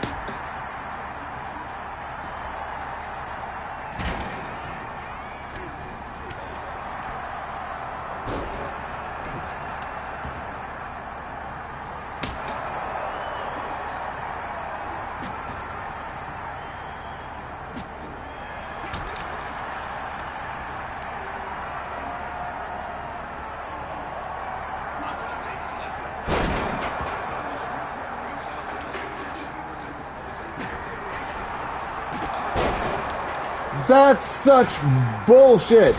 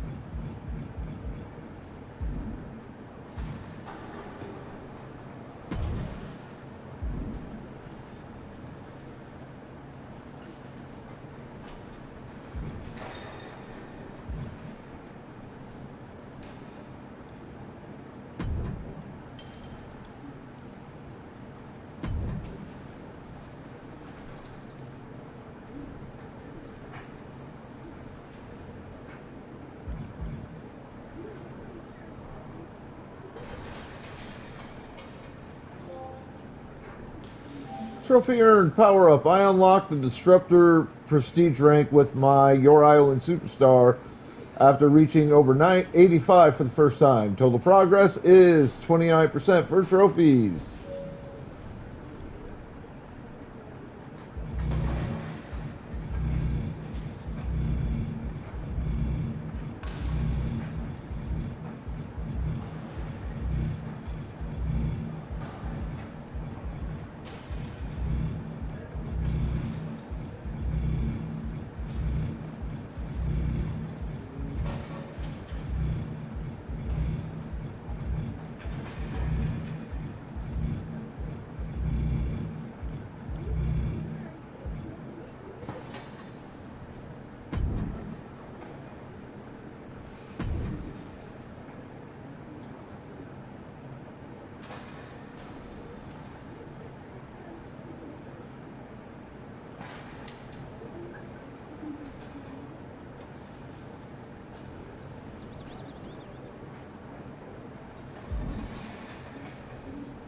Okay.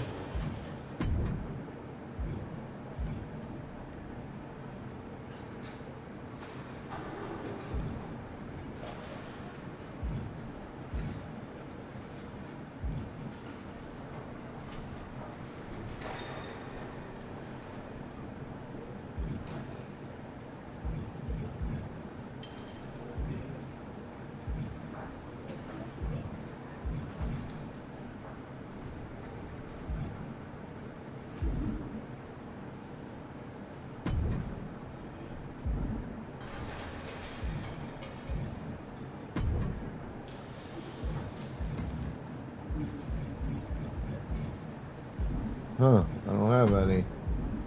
Well, that pisses me off. I showed up to Dad's lavish retirement party, only to hear whispers there's the frigid daughter who can't do anything right. Then my stepmother sneered security removed this useless woman. I left silently moved my $17 million into a trust. Within minutes, 56 missed calls and they were at my door. Security, remove this useless woman. My stepmother said that into a microphone in front of 200 guests at my father's retirement party. And my father, standing 3 steps away in his custom Tom Ford tuxedo, looked at the floor and said nothing. I walked out. I didn't run. I didn't cry. And within 47 minutes, I canceled every family-funded account, moved $17 million into a trust she didn't know existed, and turned off my phone. When I turned it back on, there were 56 missed calls, and my entire family was standing at my front door. But they weren't there to apologize. They were there because a legal document they'd never seen had just collapsed 20 years of my stepmother's careful planning. My name is Laura Paxton. I'm 34 years old, and this is the night I stopped being invisible. My father is Richard Paxton. Commercial real estate was his kingdom. 35 years of buying land, building things, and shaking hands with men who wore watches that cost more than most people's cars. He announced his retirement the spring I turned 34, and the whole town acted like a senator was stepping down. But that kingdom had a foundation most people never saw. My mother, Catherine Hale, died when I was 11. Ovarian cancer. 8 months from diagnosis to funeral. I don't know what's going on because I can't. It doesn't let me combo.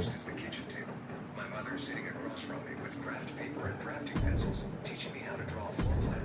She'd sketch the bones of a building, the load-bearing walls, the joists, the hidden geometry, and she'd say, "See, Laura, everything beautiful starts with structure." I didn't know then that she was also an architect. Nobody told me. That detail got buried along with everything else about her. 8 months after the funeral, my father married Diane Hartwell.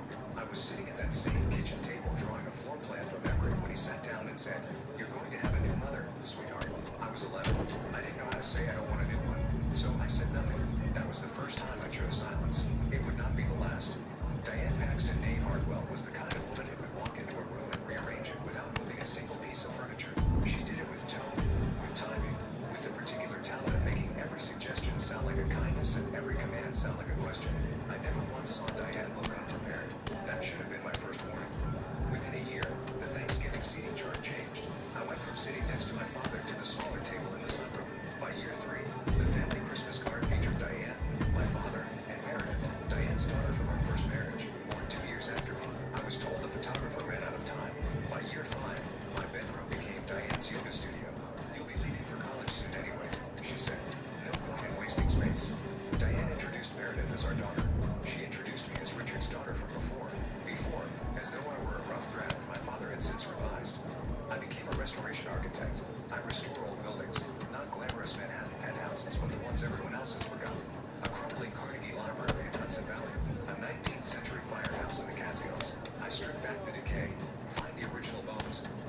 back to life. I earn $110,000 a year, a perfectly good living. But in the Paxton world, where Meredith's Instagram sponsorship was worth $200,000 for posting photos of handbags, my career was a punchline. Last Christmas, when the table turned to me, Diane tilted her head and said, "And Laura, have you found anything more? Stable yet?" My father looked at his plate. He always looked at his plate. What none of them knew was that 6 weeks earlier, the Historic Preservation Society had awarded me their highest honor. I didn't tell them. I'd stopped offering good news to people who only knew how to diminish it. 11 months before the retirement party, I was sorting through a battered box of my mother's things I'd carried through every move since childhood. Inside were her leather-bound notebook, drafting pencils, a photograph of her standing in front of a half-built house with sawdust in her hair, and at the very bottom, a sealed envelope I'd never noticed, cream-colored, heavy stock. On the front, in my mother's slanted, confident handwriting, "For Laura, when she's ready." Inside was a single sheet of personal letterhead. Catherine Hale, AIA, Hale Architecture and Preservation. My mother had been a licensed architect with her own firm. Nobody had ever told me. Not in 23 years. Below the letterhead, "My darling girl, there are things about our family's money I need you to understand when you're old enough. I've made arrangements to protect what's yours. Mr. Aldridge has everything. Find it." Tucked behind the letter was a business card. Thomas Aldridge, Esquire, Trusts and Estates. I searched his name, still practicing, office in Midtown Manhattan. I emailed him with my full name and the words, "My mother was Catherine Hale Paxton. She left me a letter. She told me to find you." He responded in 2 hours. The subject line read, "I've been waiting for this email for 23 years, Miss Paxton." Richard Paxton was not a villain. That's what made it so much worse. He was something more complicated. A man who loved me but lacked the courage to show it when it cost him anything. I have one memory I return to more than any other. I was 14. He picked me up from school and drove me to watch a beautiful old stone building being demolished. He was quiet for a long time, then said, "Your mother would have fought to save that building." It was the last time he mentioned her name.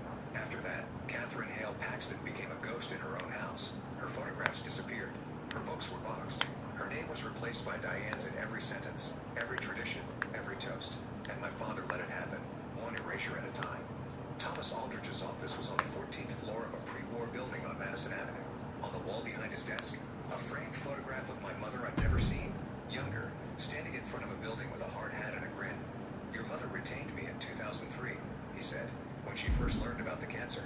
She wanted to ensure that her assets, specifically the inheritance she brought into the marriage from the Hale family, would be protected for you."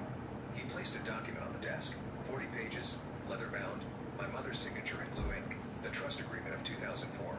Catherine Hale had entered the marriage with $17 million in inherited family wealth. That money was placed into the Paxton Family Trust, but with a critical legal distinction, designated as segregated funds, walled off, legally separate from the rest of the trust. All right, well, that's helping here. 2006 amendment, signed 6 months before she died, designated me as sole beneficiary. No co-signatures required. No trustee approval needed. Does my father know about this? I asked. Your father was present when the original trust was established. I gotta be honest, guys. Dolores Hex creeps me out. Some of the things she does in that ring just aren't natural. And how are you supposed to beat someone who can see into the future? We're about to... From the ropes, Buster!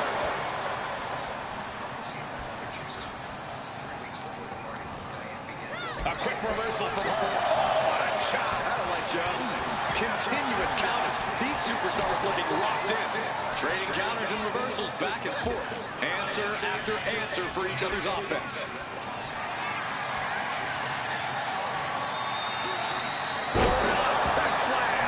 An unyielding showing of authority. Note. from the ropes. Buster. She's looking a little drained now. Panic scouted. Now can capitalize.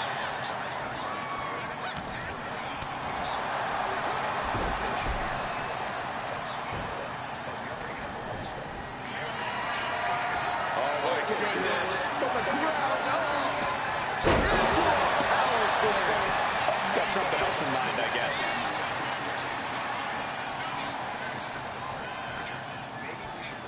And she reversed it. Huge boot. And Dolores Hex is down. We've seen that creepy look before. Right before Dolores Hex makes weird things happen. A Kinshasa-style knee put a stop to whatever that was. Showboating could be a mistake. Go for the pin. Where'd she go? Where's Dolores? It's like she vanished into Dolores out of nowhere. Hex effect. 1, 2, 3. How does Dolores Hex do that? in the creepiest way possible. That's how.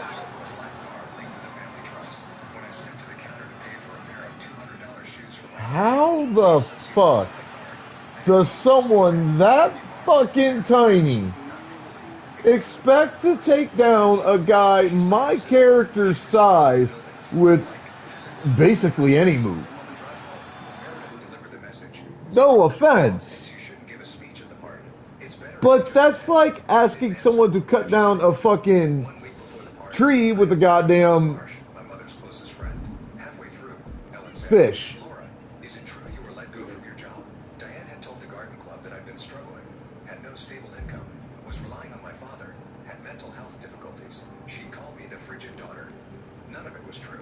Diane was seeding a narrative into every circle that mattered so that when I was removed from the party, everyone would nod and whisper, poor thing. It was only a matter of time. Ellen took my hand. I didn't believe her. Laura, your mother was the strongest woman I knew, and you are her daughter. Something inside me that had been bending for a very long time finally stopped bending and started straightening. The night before the party, I sat alone in my apartment. It was quiet in the way Brooklyn gets late on a Friday. Distant sirens, a dog barking 3 buildings over, the low hum of the radiator. I sat in the armchair I found at an estate sale and spent 4 weekends restoring a cup of chamomile cooling on the side table and looked at the photograph of my mother on the wall. Catherine Hale, 31, standing on a construction site with sawdust on her boots and a rolled blueprint under her arm, laughing at something off camera, alive. I thought about not going. I could stay here in my apartment, in my quiet, in my carefully built life, and let them have their party and their portrait and their narrative. I could swallow this one too. That was something else. I really thought you had me for a second there. I know exactly what I'm going to tell Rhea. The Order of Shadows is lucky to have you. She told me you were interested in a reading. How about I pull a card for you? You're in the shadows with us now. No reason to wait. If I need you tomorrow, can you execute within the hour? His voice was calm. Everything has been ready for 23 years, Miss Paxton. Temperance. A lot of people think this card advises moderation, but it doesn't. It refers to bringing disparate elements together, and that's what you need to do. The competition on this island is intense, and the best way to rise through the ranks is training. The Tower of Shadows will take you far. It's there you can hone your skills to a knife's edge and increase your reputation in the Order. You should also investigate the scrapyard. You'll find no end to the trouble you can get into there. Plus, I sense something about that place. I can't put my finger on it yet, but it's very powerful. Temperance.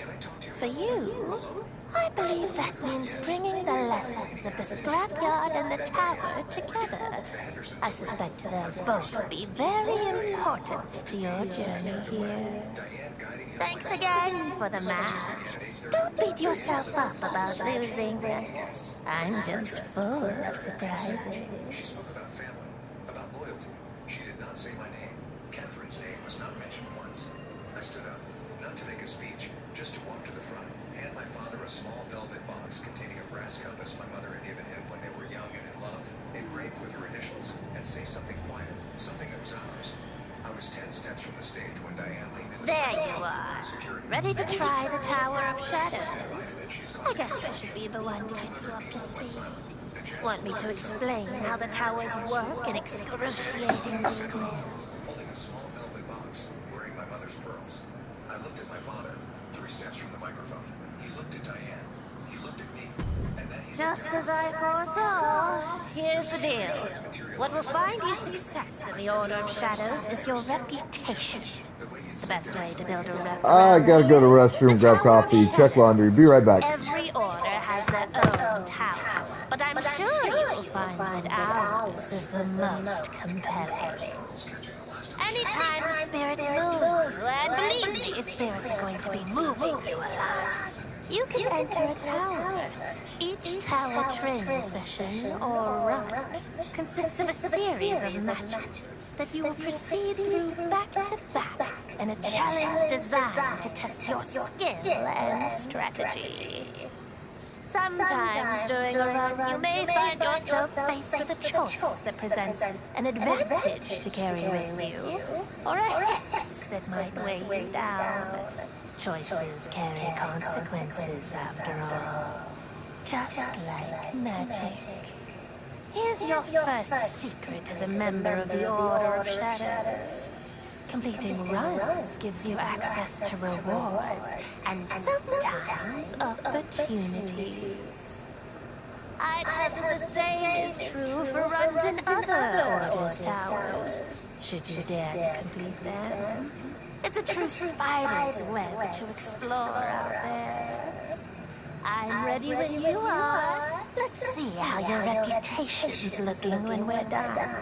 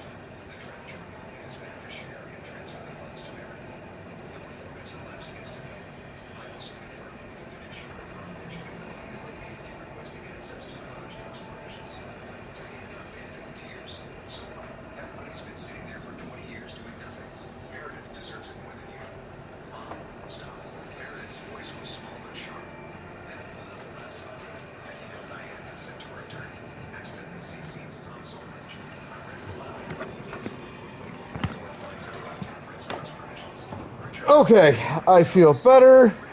Let's do this. Diane, is this real? She didn't answer. Her face answered for her. That's not revenge, I said quietly. That's arithmetic. What happened next was the sound of a structure failing. The slow kind. The kind I've seen in my work 100 times. When a building standing on a compromised foundation for decades has one beam give way and everything shifts. Diane pivoted to her performance. Glistening eyes. Hand at her throat. She's manipulating you, Richard. Just like Catherine always did. My father stood up. In 23 years, I had never seen him stand up against Diane. Something in that sentence, just like Catherine, hit a wall inside him he didn't know was still standing.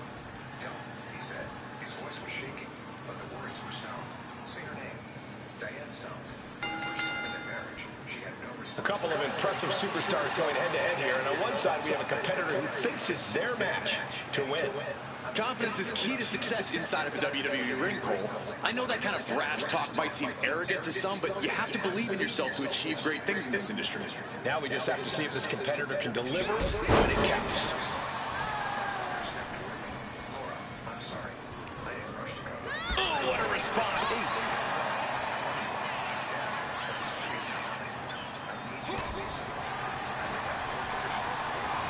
She gets put in the corner. Putting her in a dangerous position.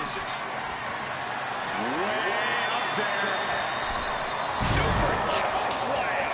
That move on its own will knock the wind out of you, but from that height, it'll knock the earth and fire out of you, too.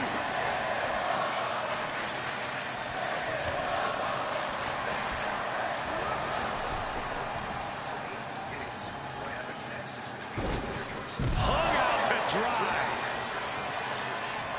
From the apron, all the way to the outside.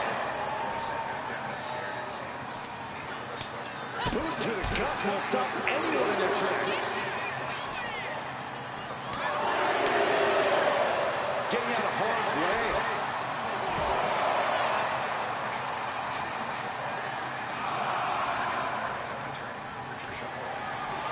Oh, man, check out this power. And he's keeping this attack going and going. And he's crushing his opponent with these constant attacks.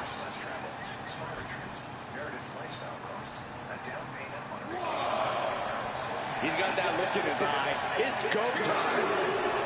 Not sure if he should waste all his time hot-dogging around. Oh, what a punch. That's how you stop your opponent. Point of the elbow finds the mark.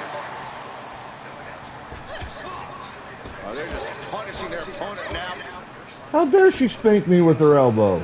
Just battling their opponent. Rising up on spaghetti legs. This is not where you want to be. Massive miscalculation on that one.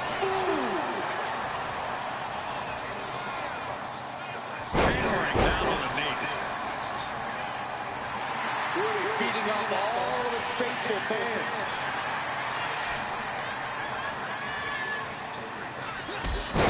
Trampling the opposition. Boom!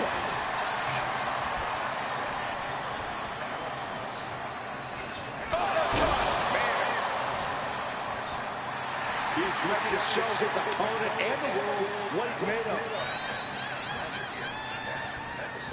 Clothesline! Oh, that'll leave a mark. He's pumped up, and so is this crowd. Ooh-wee. Top of the elbow. And he retaliates. Dropping him in the toe hold. Oh, looking to cripple her away. She's being derailed here. Yeah, but you got to think this match is still anyone's. And there was a shot below the belt. Yeah, talk about a desperate attempt to stay in this thing. You take the high road, Saxton, I'll take the low road. I guarantee I'll reach the destination before you do. Face full of turnbuckle. And now she's in full defense mode. So much energy is focused on keeping her down now. And I like it. Look, the most intelligent competitor in a battle knows that there are many roads to victory, including the low road. Jack.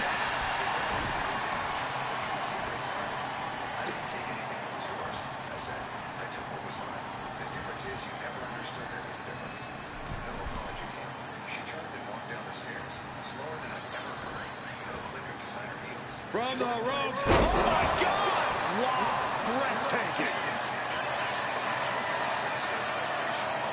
From the top. Using all their body weight. Took a gamble once, took a gamble again, and hit the jackpot twice. Uh-oh. Double foot stomp. Just putting their body in danger time and time again. Look at this. He's feeling it and looking for some support from the crowd. Ah, will he get on with it already? This is a fight.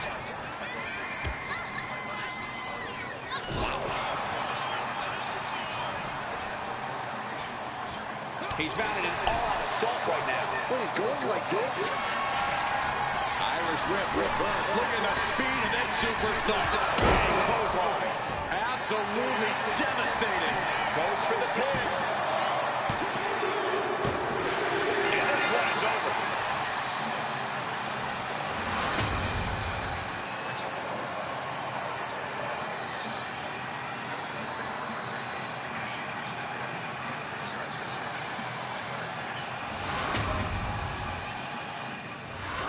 He found me near the coat check holding a flat package wrapped in brown paper. I opened it. The architectural rendering I'd given him at the retirement party, now framed in dark walnut museum quality glass. It's been on my wall since the day you gave it to me, he said. I just never told Diane. I held the frame against my chest and looked at my father, this flawed, frightened, trying man. And I didn't say it's okay. I said, thank you, Dad. That means more than you know. 2 weeks later, a handwritten letter arrived from Meredith. 3 pages, front and back. All right, let's do this match. But the raw, stumbling, honest kind a 26-year-old writes when she's seeing her life clearly for the first time.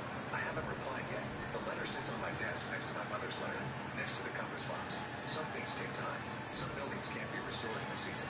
But the foundation, the real one, the one beneath everything, is sound. Hello, Alistair. I always felt you were kind of underutilized. Coming to this triple threat with a different mindset than any other match. Well, contending with multiple opponents really makes you think in a cerebral manner. Do you focus on one opponent or wait for an opening and capitalize? Lots of ways to approach this fight. The same way she built everything. I used to think strength meant enduring, showing up to every day. Oh my gosh! Well centered. Oh, he timed that counter well. No disqualifications in this match. What's the play here? Oh, I think we all know the answer to that one, Cole. Do whatever it takes to win. You're not going to get called out for a thumb to the eyes or a chair to the back, so have at it. Anything is possible here. Slowly rising, looking like a very easy target here. Body. Big move forward up with a pinfall. Early pinfall attempt denied at 1. A lot of time left to go. And what need is there to go looking under the apron like this? Scouted it and fired back with a punch straight to the face. He'll make his way to the ring. Oh, and it's reversed. Able to slip out of that one. Oh. And Black's artillery being offset there.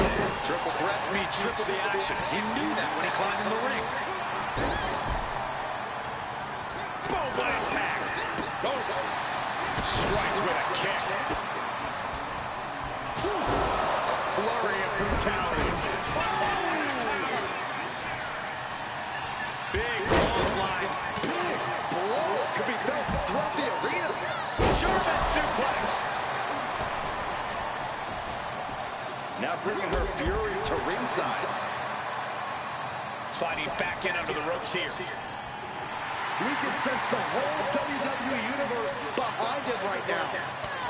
Clearly lost in the moment. He better snap out of it. And up to the top turnbuckle.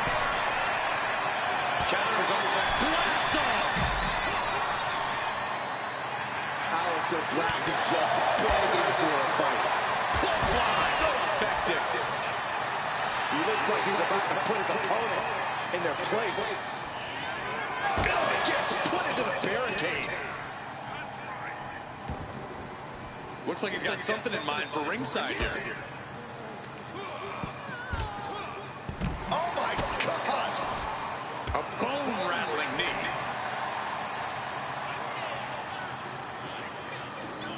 Driven into the steel steps.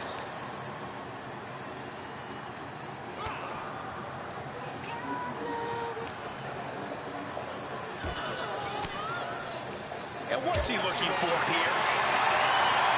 And he's going with the great equalizer here. The steel chair.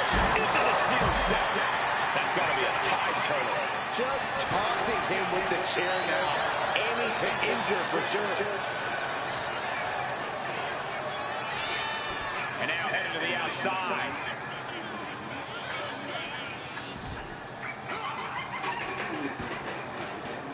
Oh my gosh. Going God damn it. into the stairs. He quickly slides into the ring.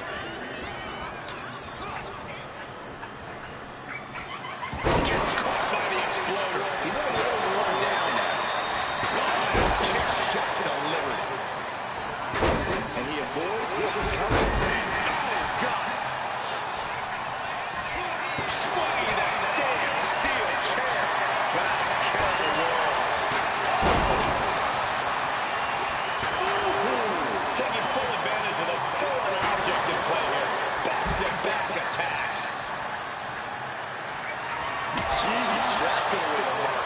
She is at a total disadvantage right now. Yeah, she's definitely on the back foot now.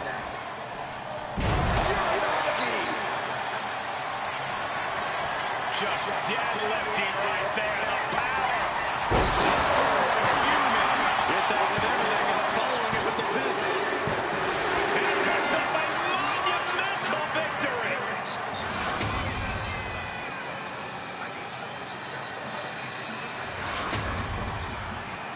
I drove her my back. Last week, she showed up at my tech company's IPO celebration. I'm worth $847 million now. Security escort. Hey, look, trophy earned. Top of the tower.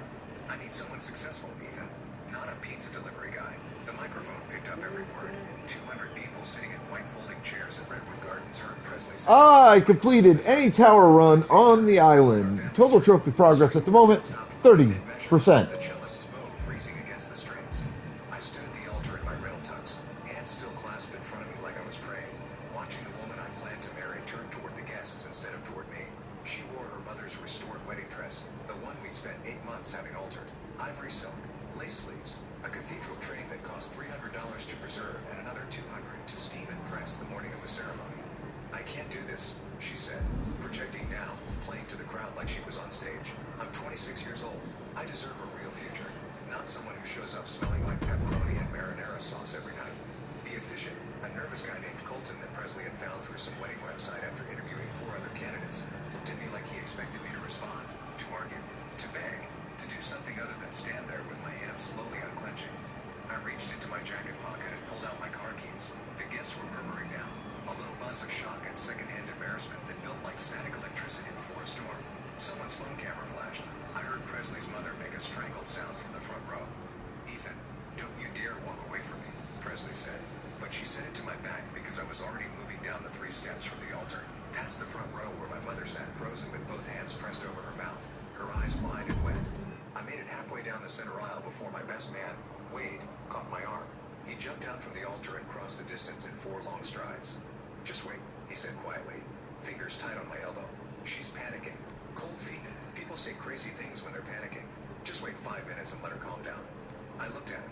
Wade had known me since sophomore year of college when we'd been randomly assigned as roommates in Patterson Hall.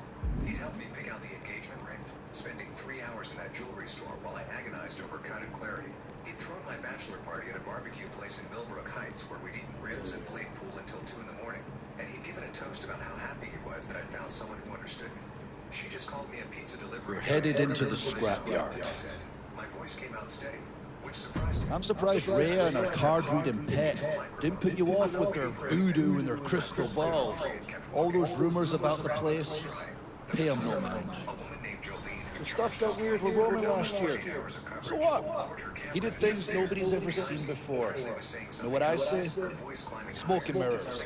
Illusion. This island didn't give Roman Reigns magic powers. It's just a hunk of rock. So you get an eerie feeling when you walk in there. So everyone's fighting for a scrap of land filled up with nothing but junk every order didn't have a place for.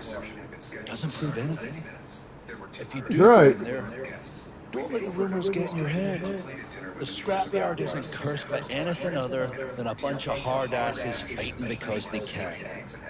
Just get in there and scrap is what I say. Have fun. Throw hands. Don't think for 1 second that the whole place is cursed. That could throw someone off their game. And we wouldn't want that. See you inside, new fish. 5 nights a week and worked on my software project every night from 11 p.m. until 3 or 4 in the morning. The project that Presley called my little hobby. The project that she'd asked me to shut down 3 separate times because the keyboard clicking kept her awake, even though I worked in our second bedroom with the door closed. I got in my car, a 7-year-old Civic with a dent in the rear bumper from when I backed into a pole at the pizza place and a pizza delivery sign I hadn't taken off the roof yet because I'd driven straight to the venue for my last shift. My hands shook when I tried to unlock the driver's door. I dropped the keys. I don't think I'll have enough. So we'll leave that there. We'll try to earn some more island stuff. Everyone's in shock. Just come back inside and we'll figure this out. We'll get her somewhere quiet and you two can talk. There's nothing to figure out, I said. I got in the car and started the engine. Wade stood there in his groomsman tux, the same rental tux I used, while I backed out of the space and drove toward the exit. In my rearview mirror, I could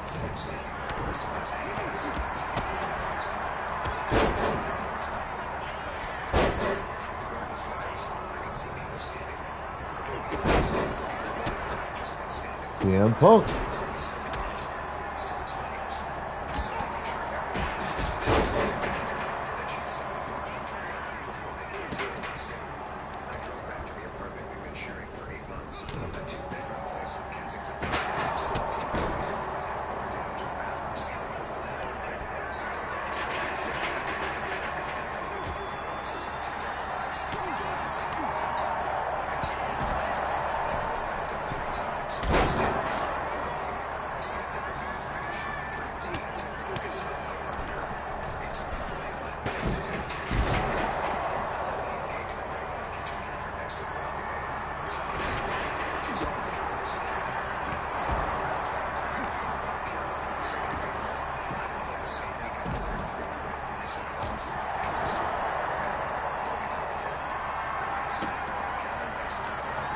It's like Bubba Dudley.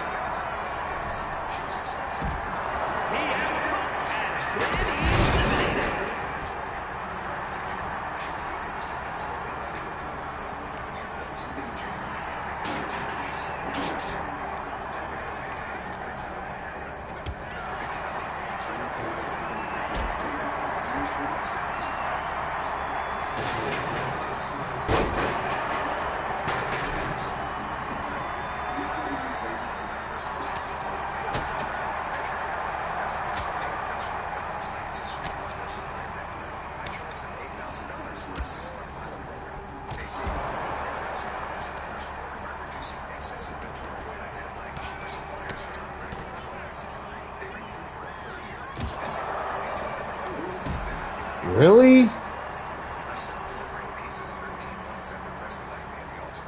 By then, Cascade Solutions had 7 clients, and I'd hired 2 contractors to help with implementation and customer support. I moved out of Clayton's place into a studio apartment on Harley Street that cost me $1 million when the natural heating had worked. Brought out the radiator and cleaned it for about overnight.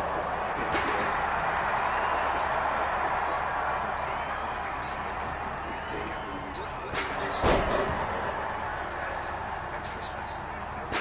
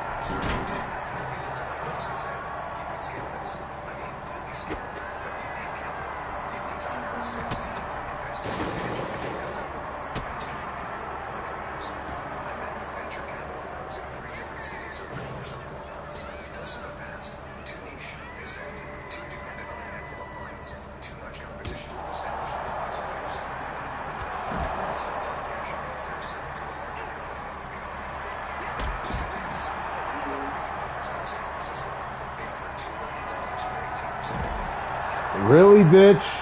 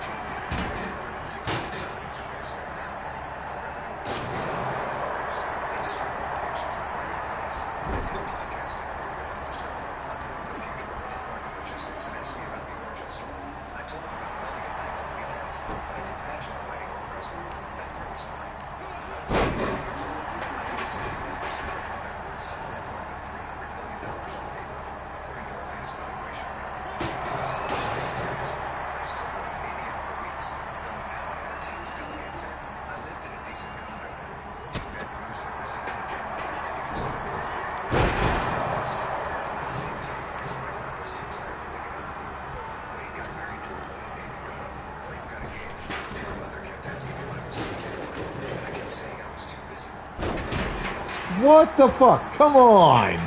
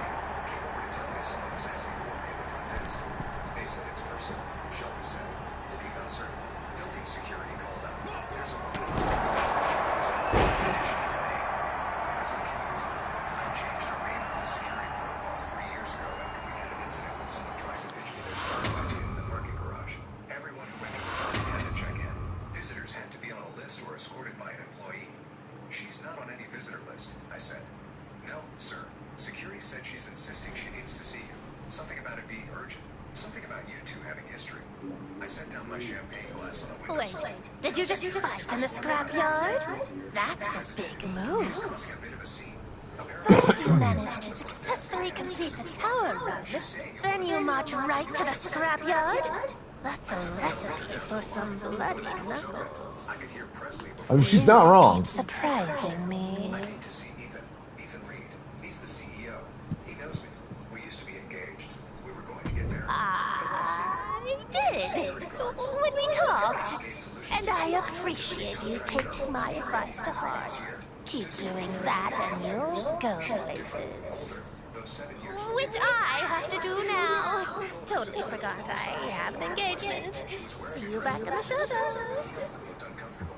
She saw me the second I stepped out of the elevator. Ethan, she said, That chick is face transformed into something strange. that might have been relief or might have been calculated emotion. Ethan, thank God. Tell them it's okay. Tell them I can come up. I just need 5 minutes, please. I looked at the security guards. Please escort her out of the building. Ethan, wait. I just want to talk. 5 minutes, please. After everything we meant to each other. The guards moved toward her. She stepped back, hands up like they were attacking her instead of just doing their jobs. You can't do this, she said, voice climbing. After everything we had together, you won't even give me 5 minutes. I came all the way here. We don't have anything together, I said. We haven't had anything together for 7 years. I made a mistake, okay? I made a terrible mistake, and I've regretted it every single day since. Every single day, Ethan. One of the guards, a guy named Bo, who'd worked for us for 2 years and had a daughter in high school, reached for her arm. She jerked away from it.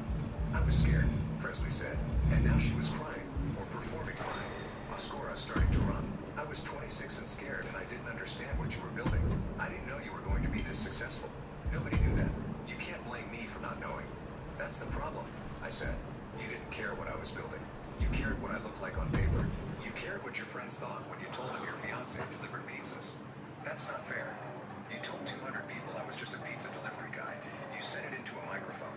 At our wedding. I was panicking. I didn't mean it the way it sounded. I was having a panic attack and the words came out wrong. The second security guard, a woman named Delaney, was talking into her radio now, calling for backup. The lobby was starting to attract attention.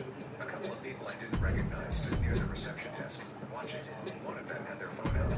You need to leave, I said. This is private property and you're not welcome here. Ethan, please. I'm sorry. I'm so sorry. I know I hurt you. I know I ruined everything. But I've changed. I'm different now. I've grown up. If you just give me a chance to explain. Explain what? That you saw the IPO news and decided now was a good time to reconnect? She flinched like I'd slapped her. That's not what this is. Then what is it? She opened her mouth, closed it. Tears were running down her face. Hey, Zara, how you doing? I miss you, she finally said. I miss what we had. I miss who we were together. We had me working my ass off while you complained about keyboard noise. We had you checking my paycheck every month and sighing. We had you looking at engagement announcements in the newspaper and comparing rings with your friends. That's not how I remember it. That's because you weren't paying attention. You were paying attention to what you wanted me to be, not who I actually was. Bo had his hand on her elbow now, gentle but firm. Ma'am, we need you to leave the building. She yanked her arm away again, stumbling a little in her heels. You can't throw me out like I'm nobody. I almost married you. I know you, Ethan. I know who you are. I know how you take your coffee and what you're like when you first wake up, and you know who I was. You don't know anything about who I am now. Because you shut me out. You blocked me everywhere. You made it impossible for me to reach you. You never gave me a chance to apologize properly. Yeah, I said. I did that on purpose. She stared at me. Delaney had moved to her other side now, flanking her. They were going to physically remove her if she didn't walk out on her own. Fine, Presley said, voice breaking. Fine, I'll leave. But you're making a mistake. We were good together, Ethan. We were happy. We could be happy again. You were happy when you thought I'd give up and get a normal job. When I didn't, you left me standing at an altar. I've apologized for that 1,000 times in my head. I'd apologize to your face if you let me. I'd spend the rest of my life apologizing if that's what it took. I don't want your apology. I don't want anything from you. Bo and Delaney started walking her toward the exit. She didn't fight them, but she kept looking back over her shoulder at me. You'll regret this, she said. Not angry, just sad. Desperate. When you're alone in 10 years, you'll remember that I tried. You'll remember that I came here and you turned me away. I'll take my chances. They walked her through the glass doors and out onto the sidewalk. Through the windows, I could see her standing there for a long moment, just staring back into the lobby. Then she turned and walked toward the parking garage, her shoulders shaking. Shelby had come down at some point during the confrontation. She stood near the elevator bank, looking worried. You okay? She asked. Yeah, I said. I'm fine. That was your ex-fiancé? 7 years ago. Jesus, she picked quite a moment to show up. I watched through the windows as Presley disappeared around the corner. She saw the IPO. She thought maybe I'd forgotten what she did. Or maybe she thought money would make me forget. Did you? Forget? No. We rode the elevator back up to the celebration. The party was still going. People laughing and drinking champagne. Completely unaware of what had just happened downstairs. Wade was there with his wife Harper, a woman who worked in marketing for a pharmaceutical company. He saw me come in and raised his glass. There he is, Wade said. The man of the hour. Worth almost $1 billion and still can't smile at his own party. Just had an interesting visitor downstairs. Yeah? Who? Presley. Wade's expression changed instantly. You're kidding. Building security escorted her out. What did she want? To apologize, to reconnect, to explain that she's changed. 7 years later, right after your IPO goes public. Incredible timing. Harper, who'd heard the whole exchange, made a disgusted noise. That's sociopathic. Who's that? Someone who saw a stock price that didn't matter. I said, Well, that's a I never cunt. told you this, but she called me about 2 years after the wedding. Asked if I knew how to reach you. Asked if you were seeing anyone.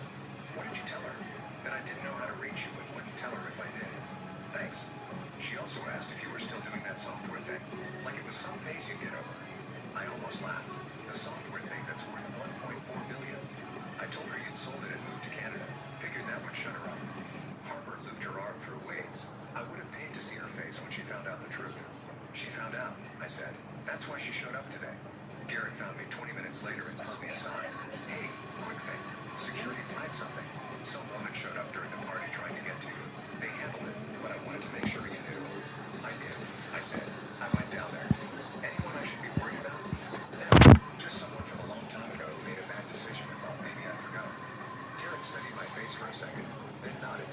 All right, it is time to raid out for the evening. Going to see if this will work. All right, sweet. We are going to raid to a Low Kick Gamers, who is also playing WWE 2K26. So be good to yourselves, each other, the planet, everything else. Have fun. Stay the fuck out of trouble. Exercise your rights, responsibilities, privileges, and or duties of wherever you happen to be from. As viewers, show that love and respect to the streamers that you watch, alright? We really appreciate it. It 100% makes our fucking day. As streamers, show that same love and respect to the viewers that you watch. Because while we can't do this job without them, it wouldn't be any fun. And to be honest, what would be the fucking point? Alright, this is your Immortal Sith Emperor signing out for the fucking night, saying we will be back on Tuesday, motherfuckers. I will see you then. Later.